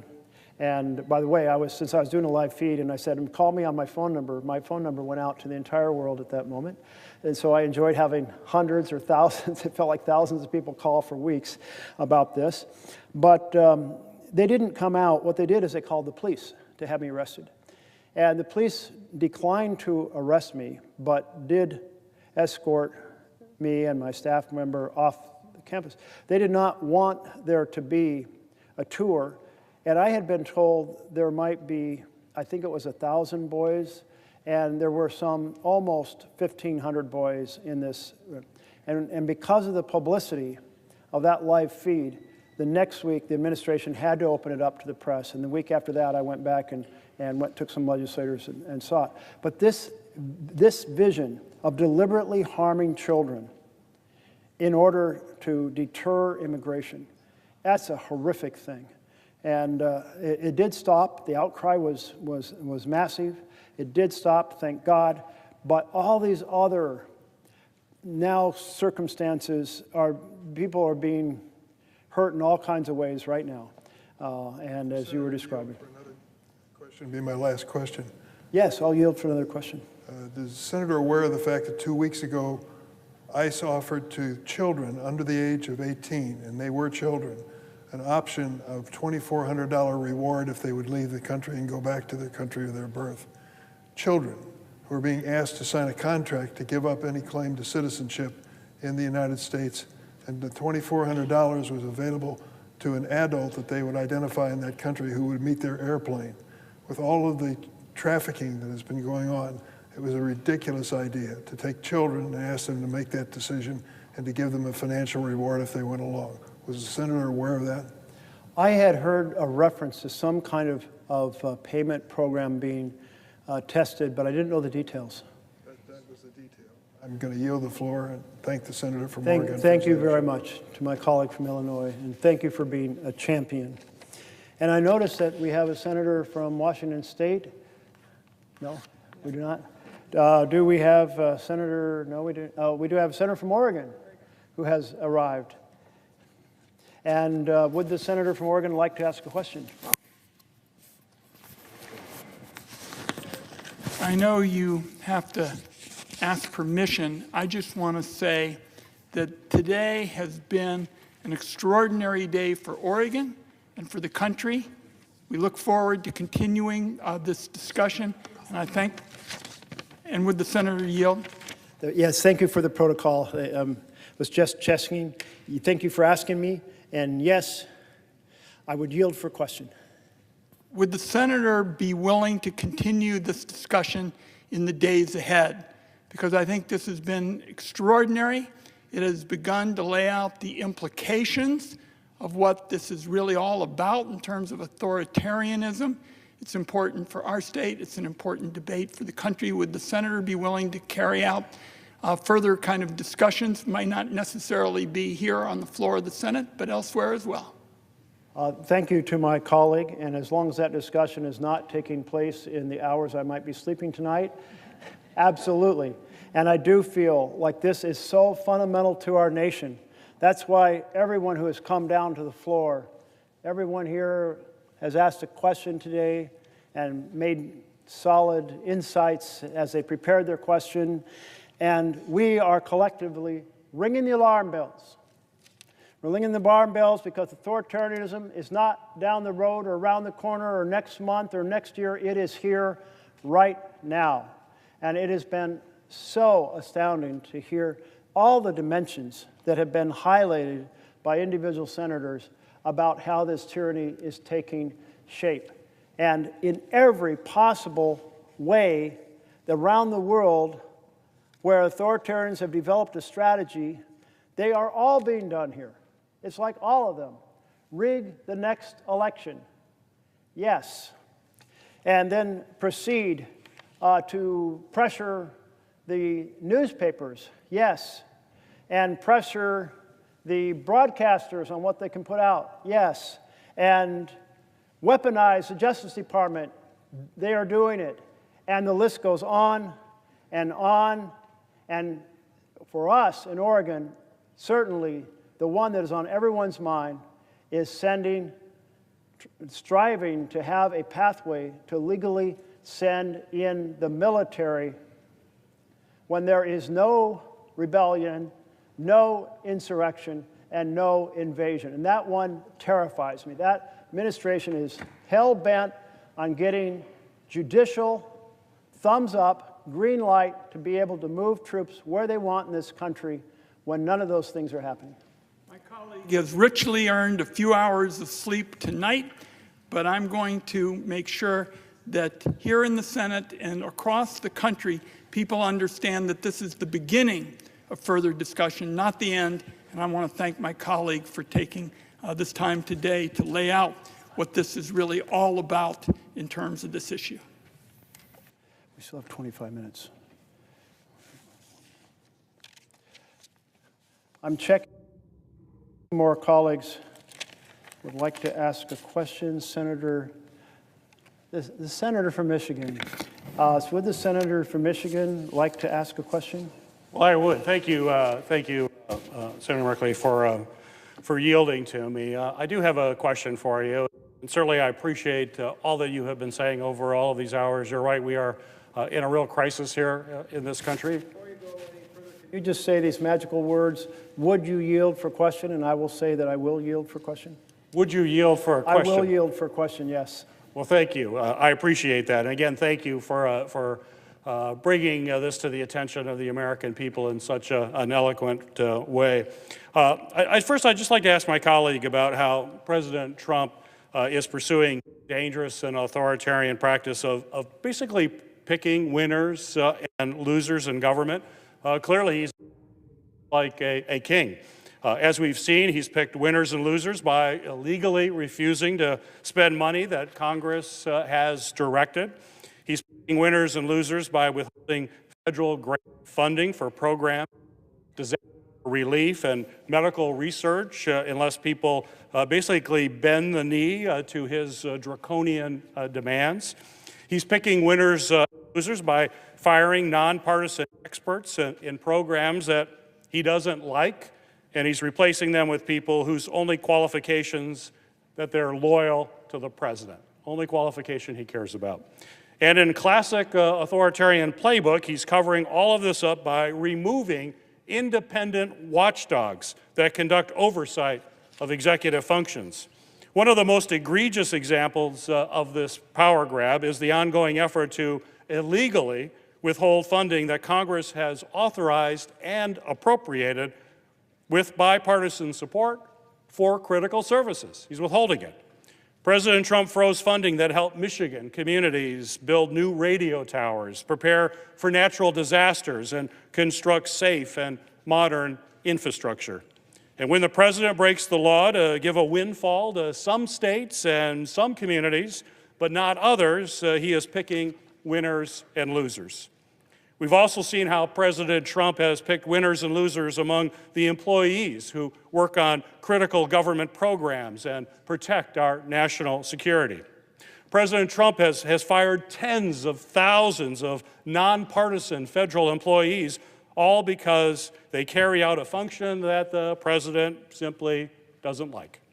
And just this week, President Trump's Department of the Interior fired hundreds of workers who protect the health and safety of the Great Lakes, an economic and ecological gem for Michigan and all the states that surround those lakes. At every turn, President Trump has instituted policies that increase his power and sway so that he can more easily pick winners and losers among the federal workforce. He's made it so that only qualification for being a federal worker is someone who voted for you, whether or not you were voted for him, whether or not you actually do the job. In fact, he's taking us back to the spoils system of the 1800s. And it's not only politicizing our nonpartisan expert civil service, it's jeopardizing our government's ability to deliver crucial services to the American people. And like authoritarians in the past, President Trump doesn't want you to know about his illegal actions. So he's covering them up by undermining independent oversight at every single turn. And when it comes to picking winners and losers, we know that President Trump always chooses himself as the winner. He blatantly uses the office of the president to promote the sale of his own meme coins. He accepts large investments and gifts from foreign governments without regard for national security concerns or federal ethics laws. Meanwhile, his family and friends peddle influence and make deals to enrich themselves and the president. And what have all these efforts to enrich himself add up to? It's no surprise that his net worth has risen by $3 billion in the past year. So I'd like to ask my colleague from the great state of Oregon a question about what these decisions to basically unlawfully pick winners and losers, what do you believe that means for the future of our country? Well, I so appreciate the point that my colleague from Michigan has been making. And if we think about the fundamental difference between a democracy and authoritarian government, one way of describing that difference is that in a democracy, elected representatives of the people, like folks who are gathered here right now work together, bringing their diverse life experiences, their knowledge of their individual states, and together find a strategy that will address their collective challenges so that each and every part of the country is represented and things are addressed that are important to every part. That design of the programs and how they will operate and how they will fund happen in a democracy in a chamber like this. In an authoritarian system, it's all happening on the executive side. The executive is saying, here are the programs that are going to be funded. Here are my priorities and what I'll do. Here are the grants I'll cancel and the ones that I'll redirect. Here is the way we'll run these programs.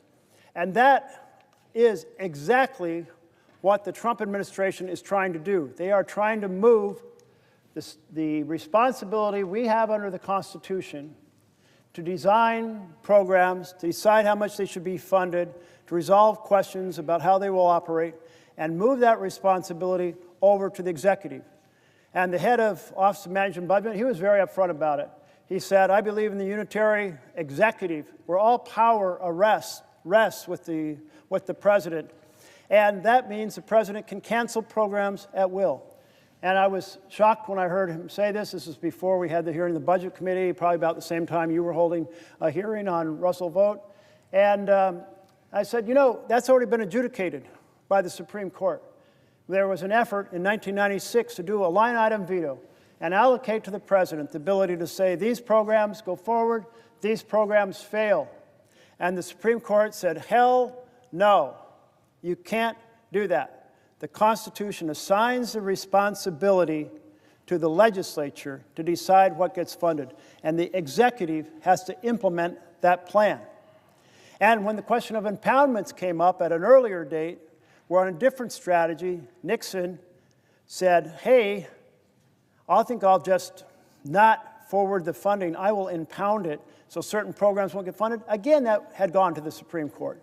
And again, the Supreme Court said no. But Mr. Vogt said in my office, and he said, well, I believe that we will get this issue to the Supreme Court, and the Supreme Court will back the unitary executive, strengthen the executive powers in this country. And I just shook my head. I like, that can't possibly happen. But what happened just a short time ago? A piece of this went to the court.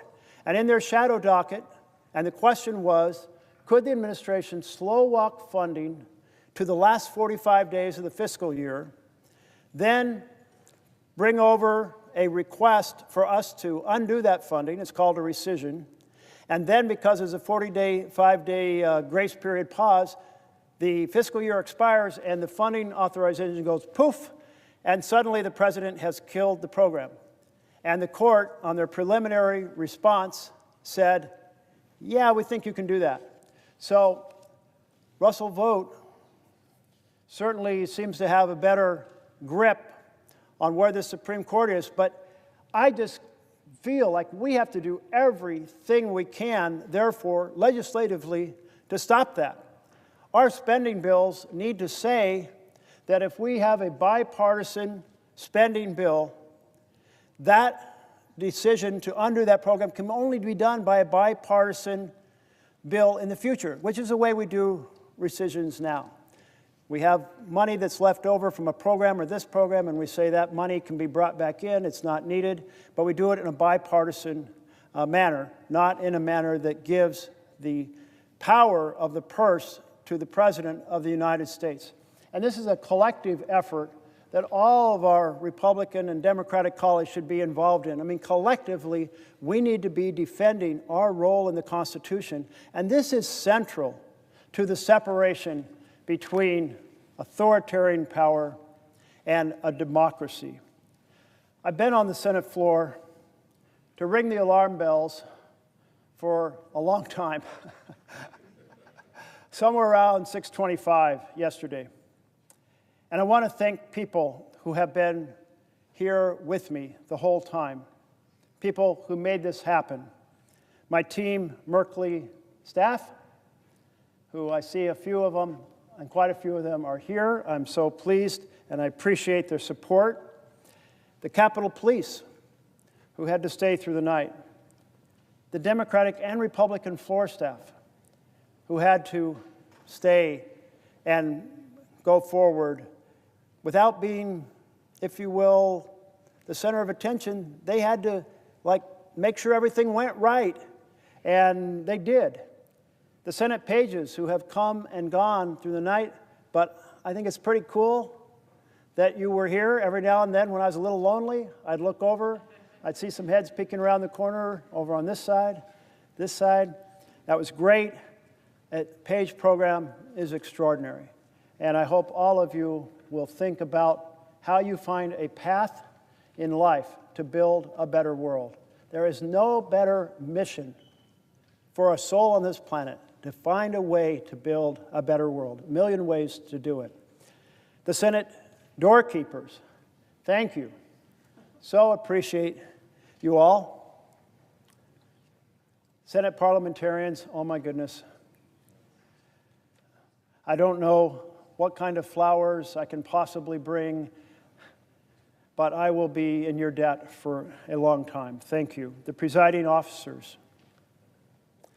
So many of my colleagues from across the aisle had to come, and I know how hard it is to sit in that chair. I did my 100 hours in that chair, plus quite a few, and I know it's awfully hard to be there and not even be able to respond when maybe someone disagrees profoundly, and yet you are here making it possible that I could carry this conversation, ringing the alarm bells about authoritarianism. Couldn't have been done if you all hadn't come and held the floor. So thank you. And all of you colleagues who came to give a little dissertation and ask a question, and sometimes a longer dissertation. And I was like, thank you, thank you. I appreciate that so much. We are in the most perilous moment, the biggest threat to our republic since the Civil War. President Trump is shredding our Constitution. Our nation has spent 250 years striving toward a vision of equal justice. Of course, we had our Declaration of Independence. It took a few years to get our Constitution that we now have in place, 1787. But we have been striving towards this vision in which everyone is empowered in this country. And I always think about how the foundation of the law is carved into the facade above the Supreme Court pillars, and it says equal justice under law. You know, the very first political act I took was when I was a junior in high school. And I read an article in the evening paper, back when there was often a business paper in the morning and a labor paper in the evening, the Oregon Journal. And the article said that Agnew, Vice President Agnew, had been convicted of bribery, convicted of taking $100,000, the article said, and he had been given a fine of $10,000. And I was like, what? For the rich and powerful, they get to keep 90% of their proceeds? So I fired off a letter to the Oregon Journal and said, this is not right in a nation that values equal justice under law. And they printed it. They're long out of business. I'd like to get a copy of that, but long out of business. But the vision Trump is putting forward is unequal injustice. It's a huge assault on the foundation for our nation. And what we have is a nation in which the founders, and many of you spoke so eloquently to this, a nation in which the founders said, we do not want to have a king. We want to have government that flows up from the people, not down from a monarch. And so they put together their best ideas. They wrestled with it at the Constitutional Convention.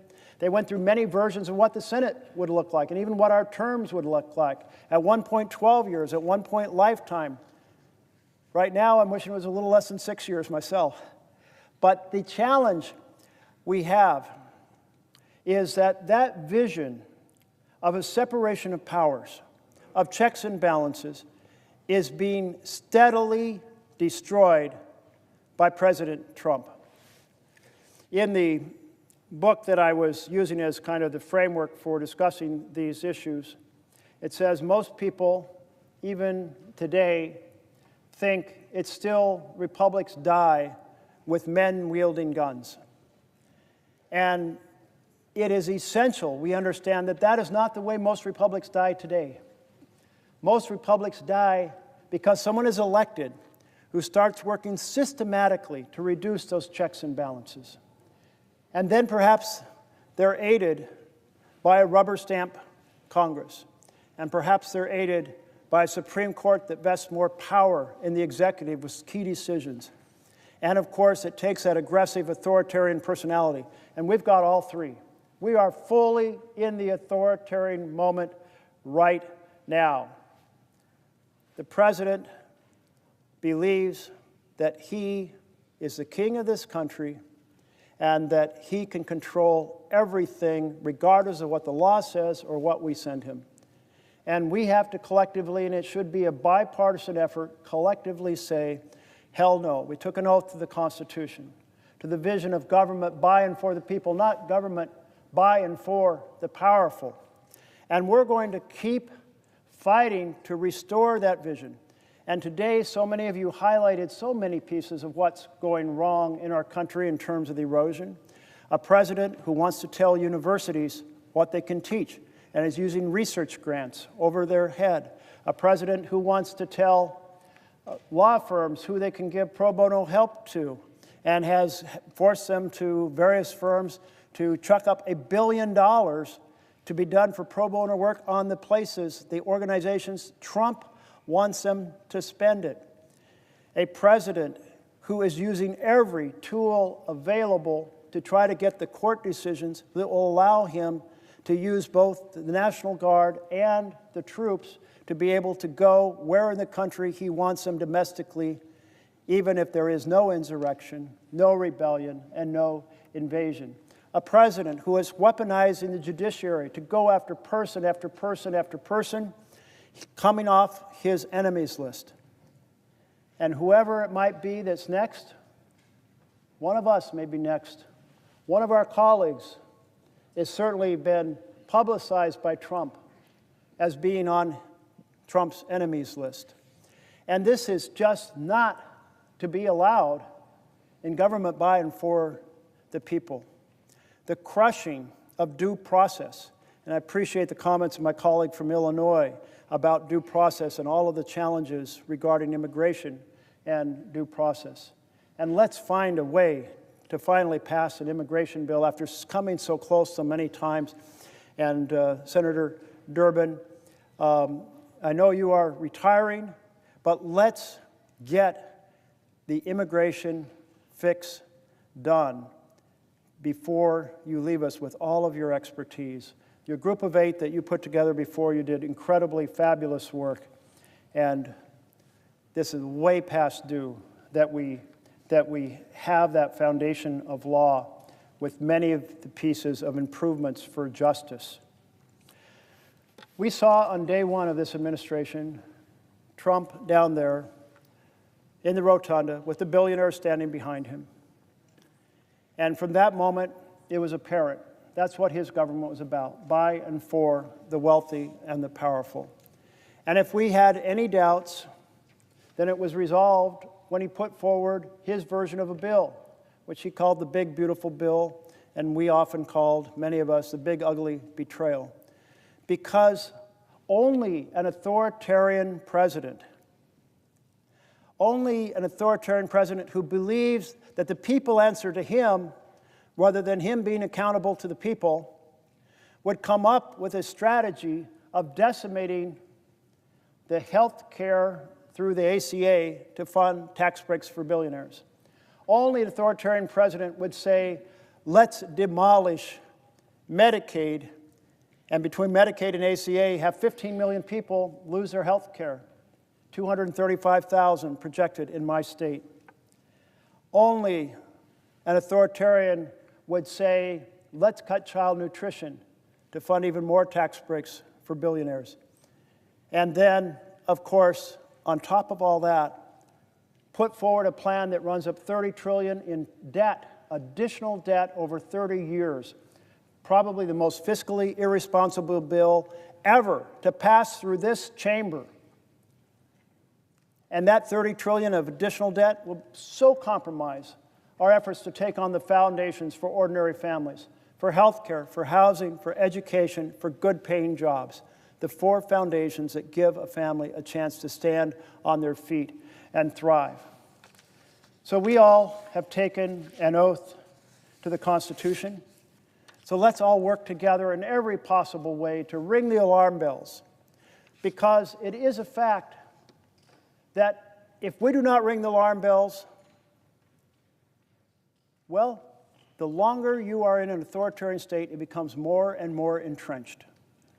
And so we have to fight it in every possible way. I'm so proud of the 7 million Americans who took to the street in every one of our states at those 2,700 different locations all across the country to say no kings.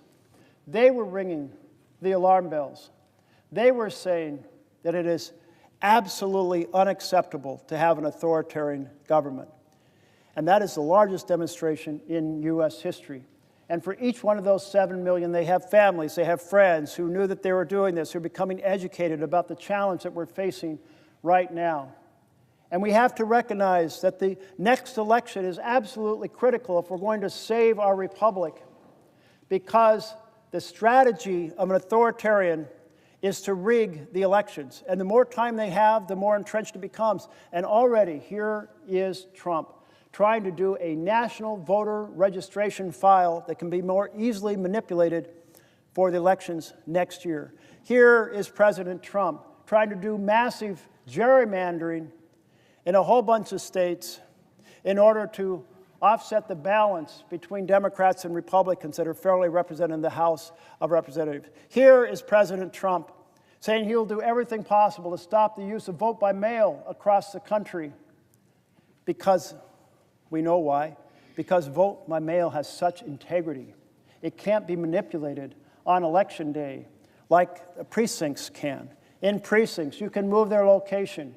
You can put them where there's no parking. You can understaff them. The machines can break down. You can send intimidators. You can proceed to put out fake information about their location. You can put out information the election was last week when it's really this coming Tuesday.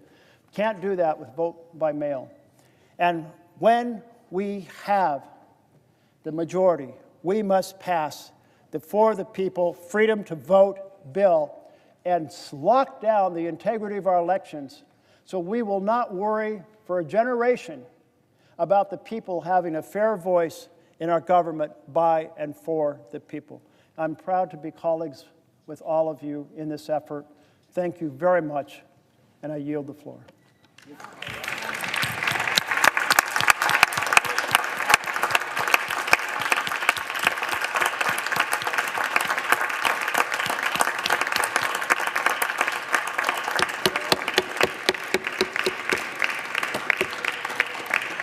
Mr. President. Recognize the Democrat leader. Mr. President, let me express the profound gratitude of all of us for his amazing tour de force over these many hours. Jeff Merkley has been the Paul Revere of 21st century America, literally, figuratively riding from one corner of this country to the other, alerting people to the danger our democracy is in with the would-be king as president. No one has done it better. No one has done it with more persistence. No one has done it with more passion. No one has done it with more effectiveness than Jeff Merkley. Not only this Senate, but much more importantly, all of America owes you a tremendous, tremendous debt. Thank you.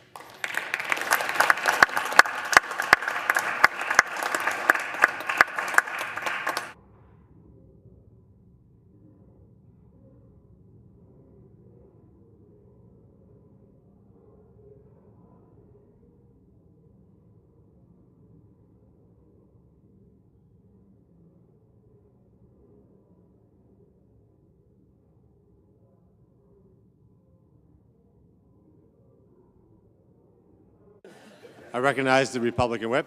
Thank you, Mr. President. Mr. President, Can the Senate One of order, our please? colleagues just spent over 22 hours. One of our colleagues just spent over 22 hours on this floor reading from a book, reciting poetry, one poem at least 4 times, and talking about renovations currently going on at the White House. It was 22 hours of what I can only describe as rubbish.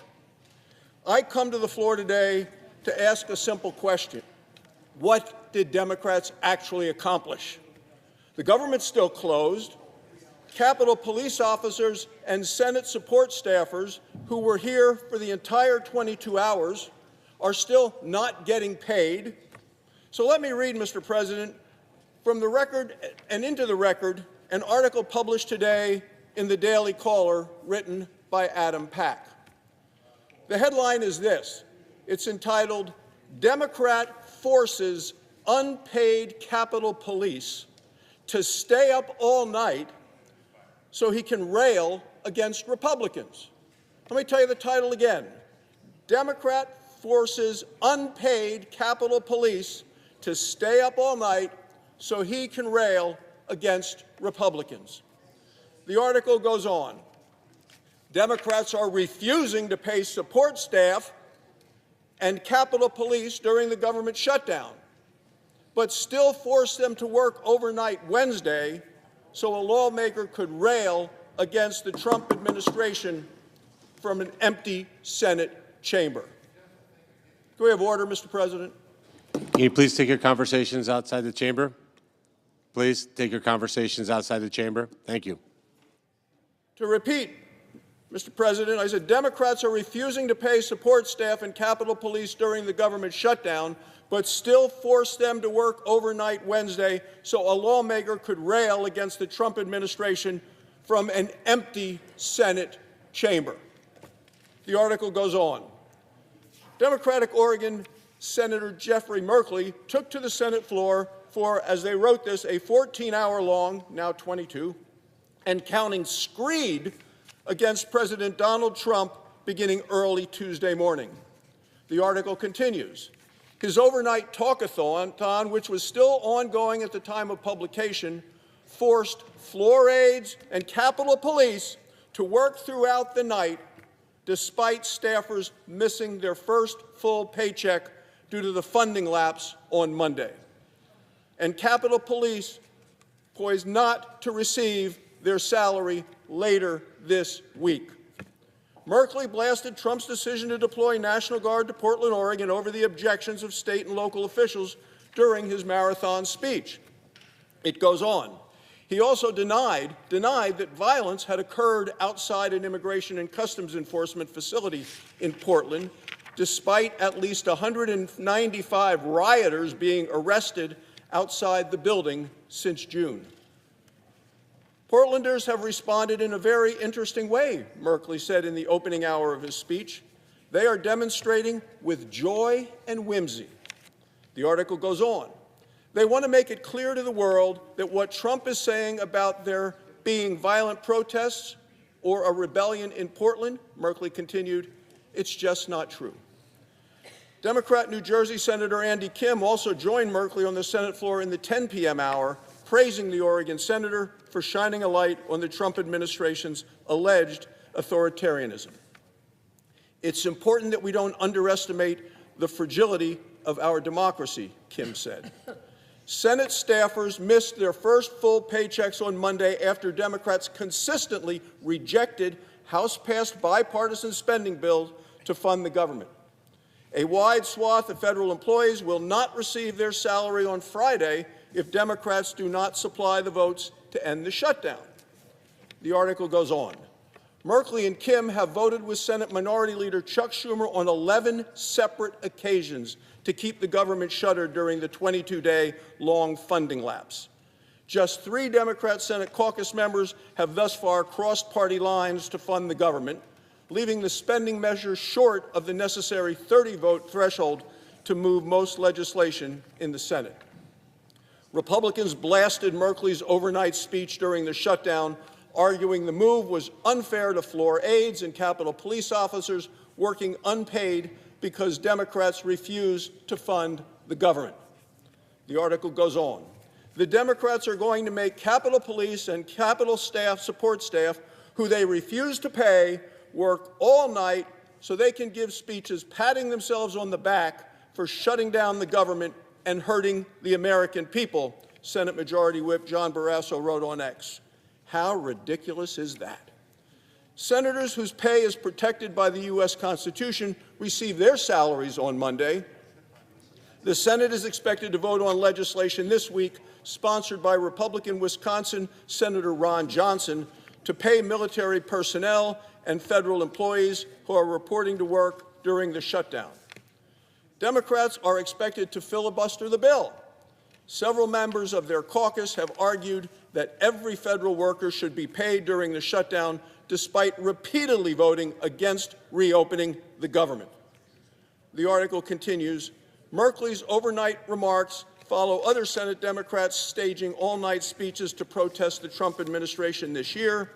In April, the article concludes, New Jersey Senator Cory Booker delivered the longest Senate floor speech in history to attack the president and his policies. Mr. President, the facts speak for themselves. Americans deserve better than Democrats' rubbish. Thank you, Mr. President. I yield the floor. Mr. President. Recognize the senator from Montana. Mr. President, I'm going to make some comments about my friend Bill Mercer. It's one of the judges will be voting for here in a minute. But let me just set the record straight on something. I'm tired of the lies being spread around the country. Real quick. Thank you.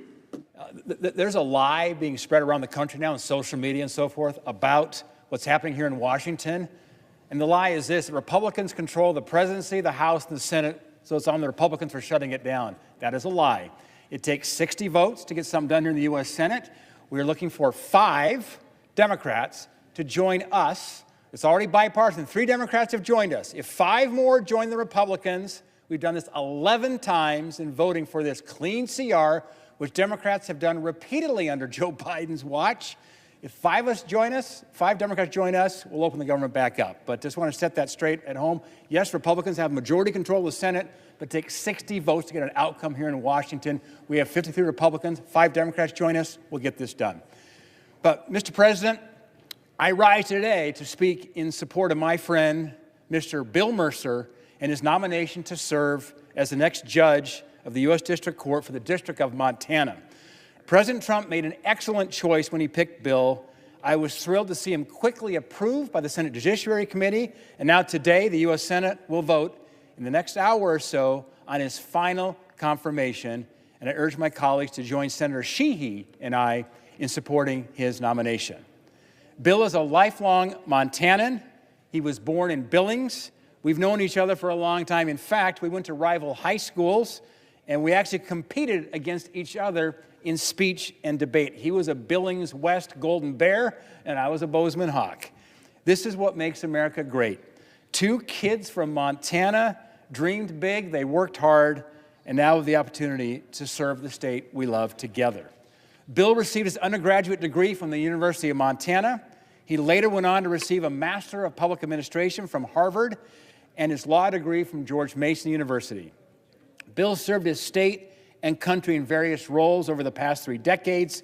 In Montana, he served as a U.S. Attorney for the District of Montana from 2001 to 2009, and he represented Billings in the Montana House of Representatives for the past 7 years. Bill also worked at the U.S. Department of Justice, where he served as Principal Associate Deputy Attorney General and Acting Associate Attorney General during the George W. Bush administration. He's been actively engaged in his community, serving in 5 nonprofit boards of directors in Montana. Bill's been a member of the Montana Bar for 32 years. He's appeared in state and federal court in Montana and as lead counsel in numerous cases. He has represented clients in appellate courts, which resulted in oral arguments in 15 cases in the Courts of Appeals for the Ninth Circuit, the D.C. Circuit, and the Montana Supreme Court. Bill's been recognized by his peers in the legal community for outstanding track records, being rated among the best lawyers in Montana for environmental and commercial litigation. Throughout his extensive legal career and years of public service, Bill has represented Montana's interests very well. He is committed to the rule of law and the original interpretation of the Constitution. He understands Montana law and issues. His experience as a widely respected and effective member of the Montana House has helped him understand the needs of our state, our families, and our communities. I believe his time serving in Helena has given him an important perspective on the law and the importance of judicial impartiality. Federal judges play a critical role in our government. It's important that we pick servant leaders who are committed to our founding ideals and protecting the role of the judiciary. These are lifetime appointments. They will have a lasting impact on both Montana and the nation. I have no hesitation when I say that Bill is the top choice to serve as Montana's next federal judge. I've seen his commitment to our state firsthand. His time at the Department of Justice, as U.S. Attorney, as the state legislature prepared him well. There's not a better pick to serve the state of Montana. I urge my colleagues to join me in voting favorably for Bill's confirmation. I look forward to seeing the profound influence that Bill will have in Montana and the nation as he steps into this new role. Thank you.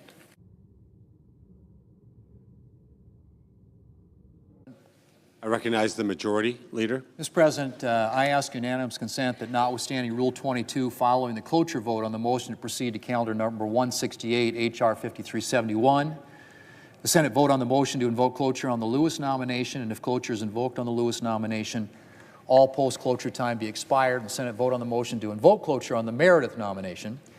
Further, if cloture is invoked on the Meredith nomination, all post-cloture time be expired. The Senate vote on confirmation of the nominations at a time to be determined by the Majority Leader in consultation with the Democratic Leader no earlier than Thursday, October the 23rd.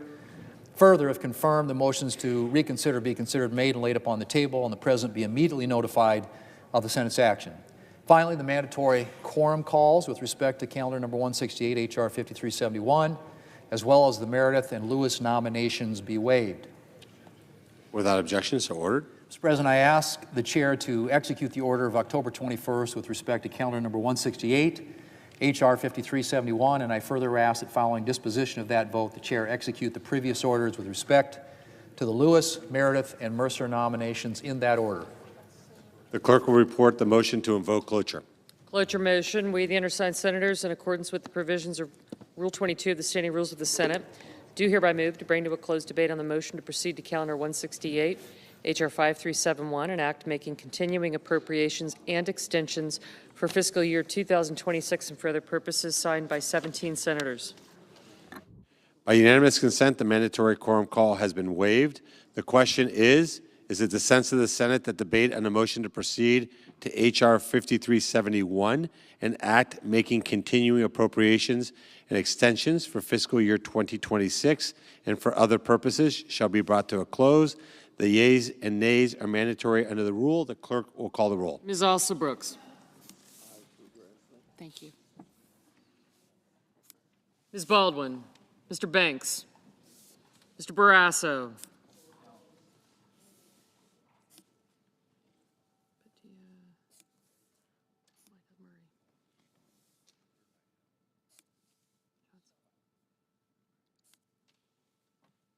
Mr. Bennett.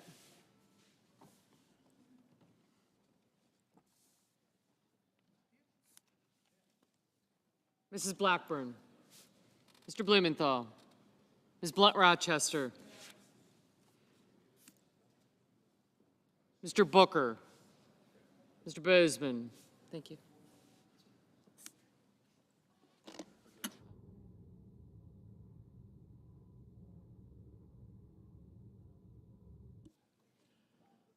Mrs. Britt. Mr. Budd. Ms. Cantwell. Mrs. Capito. Mr. Cassidy. Ms. Collins.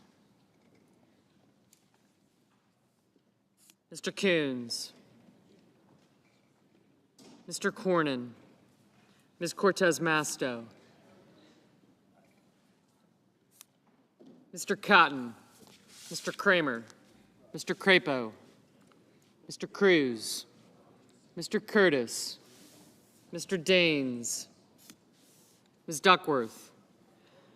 Mr. Durbin. Ms. Ernst. Mr. Fetterman. Mrs. Fisher. Mr. Gallego. Mrs. Gillibrand, Mr. Graham, Mr. Grassley, Mr. Haggerty, Ms. Hassan, Mr. Hawley, Mr. Heinrich, Mr. Hickenlooper, Ms. Hirono, Mr. Hoven, Mr. Husted, Mrs. Hyde-Smith, Mr. Johnson, Mr. Justice, Mr. Kane, Mr. Kelly, Mr. Kennedy, Mr. Kim, Mr. King, Ms. Klobuchar, Mr. Langford, Mr. Lee, Mr. Lujan, Ms. Lummis, Mr. Markey, Mr. Marshall, Mr. McConnell, Mr. McCormick, Mr. Merkley, Mrs. Moody, Mr. Moran, Mr. Marino, Mr. Mullen, Ms. Murkowski, Mr. Murphy, Mrs. Murray, Mr. Ossoff, Mr. Padilla,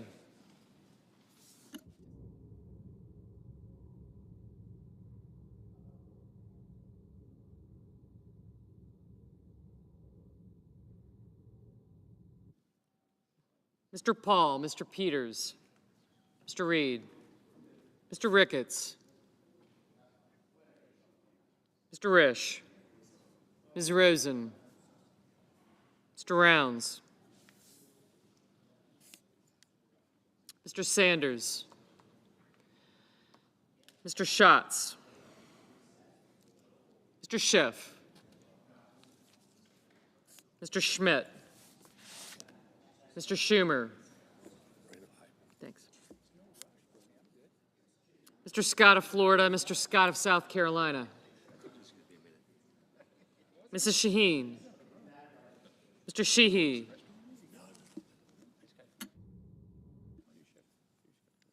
Ms. Slotkin, Ms. Smith, Mr. Sullivan, Mr. Thune, Mr. Tillis, Mr. Tuberville, Mr. Van Hollen,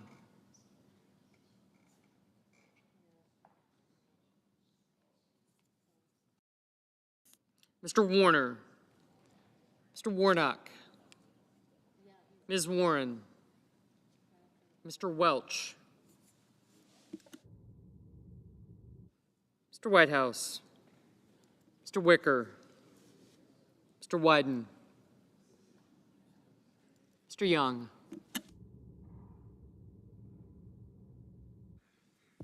Senators voting in the affirmative: Barrasso, Crapo, Daines, Grassley, Haggerty, Marino, and Thune. Senators voting in the negative: also Brooks, Blunt Rochester, Booker, Cantwell, Duckworth, Gallego, Kane, Kelly, Klobuchar, Murray, Padilla, Peters, Reed, Schatz, Schiff, Schumer, Smith, Van Hollen, Whitehouse, and Wyden.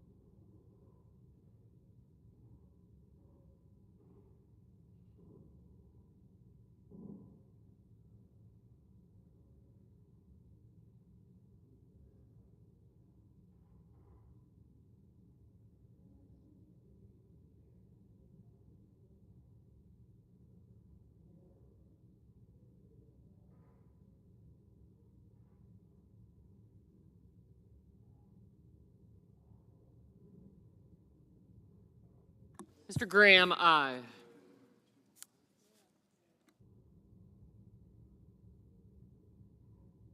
Mrs. Hyde-Smith, aye. Mr. Murphy? No.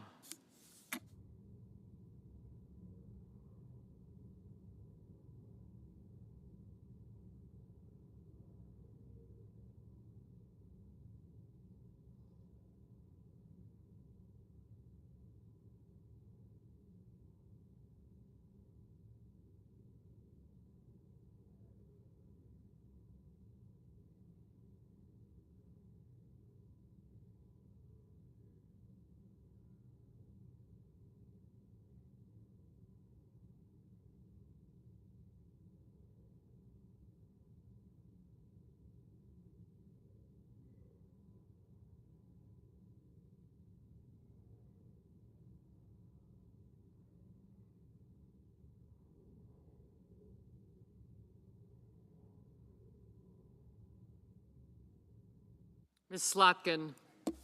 No.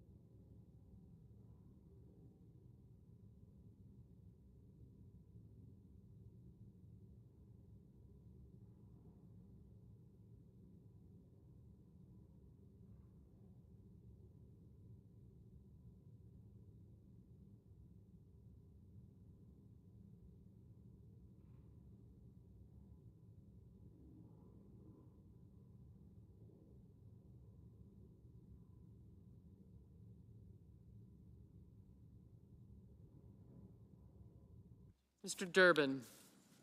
No.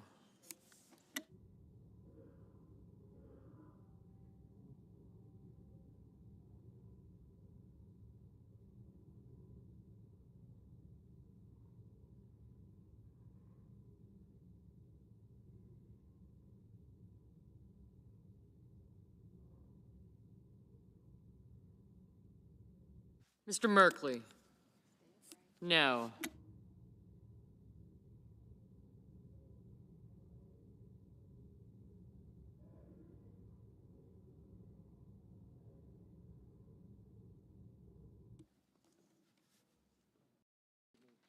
Mr. Sheehy? Aye.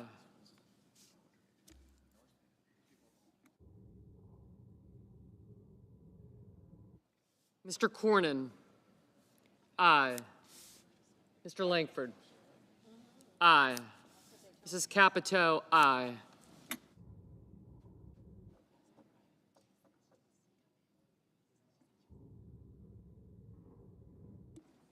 Mr. Curtis, aye.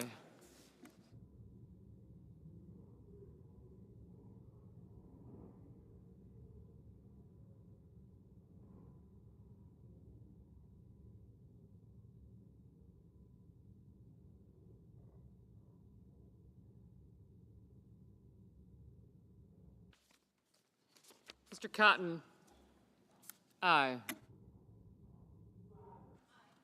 Mrs. Blackburn, aye.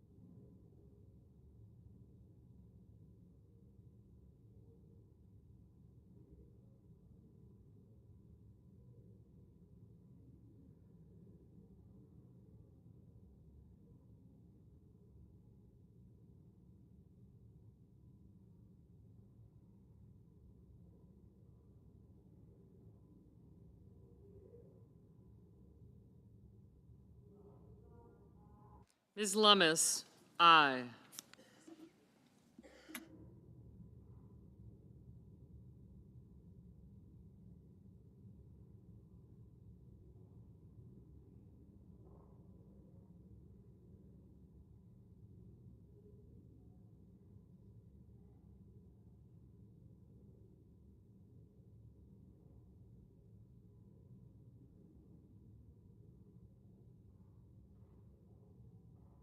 Mr. Ossoff, no. Mr. King, aye.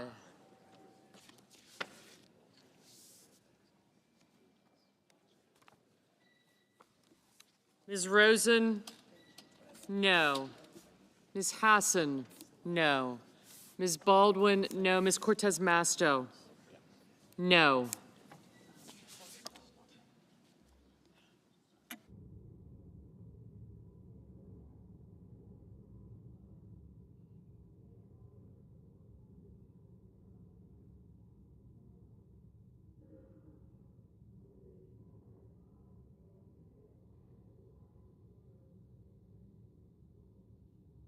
Mr. Cassidy, aye.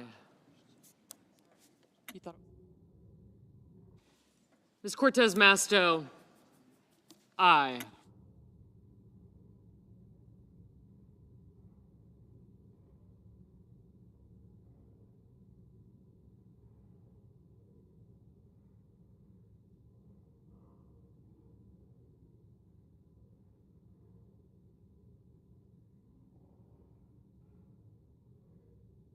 Mr. Risch, aye.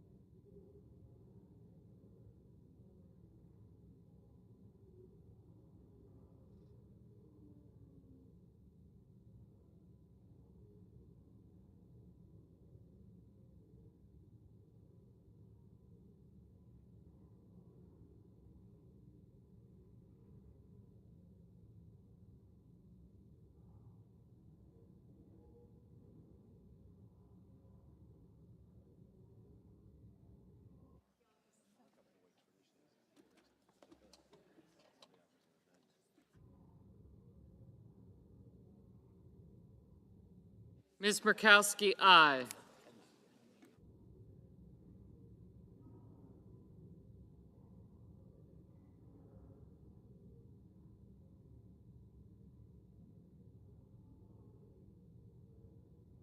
Mrs. Shaheen, no. Mr. Welch, no.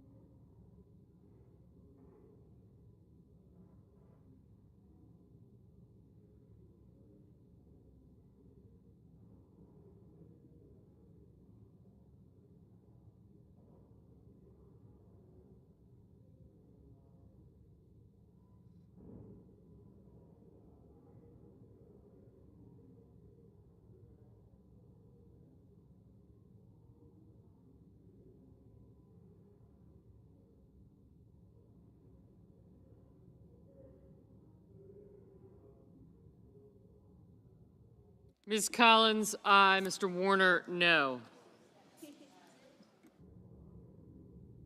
Mr. Bozeman, aye.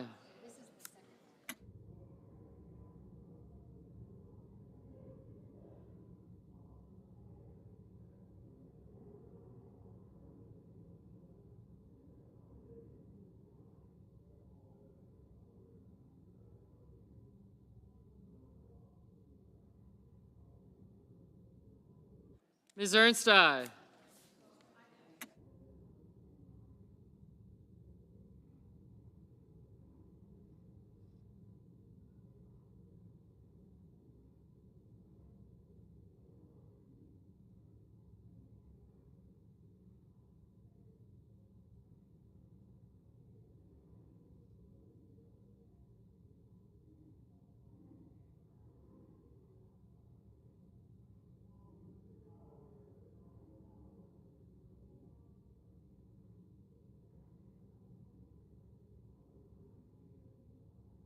Mr. Johnson, aye.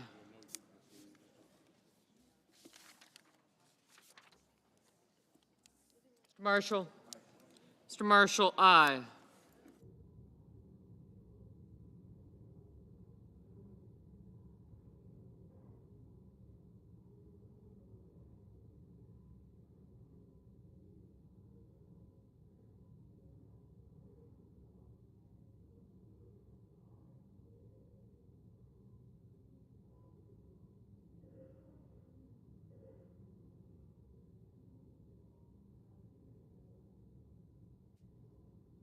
Mr. Paul? No. Mr. Young, aye. Mrs. Gillibrand? No.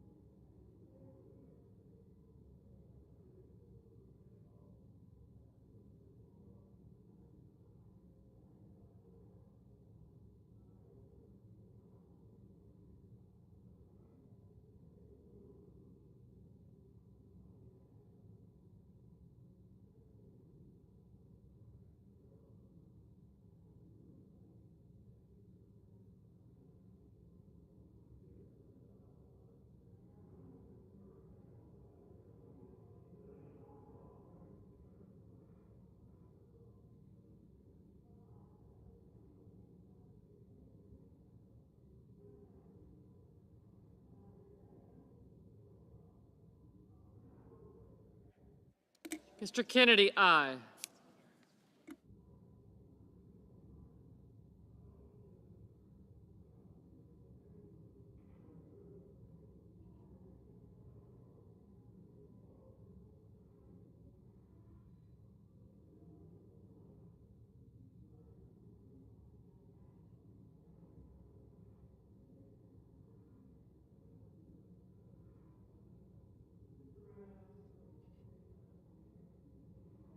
Ms. Hirono, no.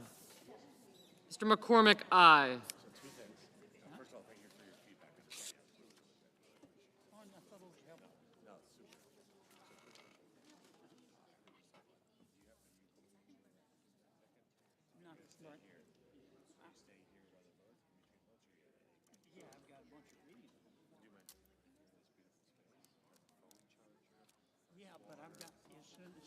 Mr. Sullivan, aye.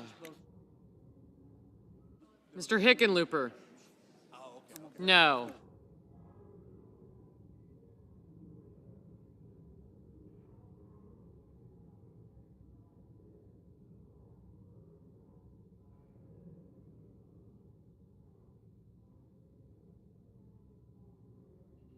Mr. Cruz, aye.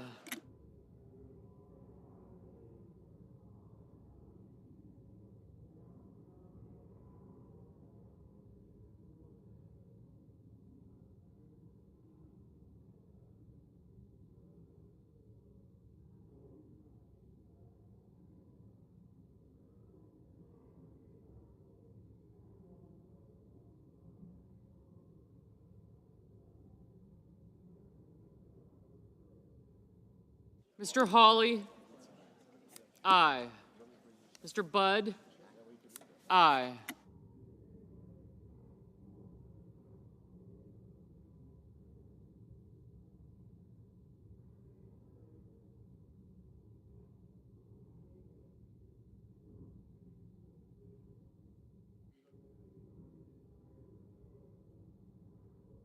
Mr. Mullen, aye.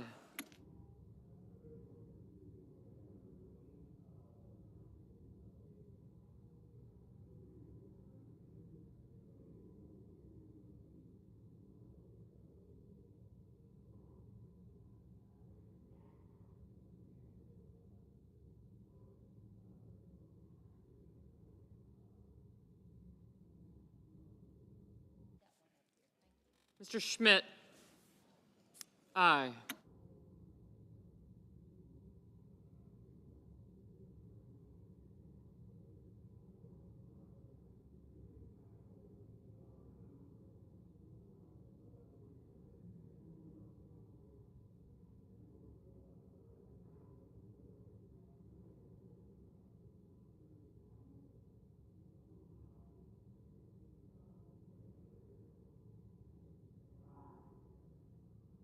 Mr. Wicker, aye.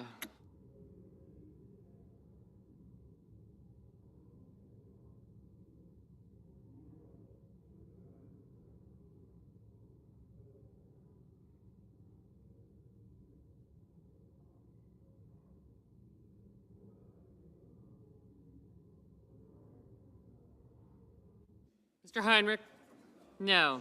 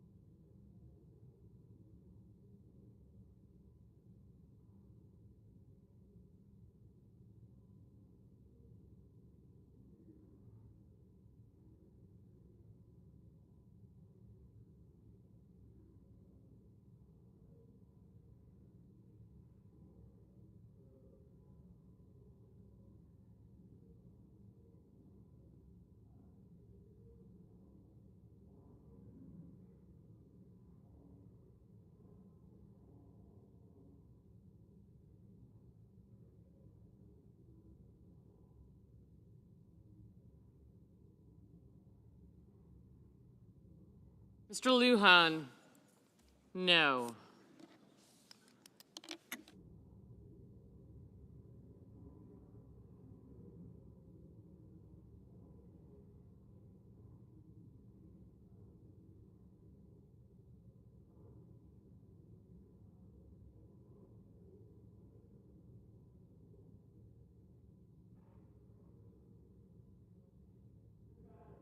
Mr. Fetterman, aye.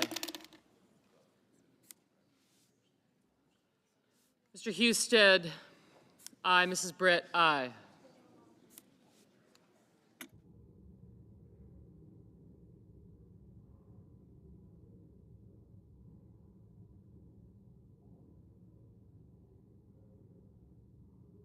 Mr. Ricketts, aye.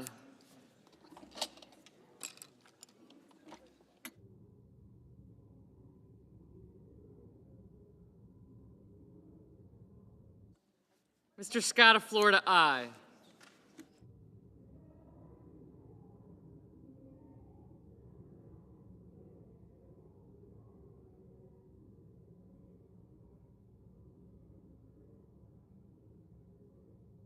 Mrs. Moody, aye.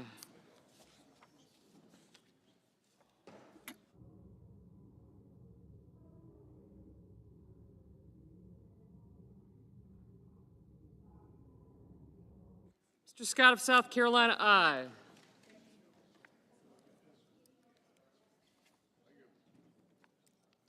Ms. Warren, no. Mr. Blumenthal, no.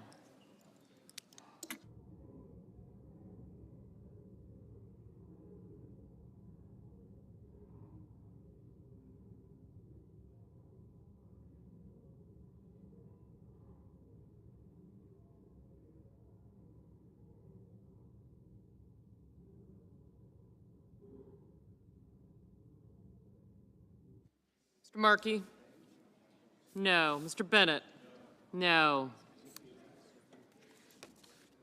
Mr. Rounds, aye.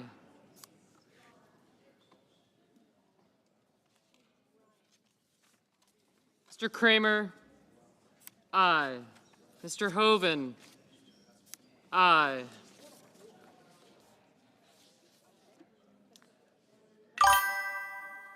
Mr. Kim, no.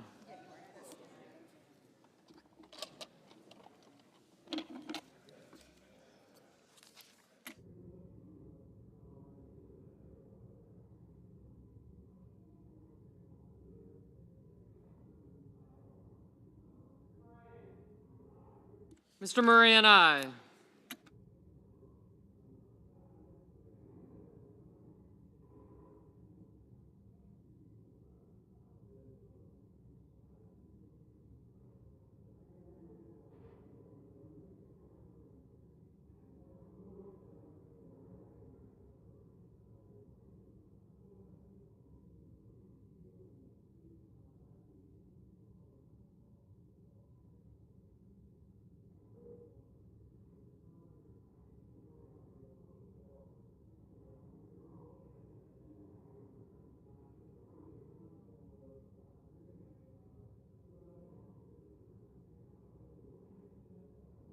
Mr. Justice, aye.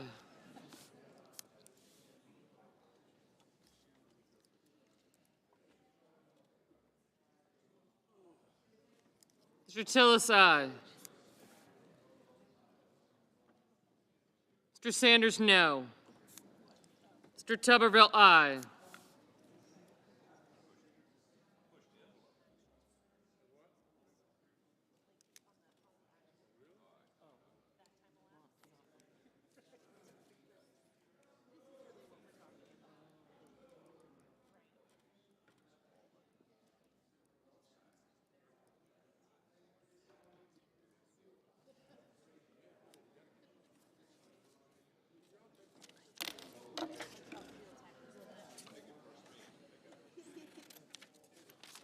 Mr. Banks, aye.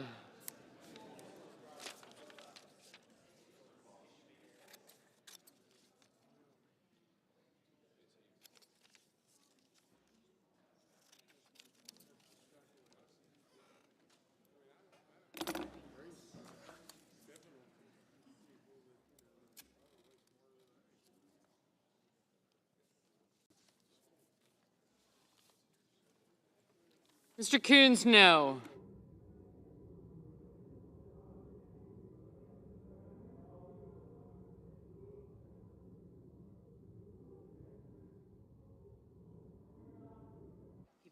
Mr. McConnell, aye.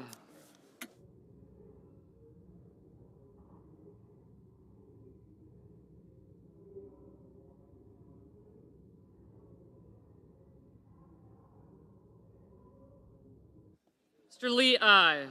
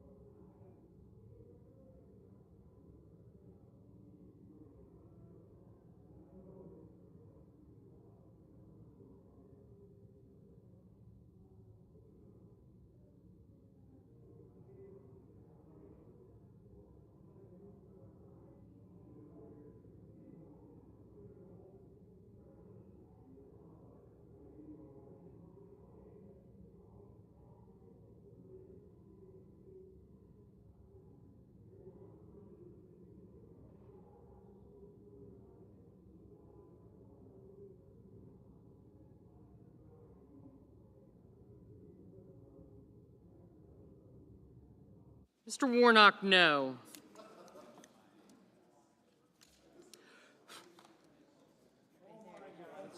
Not at this point, thanks. It's already done.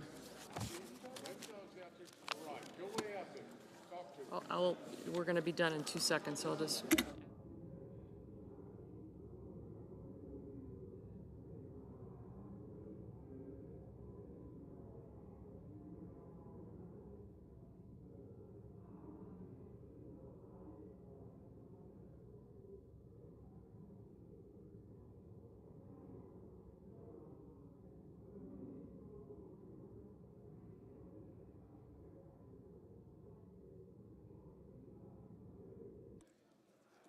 Mrs. Fisher. Mrs. Fisher, aye.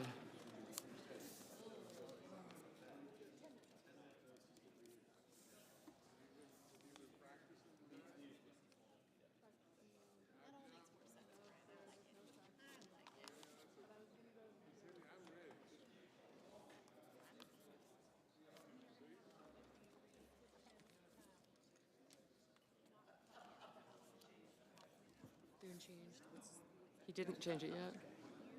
He's going to. I'll love it.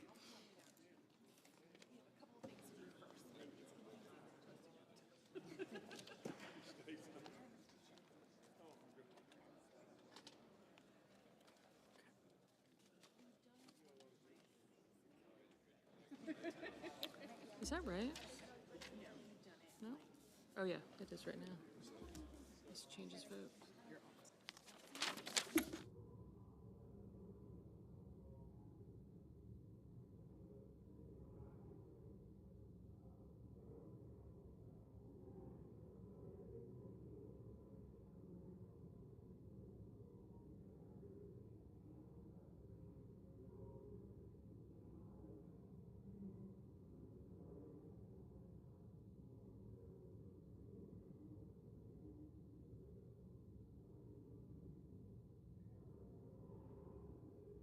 Mr. Thune.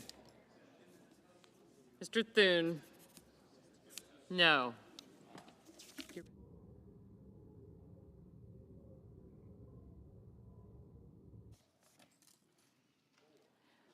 You ready?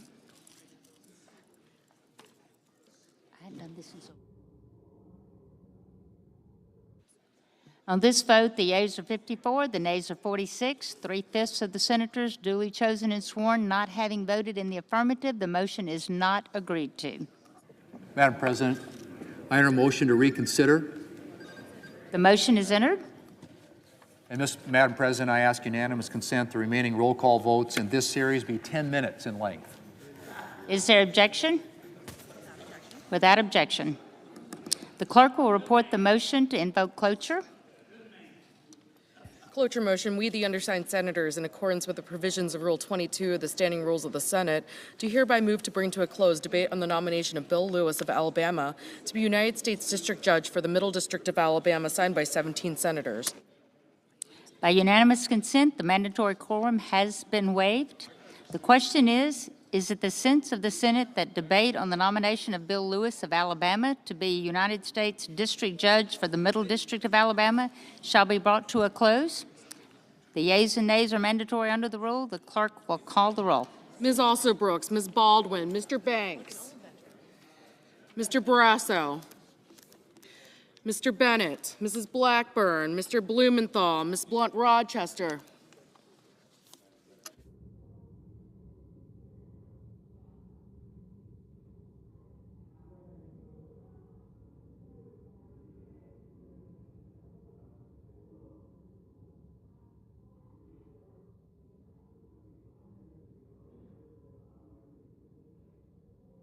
Mr. Booker,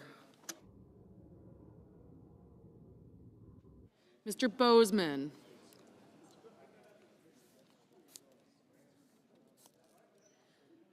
Mrs. Britt, Mr. Budd, Ms. Cantwell, Mrs. Capito, Mr. Cassidy,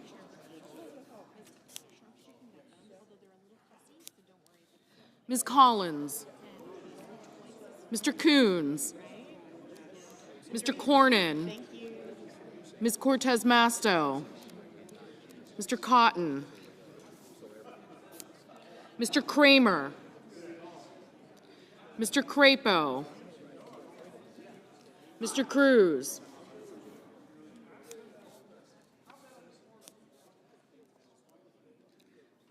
Mr. Curtis, Mr. Daines, Ms. Duckworth, Mr. Durbin,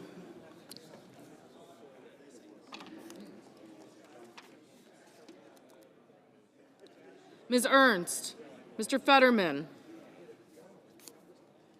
Mrs. Fisher, Mr. Gallego, Mrs. Gillibrand, Mr. Graham,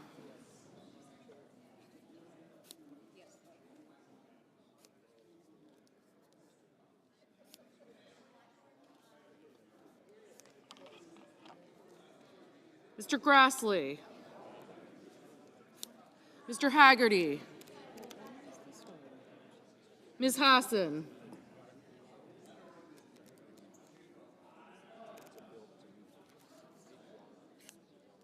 Mr. Hawley,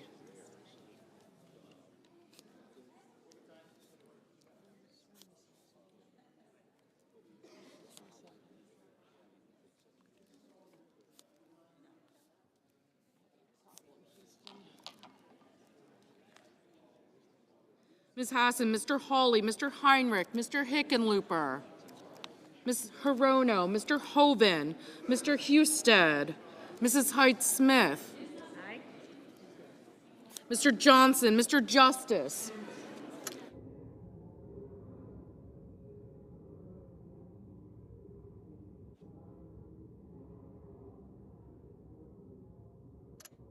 Mr. Kane, Mr. Kelly,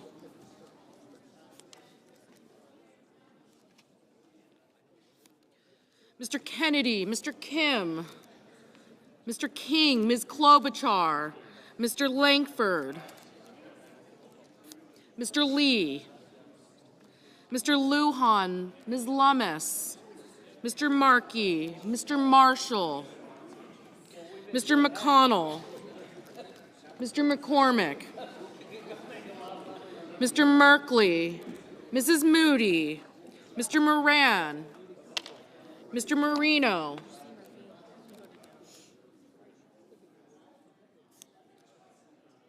Mr. Mullen, Ms. Murkowski, Mr. Murphy, Mrs. Murray, Mr. Ossoff, Mr. Padilla, Mr. Paul, Mr. Peters, Mr. Reed, Mr. Ricketts, Mr. Risch, Ms. Rosen, Mr. Rounds, Mr. Sanders, Mr. Schatz, Mr. Schiff, Mr. Schmidt, Mr. Schumer, Mr. Scott of Florida, Mr. Scott of South Carolina, Mrs. Shaheen, Mr. Sheehy,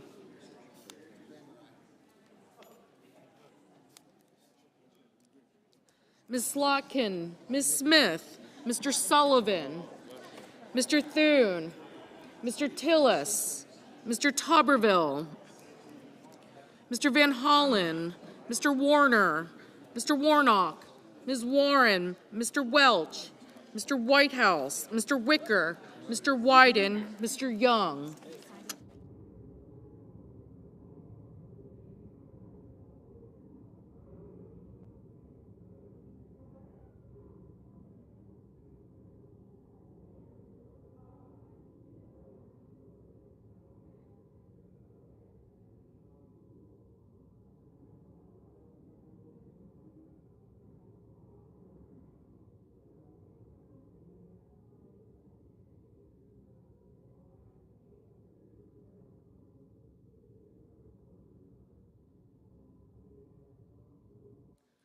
Senators voting in the affirmative: Blackburn, Bozeman, Britt, Capito, Cornyn, Kramer, Durbin, Ernst, Fetterman, Fisher, Graham, Grassley, Haggerty, Hawley, Hyde-Smith, Johnson, Justice, Kane, Kennedy, Langford, Lee, Moody, Murkowski, Paul, Ricketts, Scott of Florida, Tillis, and Wicker.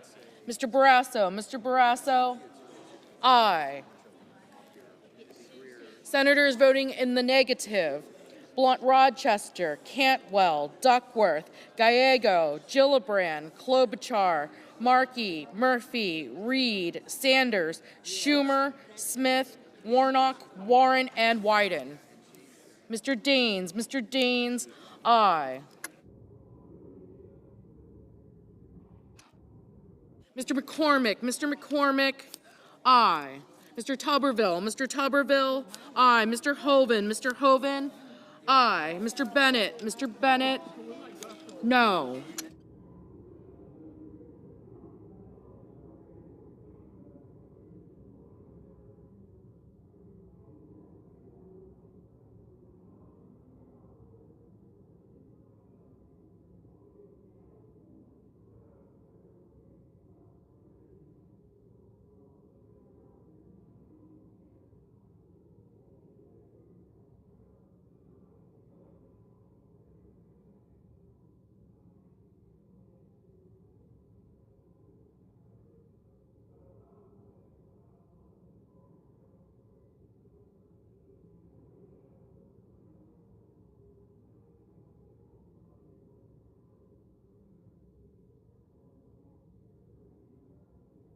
Mr. Husted, aye.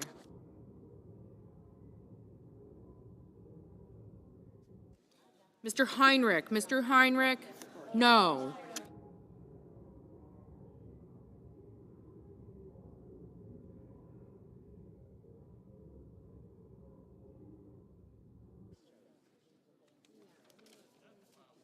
Ms. Hirono, no.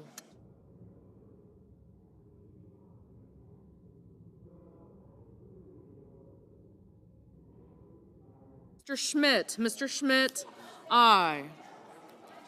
Mr. Banks, aye. Mr. Budd, aye. Mr. Crapo, aye. Mr. Booker, no.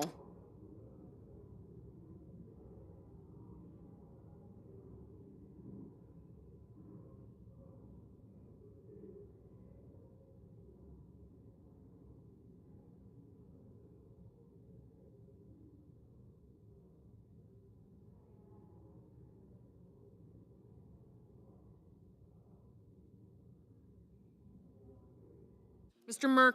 Merkley, no.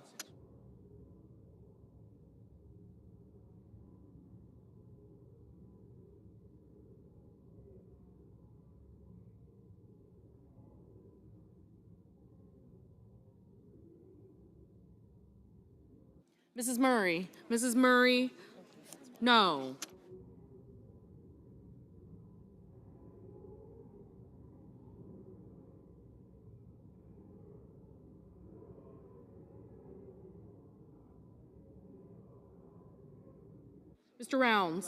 Mr. Rounds, aye.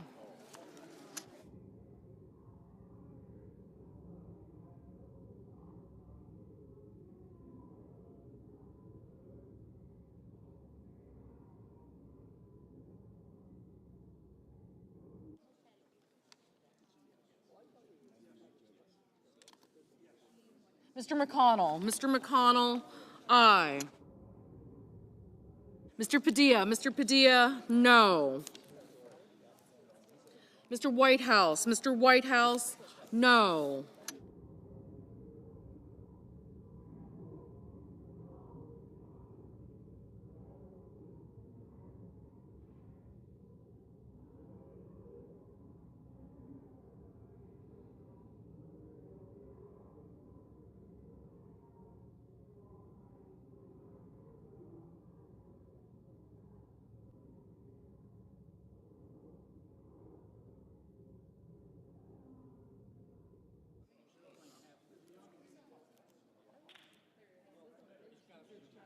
Mr. Schatz, no. Mr. Blumenthal, no. Mr. Cruz, aye.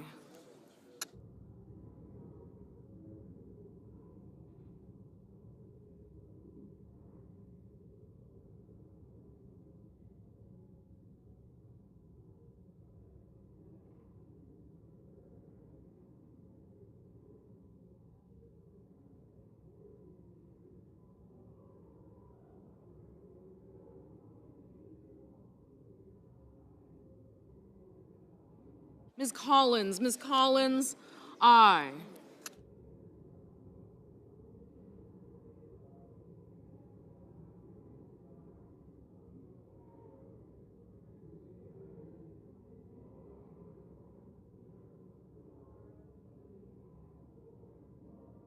Mr. Curtis, aye.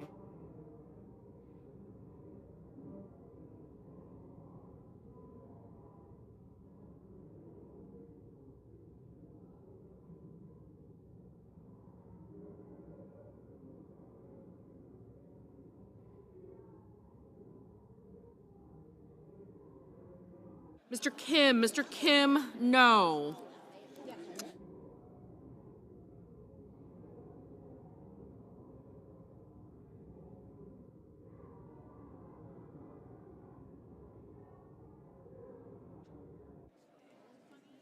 Mr. Scott of South Carolina, aye.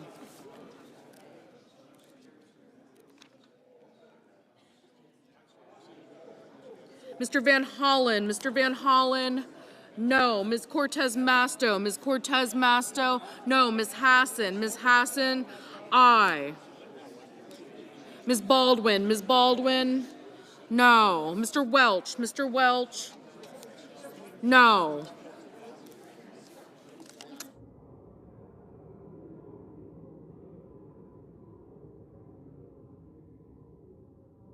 Mr. King, aye.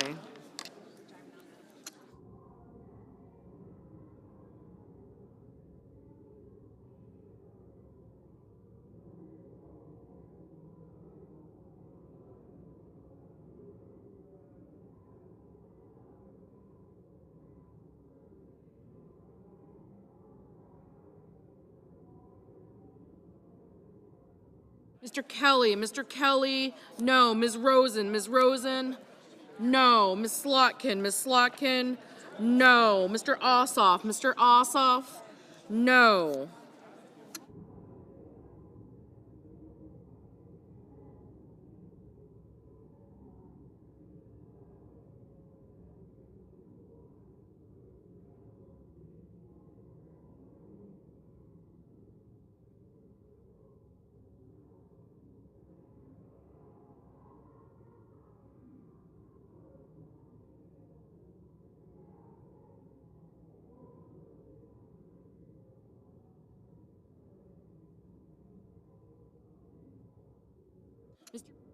Mr. Peters, aye.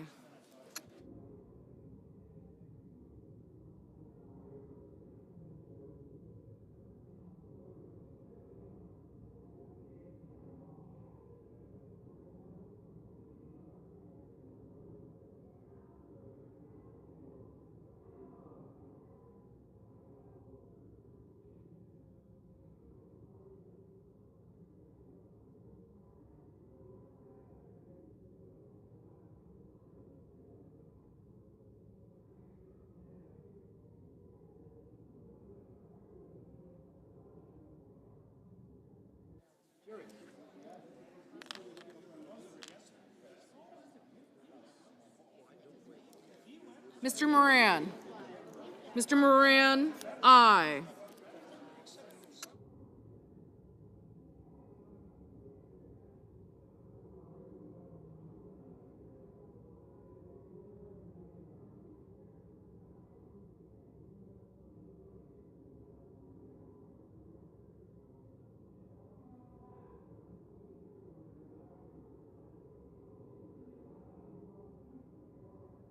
Mr. Marino, aye.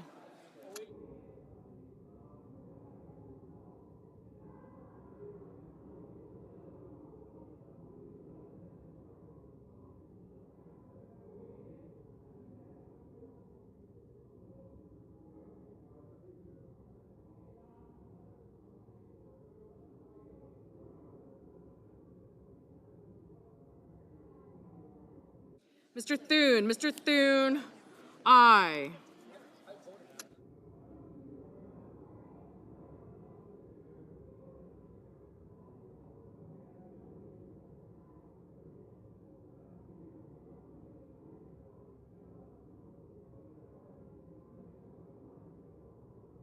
Mrs. Shaheen, aye.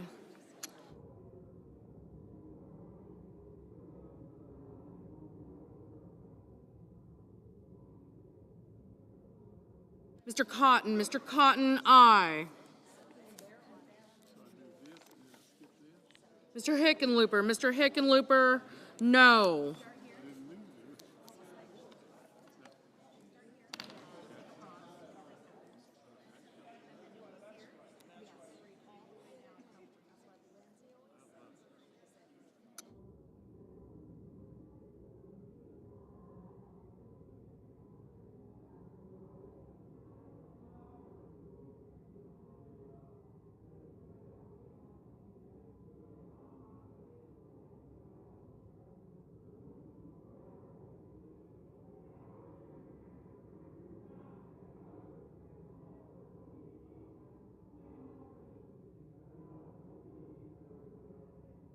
Mr. Marshall, aye.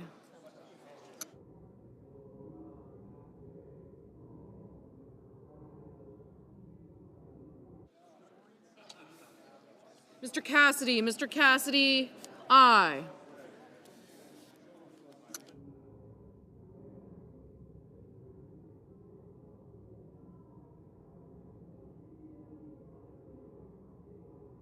Mr. Schiff, aye.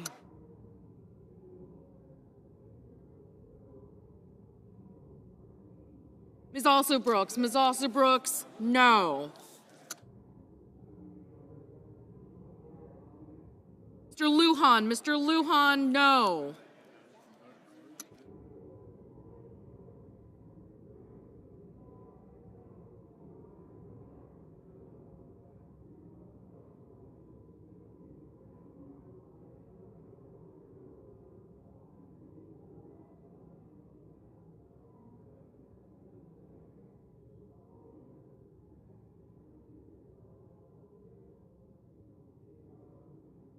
Mr. Coons. Mr. Coons, no.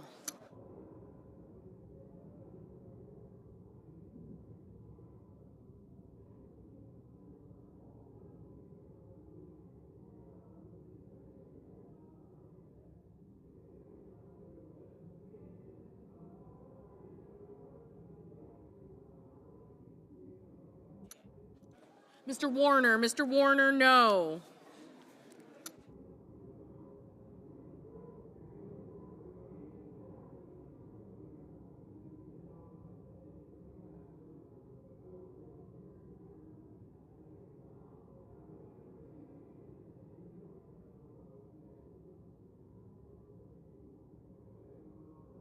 Mr. Mullen. Mr. Mullen, aye.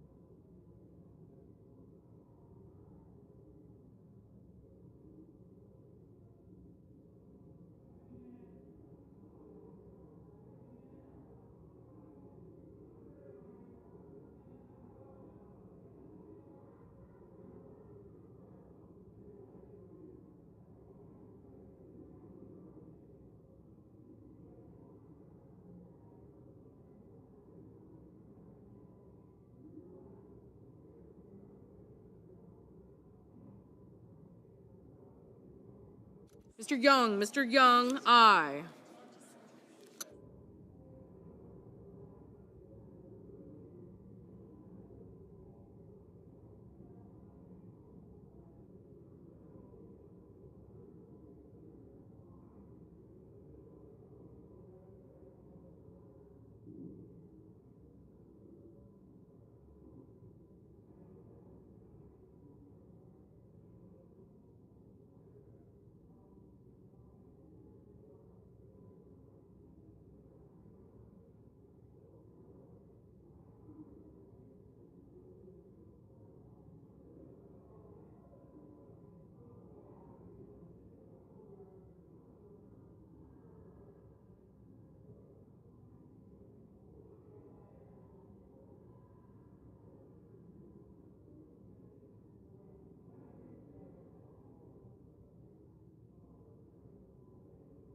Mr.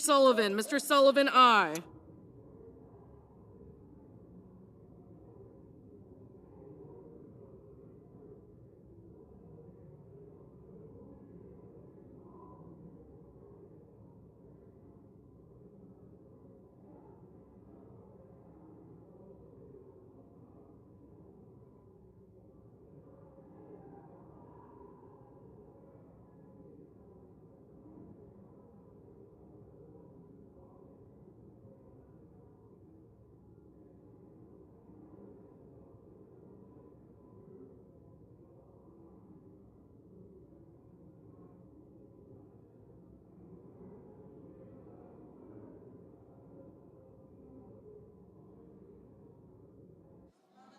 Ms. Lummis, aye.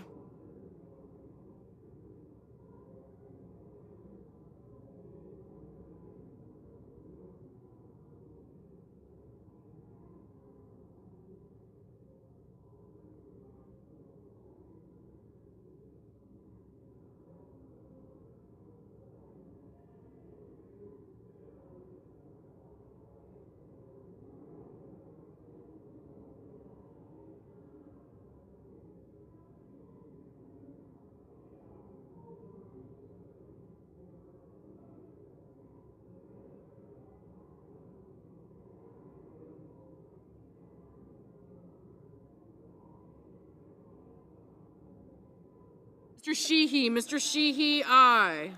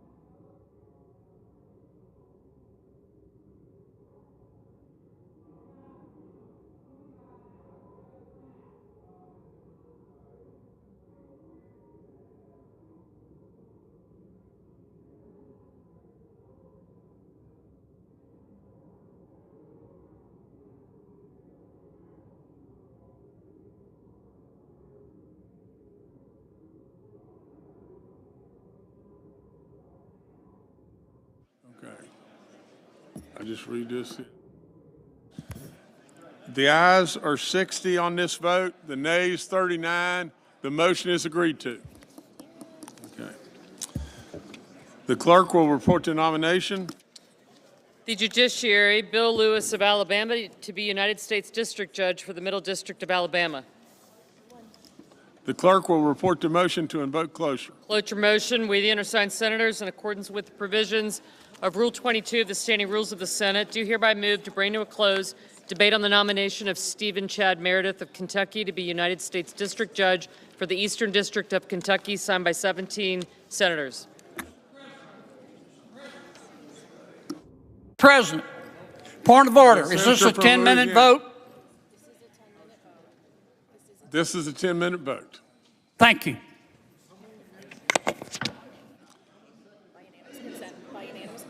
Okay. By unanimous consent, the mandatory quorum call has been waived. I'll keep going. The question is it the sense of the Senate that debate on the nomination of Stephen Chad Meredith of Kentucky to be the United States District Judge for the Eastern District of Kentucky shall be brought to a close? The yeas and nays are mandatory under the rule. The clerk will call the roll. Ms. Also-Brooks, Ms. Baldwin, Mr. Banks, Mr. Barrasso.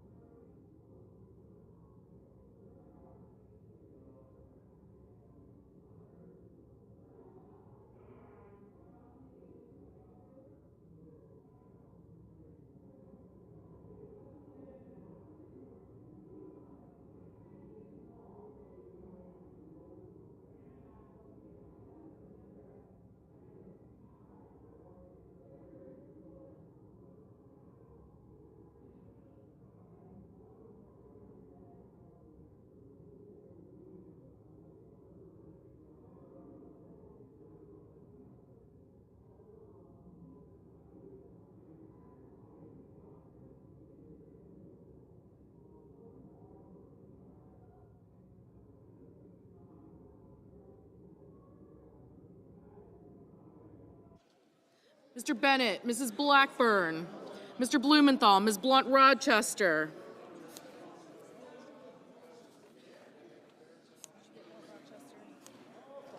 Mr. Booker, Mr. Bozeman, Mrs. Britt, Mr. Budd, Ms. Cantwell,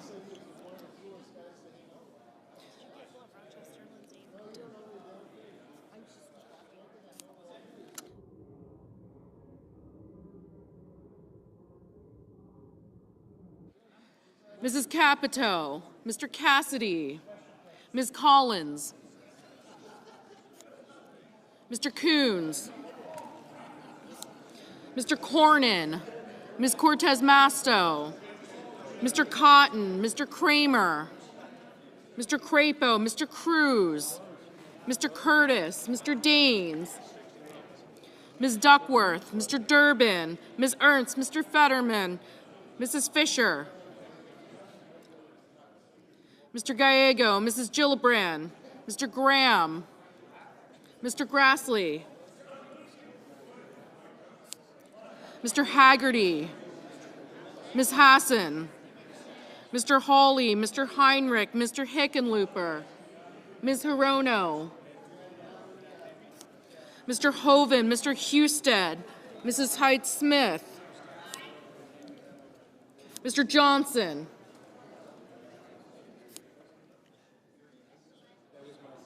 Mr. Justice,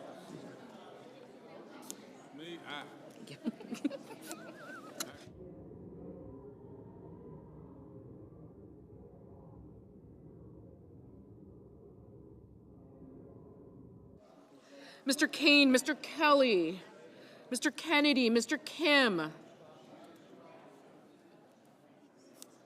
Mr. King, Ms. Klobuchar, Mr. Langford, Mr. Lee, Mr. Lujan, Ms. Lummis,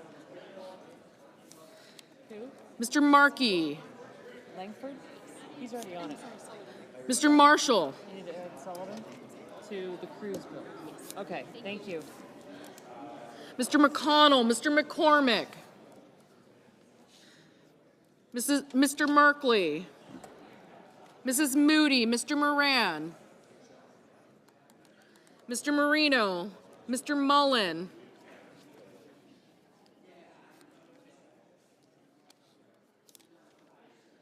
Ms. Murkowski, Mr. Murphy, Mrs. Murray, Mr. Ossoff, Mr. Padilla, Mr. Paul, Mr. Peters, Mr. Reed, Mr. Ricketts, Mr. Risch, Ms. Rosen, Mr. Rounds, Mr. Sanders, Mr. Schatz, Mr. Schiff,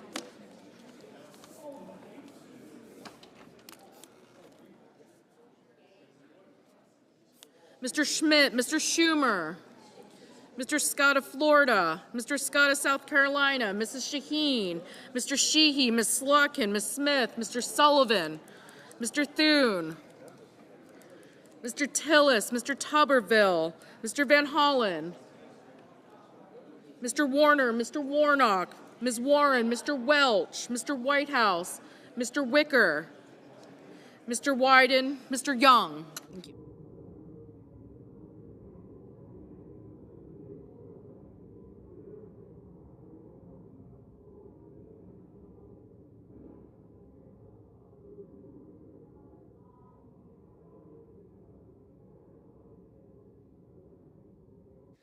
Senators voting in the affirmative: Barrasso, Blackburn, Budd, Capito, Cornyn, Kramer, Crapo, Curtis, Daines, Ernst, Graham, Grassley, Haggerty, Hoven, Husted, Hyde-Smith, Justice, Kennedy, Lummis, Marshall, McConnell, Moody, Marino, Paul, Ricketts, Risch, Schmidt, Scott of South Carolina, Sheehy, Tillis, Tuberville, Wicker, and Young.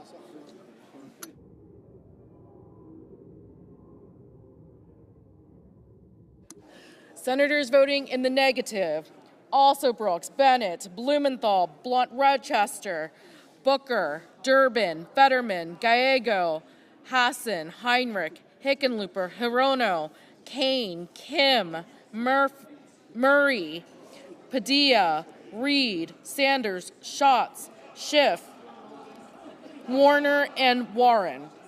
Ms. Klobuchar, no. Mr. Moran, aye.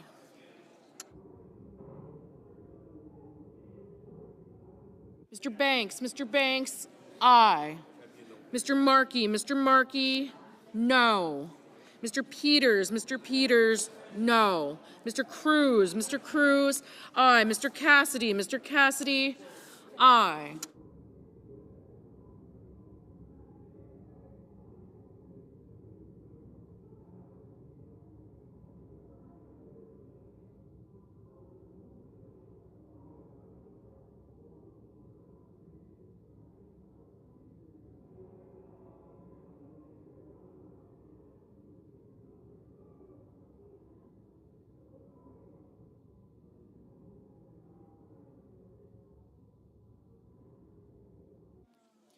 Mrs. Fisher, aye.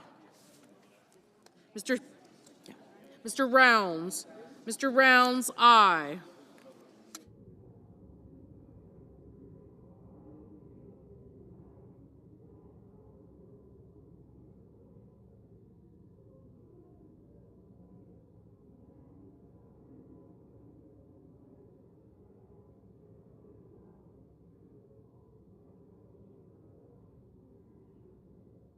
Mr. Thune, aye.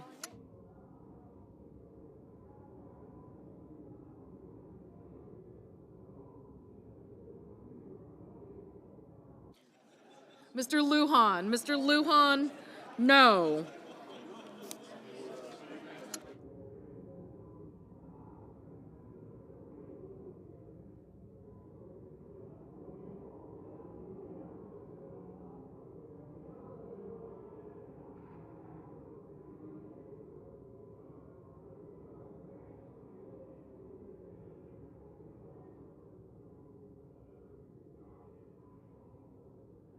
Mr. Lee, aye. Ms. Smith, no.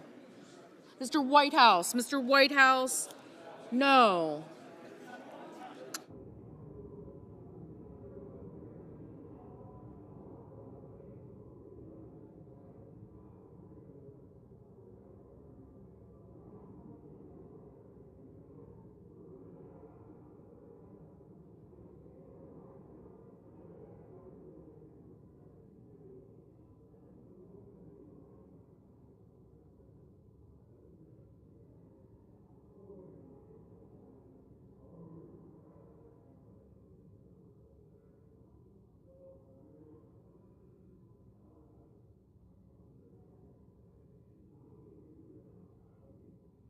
Mr. Cotton, aye.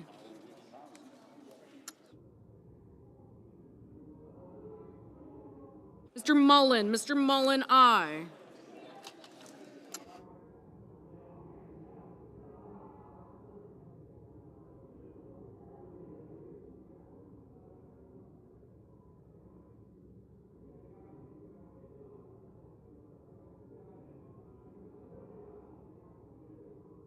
Ms. Collins, aye.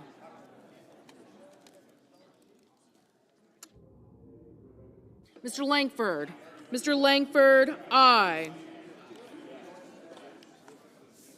Ms. Cantwell, no.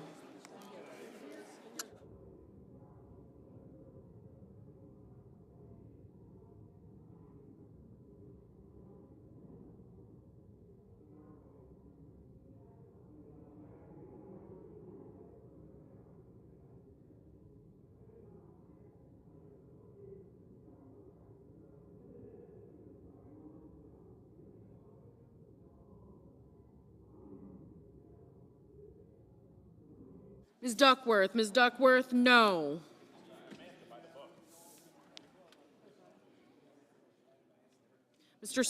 Mr. Scott of Florida, aye.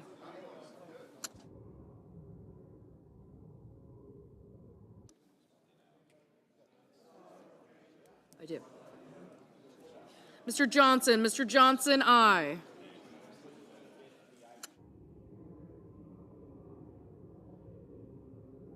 Ms. Baldwin, no.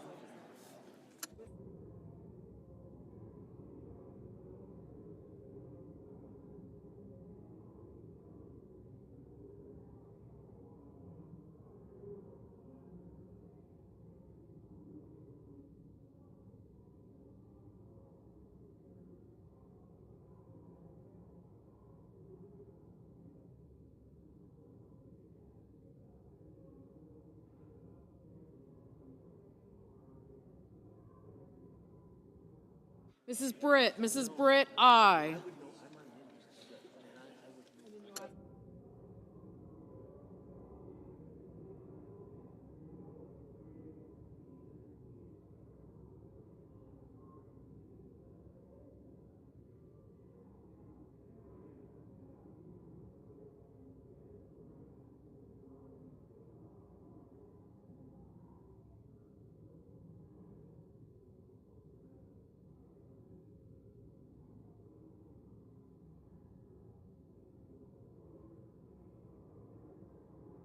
Mr. Hawley, aye.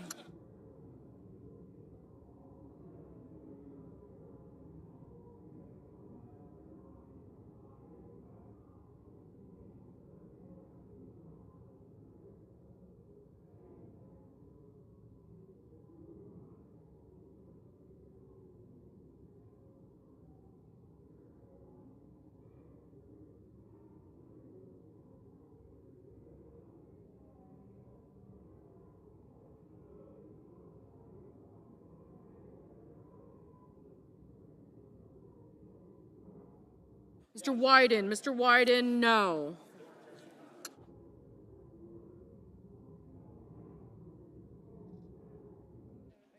Mr.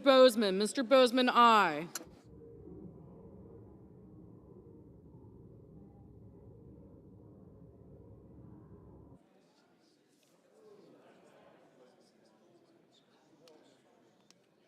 Mr. Sullivan, aye. Mr. Merkley, no.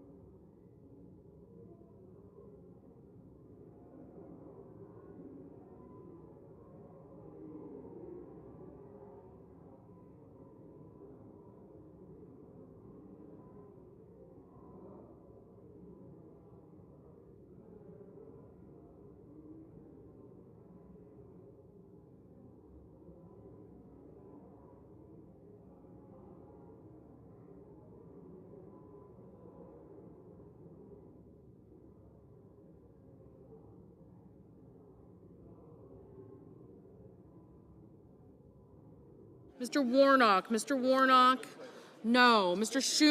Schumer, no. Mr. Ossoff, no. Mr. Welch, no. Mr. Kelly, no. Ms. Rosen, no. Mr. Coons, no.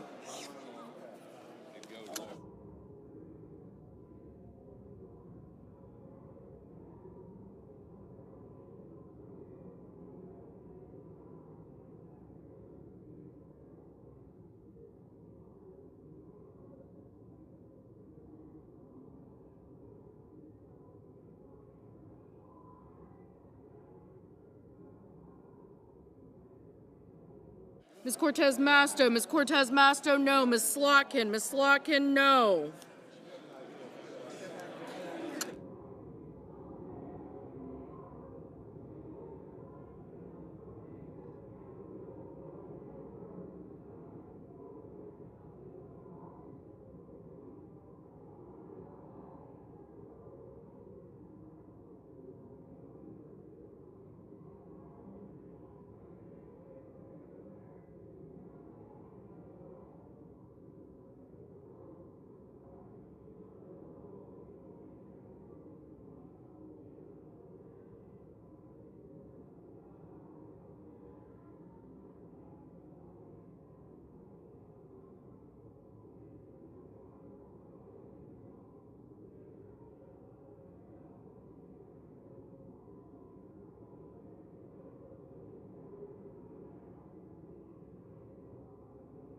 Mrs. Shaheen, no.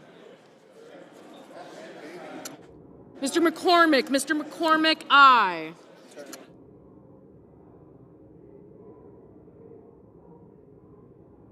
Mr. King, no.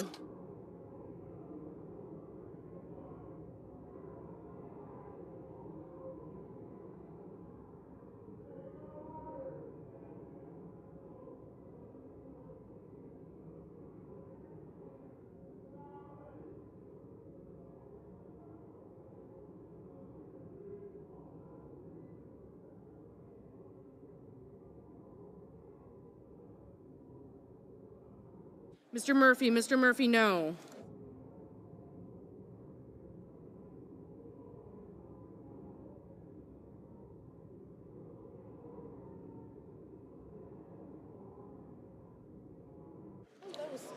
Okay.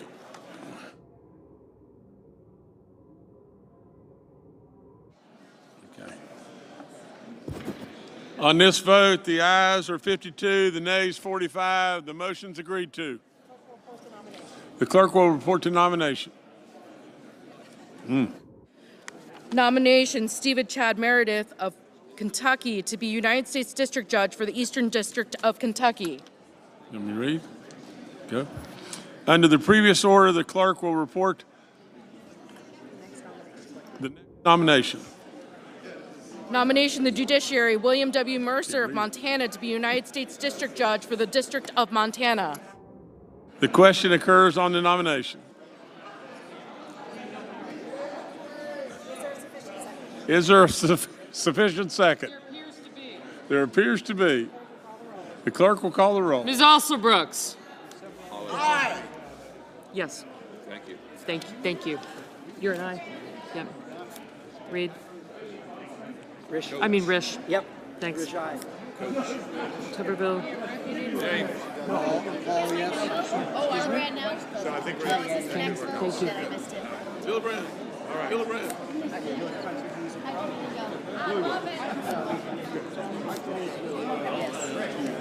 Blackburn, aye. Thank you. Not Rochester. Baldwin. Ms. Baldwin, Mr. Banks.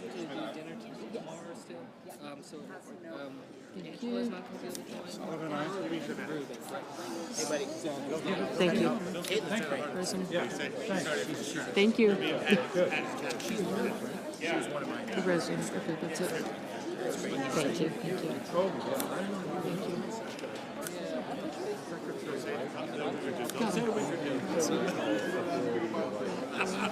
Okay, stop talking to me.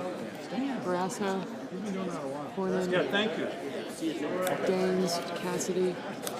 Well, I've been standing there for 20 minutes.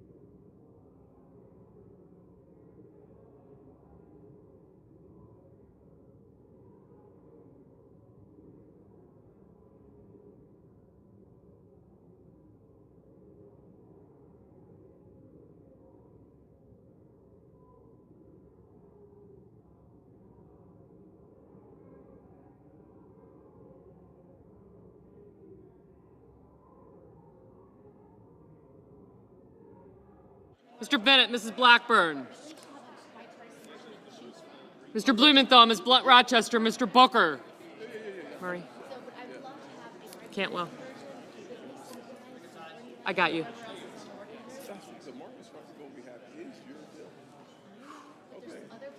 Mr. Blumenthal, Ms. Rochester, Mr. Booker, Mr. Bozeman.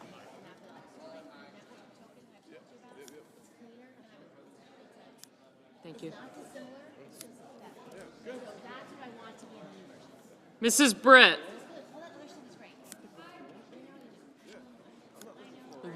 Thank you. Mr. Budd. Ms. Cantwell, Mrs. Capita, Mr. Cassidy. Ms. Collins. Mr. Coons. Thank you. Gotcha. Graham. Thank you. Marshall.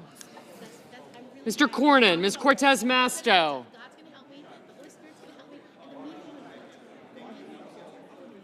Did Cortez Masto? Okay. Mr. Cotton, Mr. Kramer. I don't. Not yet.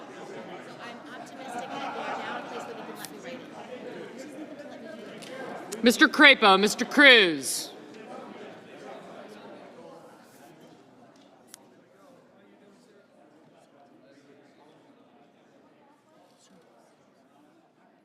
Got him.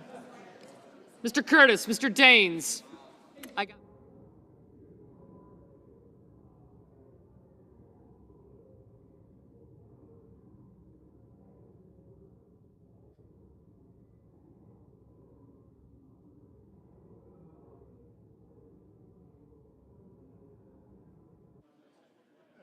Ms. Duckworth, Mr. Durbin, Ms. Ernst. Mr. Fetterman, Mrs. Fisher. Mr. Gallego, Mrs. Gillibrand, Mr. Graham, Mr. Grassley, Mr. Haggerty, Ms. Hassan, Mr. Hawley. Thank you.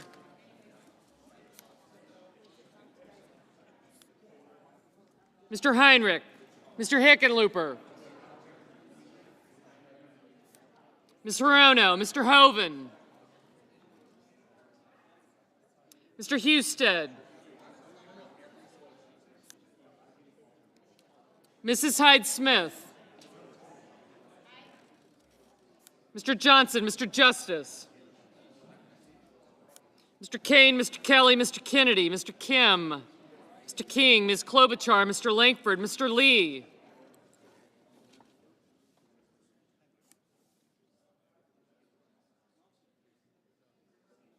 Mr. Lujan, Ms. Lummis, Mr. Markey.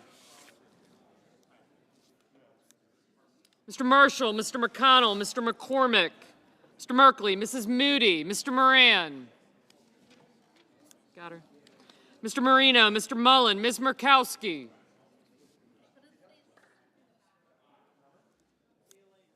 Mr. Murphy.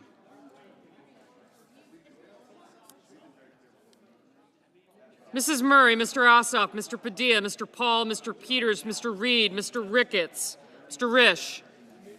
I got you. Ms. Rosen, Mr. Rounds.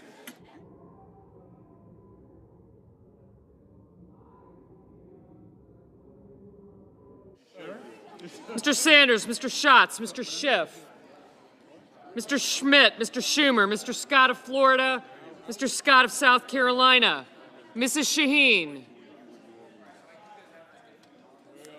Mr. Sheehy, Ms. Slotkin, Ms. Smith. Oh. Mr. Sullivan, Mr. Thune, Mr. Tillis, Mr. Tuberville, Mr. Van Hollen, Mr. Warner, Mr. Warnock, Ms. Warren, Mr. Welch, Mr. Whitehouse, Mr. Wicker, Mr. Wyden, Mr. Young.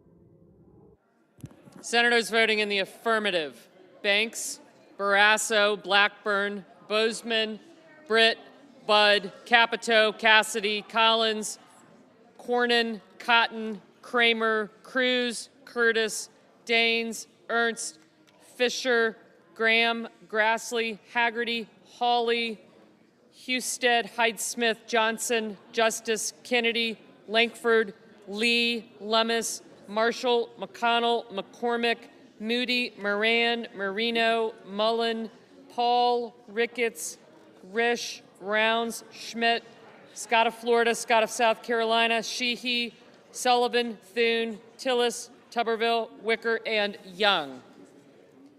Senators voting in the negative: Alsobrooks, Baldwin, Bennett, Blumenthal, Blunt Rochester, Booker, Cantwell, Cortez Masto, Duckworth, Durbin, Fetterman, Gallego, Gillibrand, Hassan, Hickenlooper, Hirono, Kane, Kelly, Kim, King, Klobuchar, Lujan, Markey, Merkley, Murray, Ossoff, Padilla, Peters, Reed, Rosen, Sanders, Schatz, Schiff, Schumer, Shaheen, Slatkin, Smith, Warnock, Warren, Welch, and Wyden.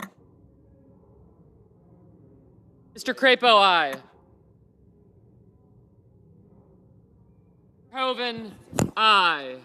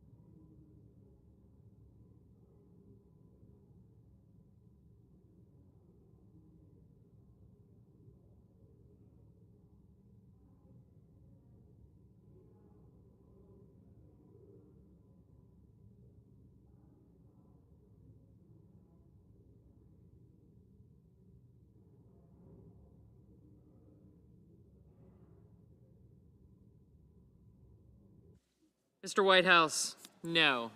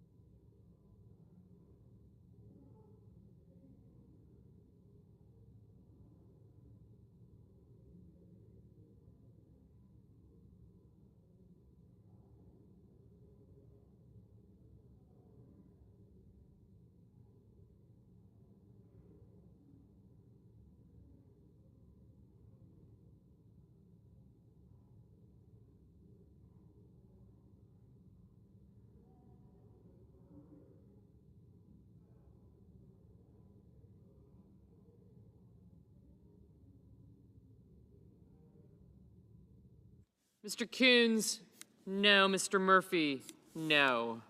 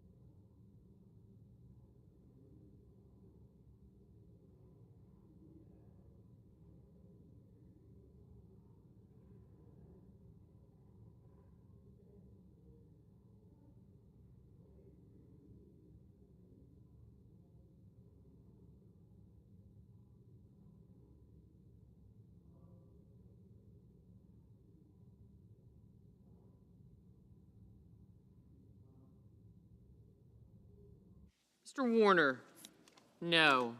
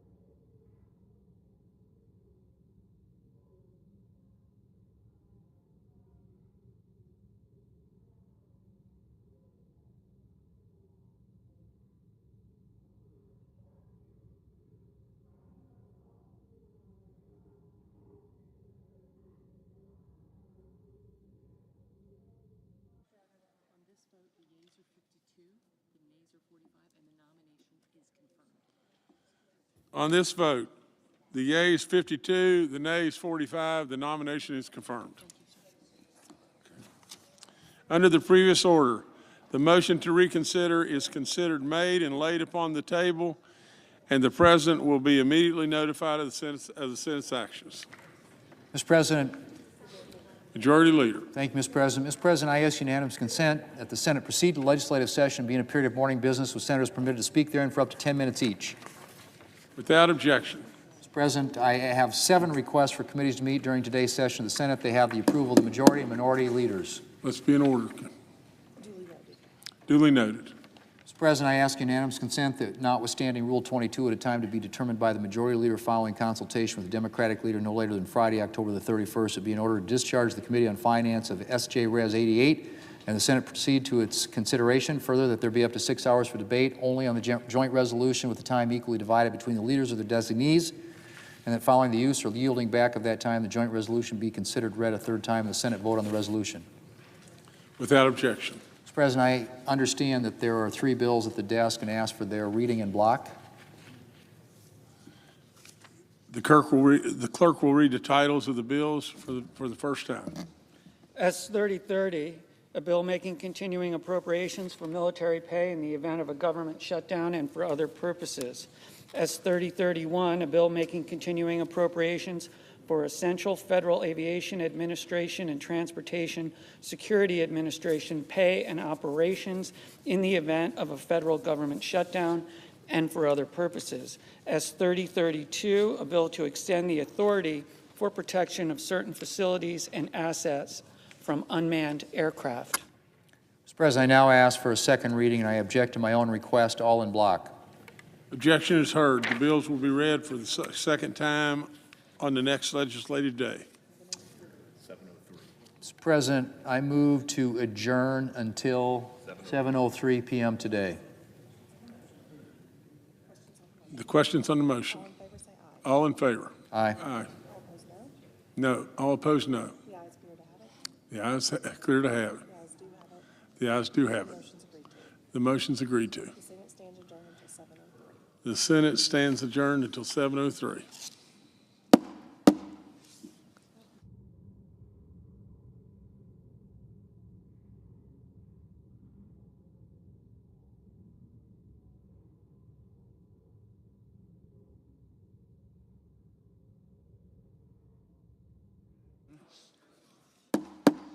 The Senate will come to order.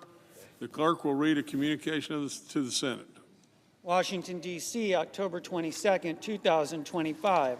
To the Senate, under the provisions of Rule 1, Paragraph 3 of the Standing Rules of the Senate, I hereby appoint the Honorable James C. Justice, a senator from the state of West Virginia, to perform the duties of the chair. Signed, Chuck Grassley, President pro tempore. Mr. President, I ask unanimous consent that the morning hour be deemed expired, the journal proceedings be approved today, at the time for the two leaders be reserved for use later in the day, and that the Senate be in a period of morning business with senators permitted to speak therein for up to 10 minutes each. Without objection. Mr. President, I understand that there are 3 bills at the desk due for a second reading en bloc. The leader is correct. The clerk will read the titles of the bills for the second time. S3030, a bill making continuing appropriations for military pay in the event of a government shutdown and for other purposes. S3031, a bill making continuing appropriations for essential federal aviation administration and so forth and for other purposes. S3032, a bill to extend the authority for the protection of certain facilities and assets from unmanned aircraft. Mr. President, in order to place the bills on the calendar under the provisions of Rule 14, I would object to further proceeding en bloc. The leader is correct. Oh, I'm sorry. Objection is heard, so the bills will be placed on the calendar under Rule 14. Mr. President, I ask unanimous consent that when the Senate completes its business today, it stand adjourned until 10 a.m. on Thursday, October the 23rd, that following the prayer and pledge, the journal proceedings be approved today at the morning hour be deemed expired, the time for the two leaders be reserved for their use later in the day, and the Senate be in a period of morning business with senators permitted to speak therein for up to 10 minutes each, and notwithstanding Rule 22, the cloture motion with respect to the motion to proceed to calendar number 191, S3012, ripen at 12:15 p.m. Further, following disposition of that vote, the Senate execute the order of October the 22nd in relation to the Meredith nomination. Find that cloture motion with respect to the Tableson nomination ripen following disposition of the Meredith nomination. Without objection. Mr. President, if there's no further business to come before the Senate, I ask that it stand adjourned under the previous order. The Senate stands adjourned until 10 a.m. tomorrow.